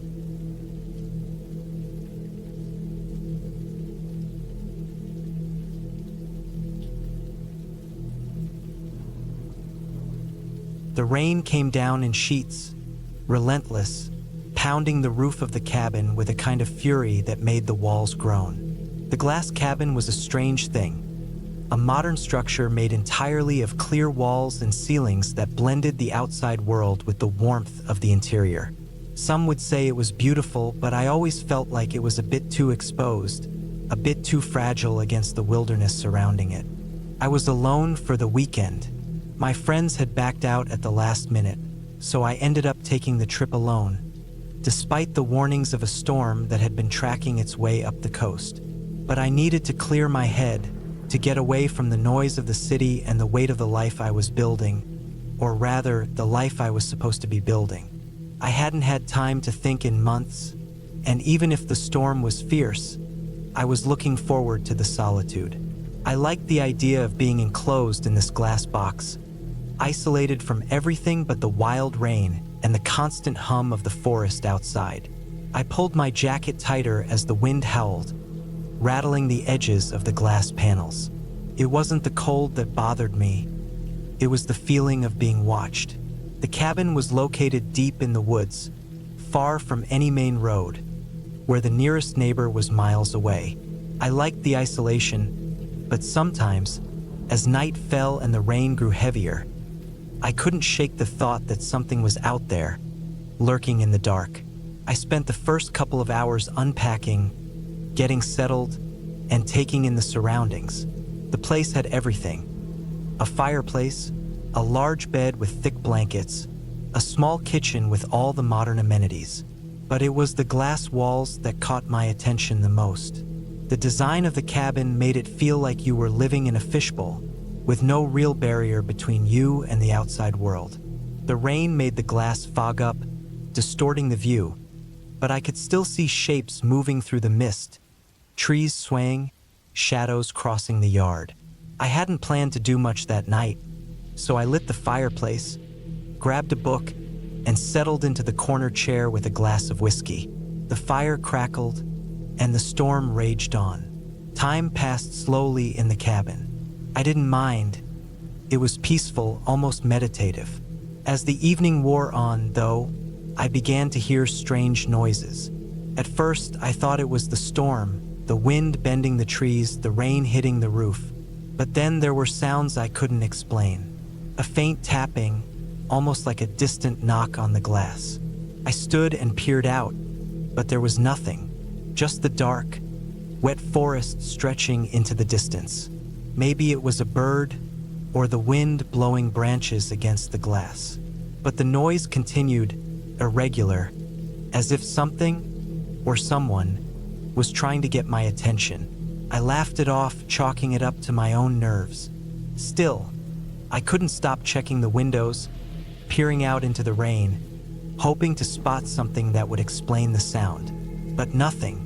The shadows remained just that, shadows. It wasn't until the power flickered out that I felt a real sense of unease. The lights dimmed, then went completely black. I fumbled around for my flashlight, cursing under my breath.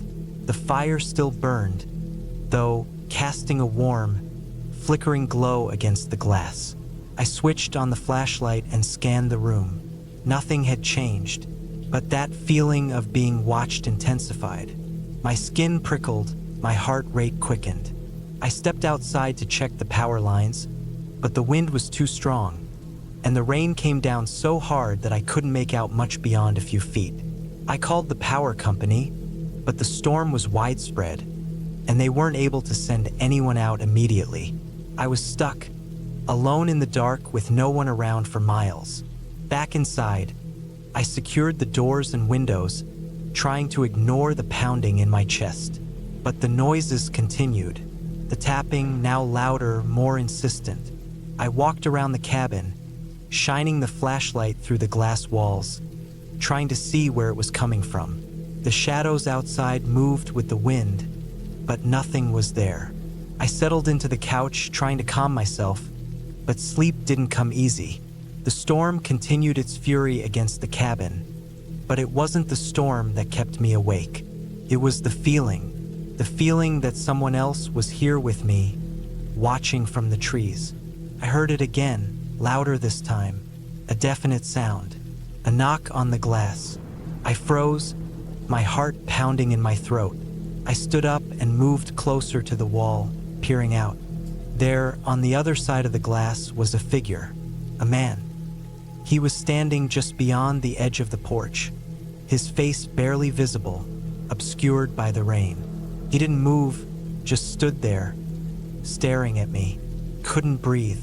For a long moment, I just stood there, frozen in place, not sure whether to call out or run. My mind raced through 1,000 scenarios. A prank? A hunter who'd lost his way?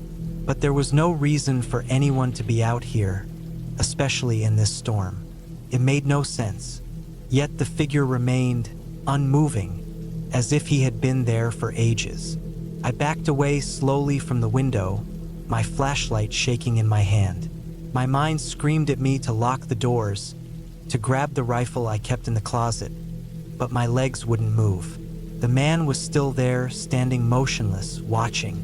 Then, as if he heard my thoughts, he turned and started walking away, disappearing into the forest, melting into the mist like a shadow.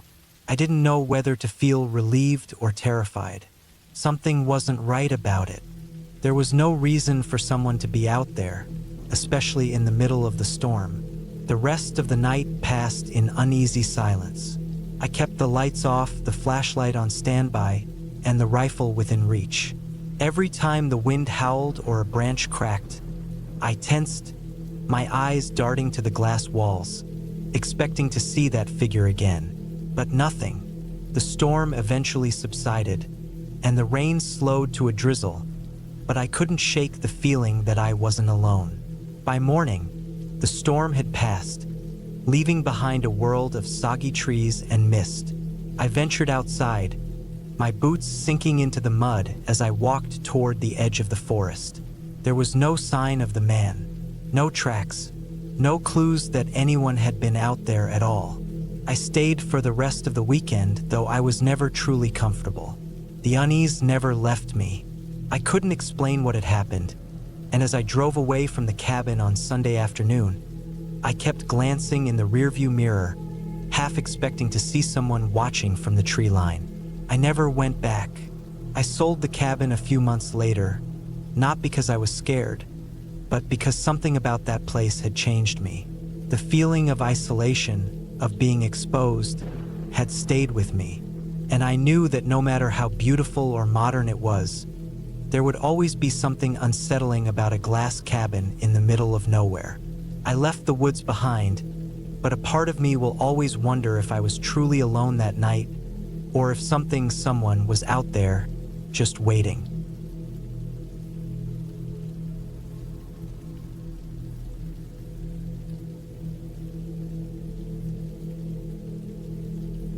It was January 2004 when I left my job in Leeds and decided to take some time away from people.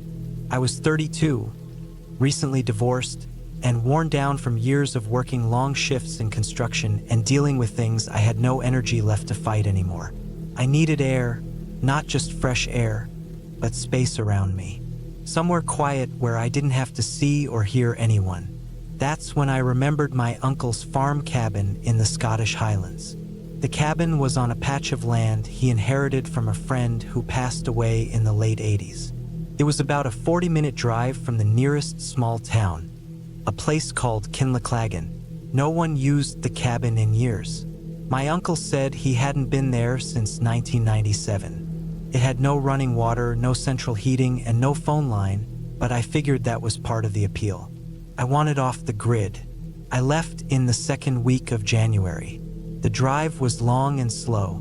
Once I passed Inverness, the roads narrowed, turned slick with ice in the corners. By the time I reached the old gravel path that led to the cabin, the sun was setting. There was a rusted gate with one hinge half hanging off, which I pushed open by hand. I had to leave my car about half a mile down because the track was too snowed over. I carried my gear the rest of the way, mostly tins of food, water, a camping stove, sleeping bag, axe, and a few tools.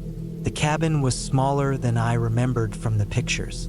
It was a single room with a little wood stove in one corner, a sagging cot in another, and a few shelves nailed into the wall. The roof was tin, the logs were gray with age, and the door groaned on its hinges when I opened it. The place smelled of old wood, ash, and rodent droppings, but it was dry and the walls kept the wind out. That first night was calm. I lit a fire, cooked some beans, and listened to the wind slide across the hills. No phone, no emails, no one asking where I was or when I'd be back. Felt like stepping out of the world. I spent the next few days fixing things up.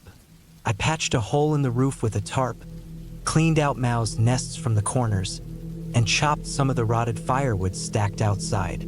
Every day was gray and freezing, and every night dropped to well below zero. I had to keep the fire going all night or my hands would go numb by morning.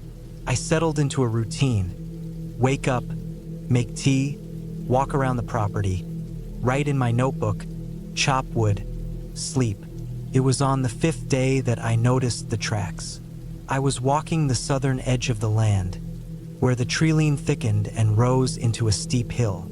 Snow had fallen that morning, fresh and powdery, and when I passed near a cluster of bare trees, I saw boot prints. Not mine. They were older, maybe from the night before, but they led across the snow and disappeared into the woods. I followed them a bit, thinking maybe a hunter had passed through, though I hadn't seen any signs of people since I arrived. But after 20 yards, the prints stopped. Just stopped. No turnaround, no animal tracks, no slide marks. It was like the person vanished mid-step. I told myself it was nothing. Snow can play tricks like that, especially when it drifts or melts in patches. Still, I felt unsettled that night. I kept the axe beside my sleeping bag and didn't fall asleep until the fire died down around 3 in the morning. The next few days, things got weirder. First, it was the birds. I noticed they'd gone silent. Even in winter, you hear birds, crows, robins, something, but I hadn't heard any for 2 days. Then there were the marks on the door. 3 long scratches, like someone had taken a metal rake to the wood. They were fresh, splinters still clinging to the grooves, and I knew they hadn't been there before. I checked around the cabin for signs of animals. Nothing. No droppings, no fur, no paw prints. Just cold snow and that wind that never stopped. One night, I heard footsteps on the porch. It was around midnight. The fire was low, and I was still awake, sitting up in my sleeping bag with the lantern burning low.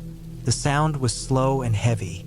One step, another, then silence. I waited, holding my breath, straining to hear over the wind. I heard it again, wood creaking under weight. I grabbed the axe and waited near the door, but nothing happened. No knock, no sound after that. I opened the door after 15 minutes and stepped out into the cold. No one was there. I checked around the cabin, shining my torch into the trees. No prints this time. The snow looked untouched, smooth and cold, but I knew what I heard. I started sleeping during the day and staying up through the night. Couldn't relax. I would hear strange sounds out in the woods, branches snapping, something moving fast just beyond the tree line.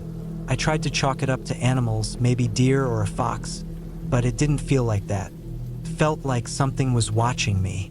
One morning, I found a dead hare nailed to the back of the cabin. It was fresh, blood still dripping. The nails were thick and rusty, driven straight through its paws and head.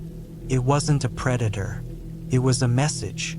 I took it down, buried it far out past the tree line, and burned the gloves I'd used. After that, I started making plans to leave. I told myself I'd stay until Sunday and then head out. But 2 nights before that, the worst thing happened. I woke up to the sound of something scraping the window. It was slow, metal on glass. My breath caught in my throat. I didn't move. The window was small, near the stove, covered by an old curtain I'd hung up with nails. The scraping stopped. Then came a knock, one single knock, on the wall beside the window. I waited 5 minutes before moving. I crept across the room and peeked out the curtain. There was a man standing just beyond the window. He was tall, wearing a dark coat, and his face was hidden by the angle and the shadows. He wasn't moving.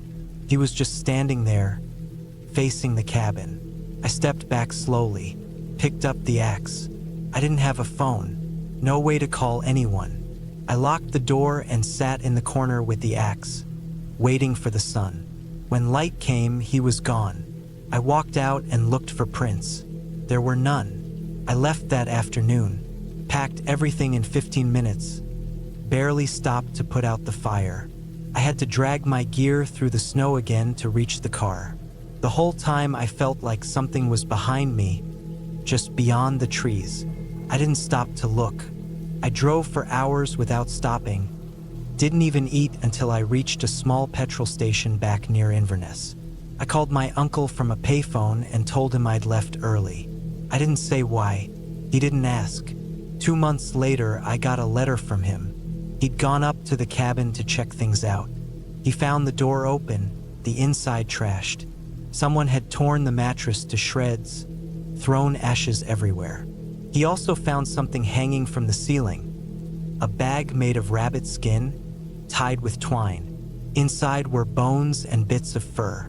No one in town knew anything. Police said it was probably kids. I never went back.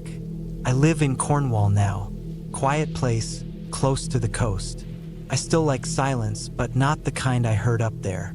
That cabin taught me that sometimes silence isn't peaceful. Sometimes it means something's watching, waiting. I kept the axe. It's in my shed, rusted now, but I haven't thrown it out. Every so often I still dream of that knock on the wall. Just one. Clean. Heavy. That cabin was real. What happened there was real. I can't explain it, but I know I wasn't alone. I don't think I ever was.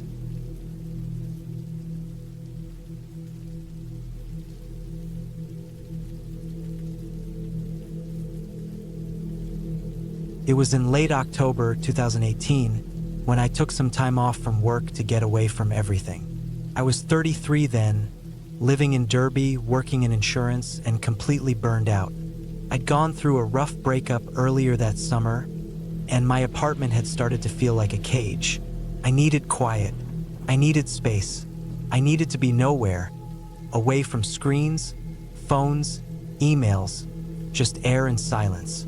That's how I ended up booking a remote cabin near Kielder Forest, up in Northumberland, not far from the border with Scotland. It wasn't a place I'd been before, but I found it on a listing website, tucked away deep in the woods and run by a quiet older man who lived miles down the road. The cabin had no Wi-Fi, no television, and barely any signal. That was part of the appeal. I'd brought a few books, some food, warm clothes, and thought I'd just spend a week cooking, reading, and walking the forest trails. When I got there, the drive in itself was a bit of a journey. The last 10 miles were single-track lanes, winding through tall trees that had gone orange and brown with autumn. By the time I reached the cabin, it was already getting dim. The sun had dropped behind the hills, and everything had that cold, damp smell: wood, earth, and moss. The cabin was better than I expected. It was small, made of old timber, and had a wood stove in the corner. There was a little kitchen area, a table, a bed tucked into the back wall, and a decent bathroom with running water. The electricity was solar-powered, and there were backup gas lanterns hanging on the wall just in case. I liked it instantly, felt solid. No frills, but no fake charm either. Just quiet and stillness. I unpacked, cooked some pasta, and sat at the table eating while the wind picked up outside. The windows were old, double-paned but foggy from years of condensation. You could hear the trees creaking and rustling. By the time I climbed into bed, it was fully dark, and I hadn't seen a single other soul since leaving the main road hours earlier. I slept surprisingly well. The first few days passed quietly. I stuck to the same routine, made breakfast, walked a few hours through the forest trails, returned, read, made dinner, and went to bed early. I only saw one other person the entire time, a man on a quad bike who passed me on the trail around mid-morning on the second day. He nodded as he went past and didn't say a word. That suited me fine, but things started to feel off around the fourth day. It started with small things. Nothing dramatic, just a sense that something was different.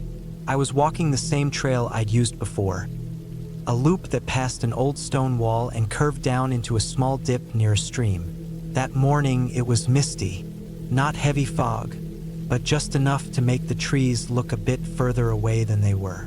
The air was damp, still. I remember stopping near that stone wall and feeling, very suddenly, like someone was watching me.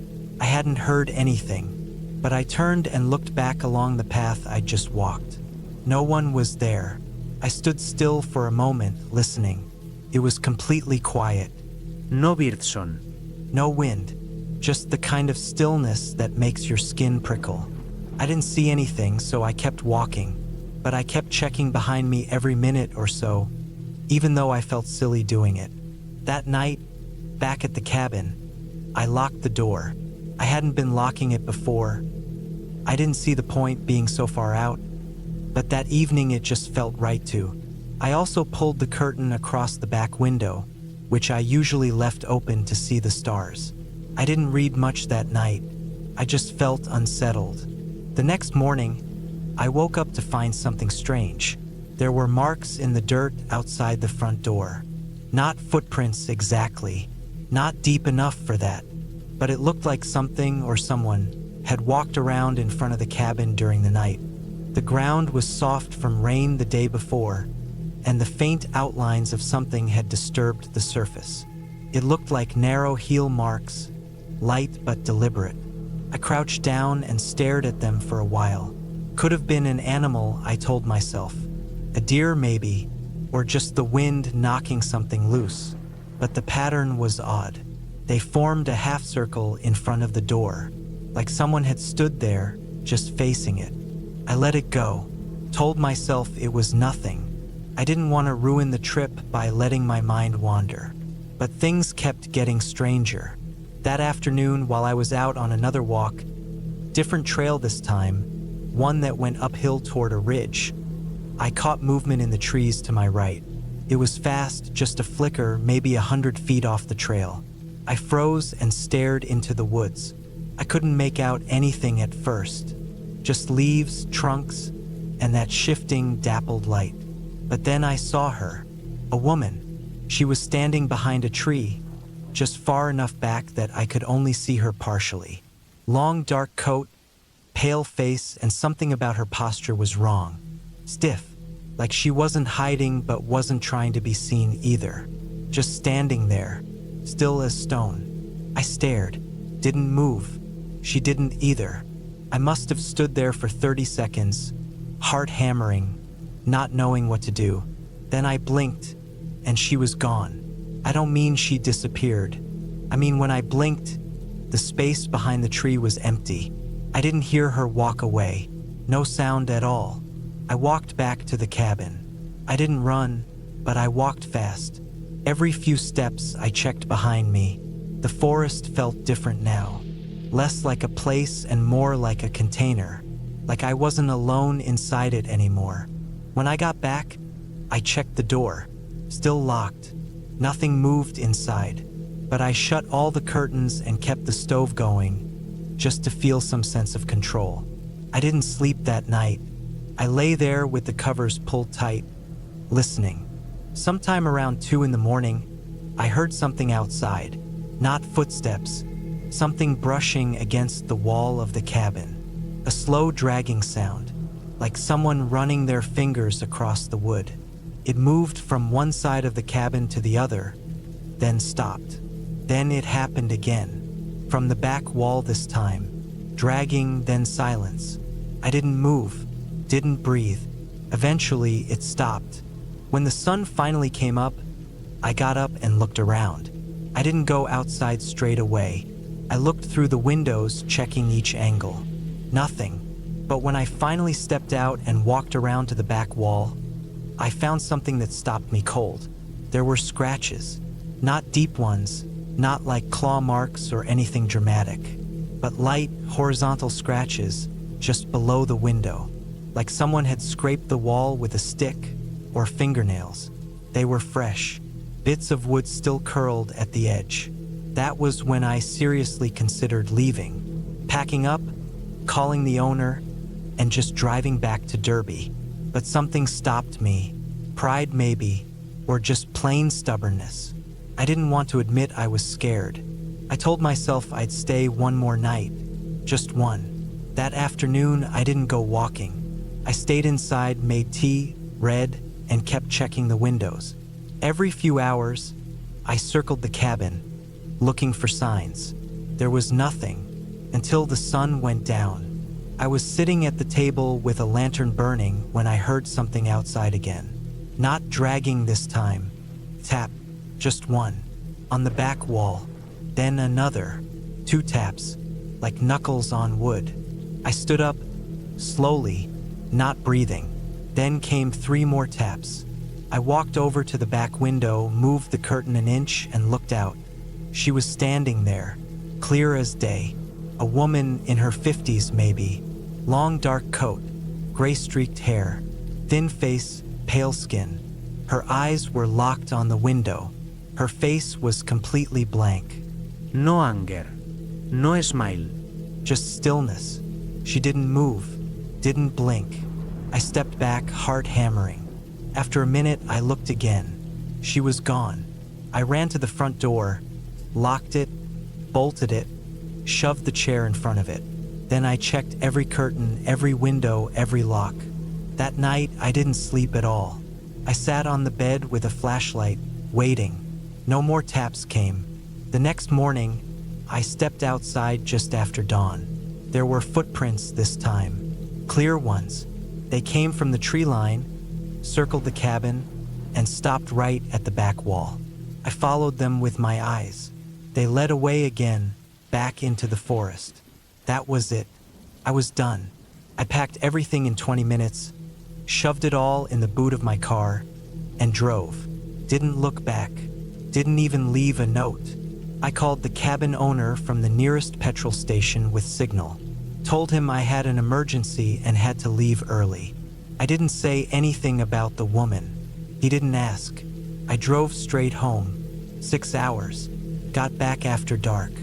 For days after, I kept checking my windows. Kept expecting to see her face again. But I never did. I tried to forget about it. Told myself it was just someone passing through. Some recluse from the woods. Maybe she didn't mean harm. Maybe she was confused, lost.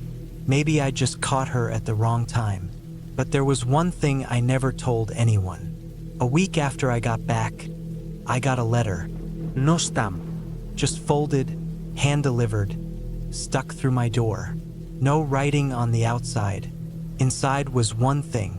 A photo, black and white, grainy, of me, standing at the back window of the cabin, looking out, and just behind the glass, behind my reflection in the photo, you could see her, that same woman, standing just behind me, face pale, eyes locked on mine.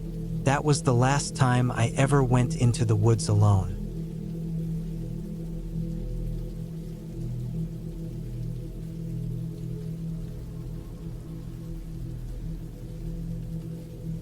It was October of 2014 when I decided to take a solo trip up into the woods near Flathead National Forest, Montana.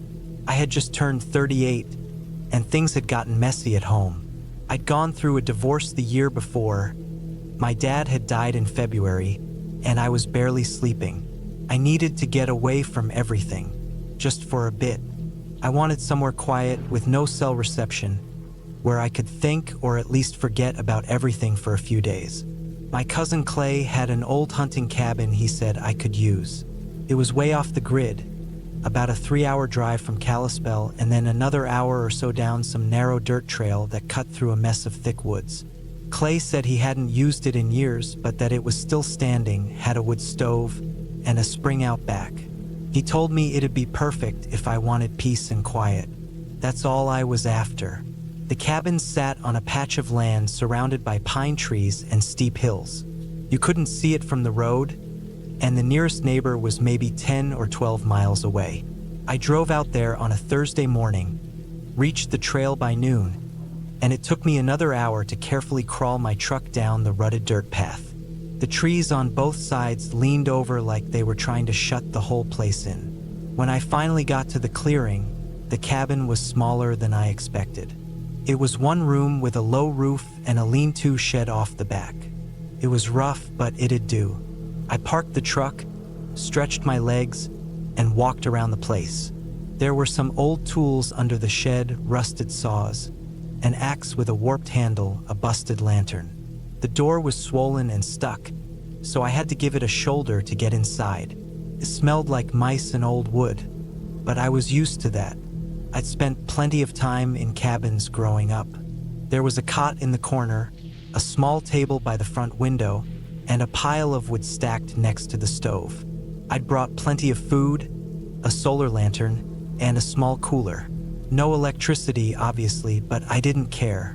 I liked that about the place. No buzzing lights or buzzing phones, just silence. That first day, I unpacked, gathered some more firewood, and walked a little ways up the ridge behind the cabin. The forest felt different than I remembered as a kid. Denser, still, like it was holding its breath.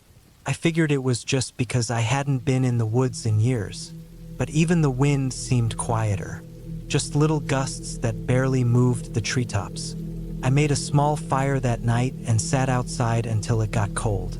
The sky was dark and clear, no moon yet, just stars stretching out in every direction.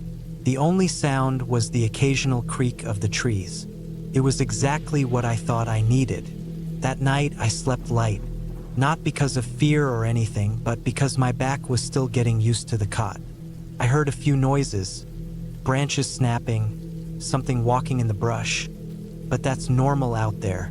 You hear animals moving all the time. I drifted in and out, listened to the wind rattling the window shutters, and eventually fell asleep for real around 3 in the morning. The next day was colder, the kind of cold that sticks in the air and doesn't leave.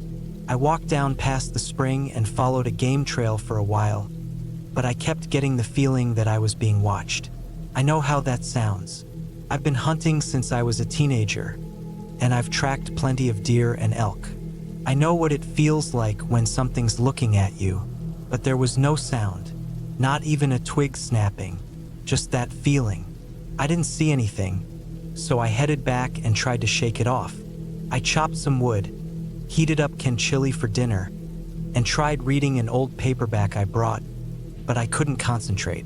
The wind had picked up, and the trees were moving in a strange way, not swaying with the wind, more like trembling, like they were shaking off something they didn't want.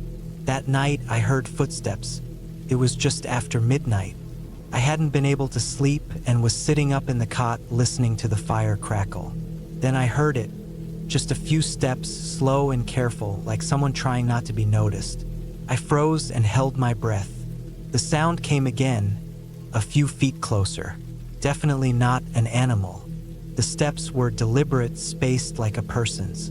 I killed the lantern and sat in the dark. My eyes adjusted, and I looked toward the window. Nothing, just black shapes. I waited, holding still, barely breathing. The footsteps circled around the cabin and stopped near the back. Then silence. I didn't move until sunrise. When it got light, I stepped outside and walked around the cabin. There were footprints in the dirt behind the shed. Bare feet, long, narrow, toes spread wide, too big to be human, too long. They weren't fresh, like someone had just been standing there. They were deep and spread out like whatever made them had been crouched low. Watching, I told myself it was a bear or maybe a cougar, something that stepped weird. But I knew better. I've tracked both. This wasn't that. The prints were wrong. The shape was wrong. And bears don't walk around cabins like that at night, not in silence. They crash through things. They grunt.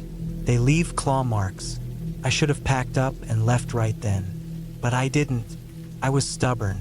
I told myself it was nothing. I was just rattled. It had been a rough year, and maybe I wasn't thinking straight. I cleaned up, chopped more wood, and tried not to look at the prints again. That night, I didn't sleep. Something came back.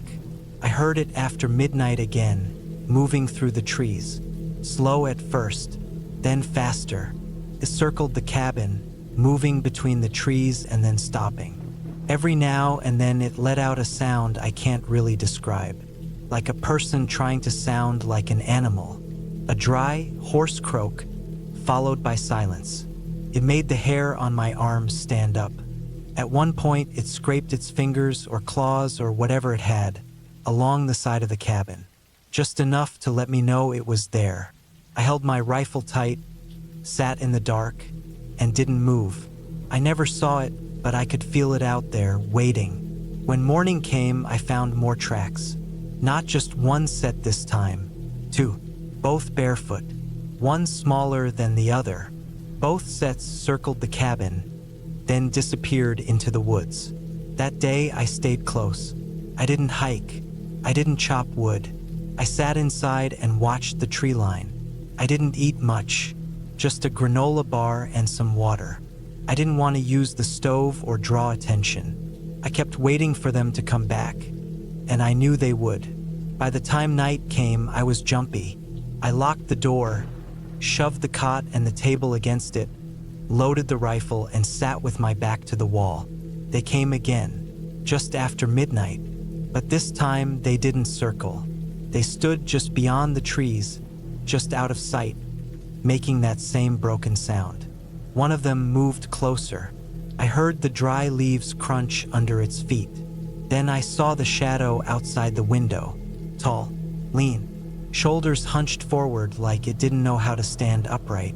Then, for a split second, it passed by the window. That was the first time I saw it clearly. It wasn't human. It had the shape of one, but the limbs were too long, the joints bent the wrong way, and its head was too low, like it didn't belong where it was, like it had been put together wrong. It moved in sudden, jerky bursts, not like an animal, but like someone imitating movement without understanding how it worked. I didn't sleep. I sat there, rifle in hand, heart pounding, waiting for them to try the door. But they didn't. They just moved around, circled, and made those awful, choking sounds.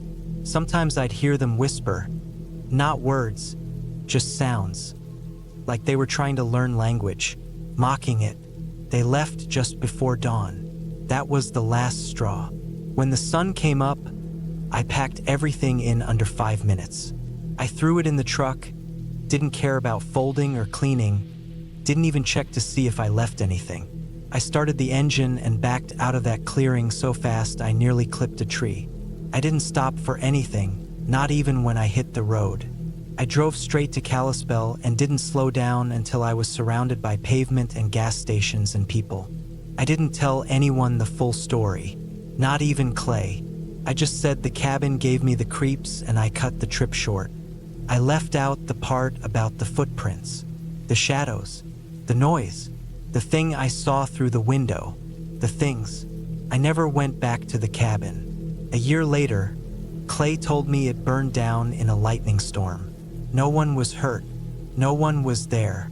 He asked if I wanted to help rebuild it. I told him no. Whatever I saw out there, whatever followed me those nights, it wasn't a person. And it wasn't an animal. It was something else. Something that knew how to walk like us, how to move like us, but wasn't us. It stayed in those woods. It didn't follow me back. But sometimes when I go camping, when I'm far from town in the dark, staring into the trees, I swear I can feel it watching. I don't stay in cabins anymore. I sleep in my truck, doors locked, rifle close, and I never stay more than one night in the same place.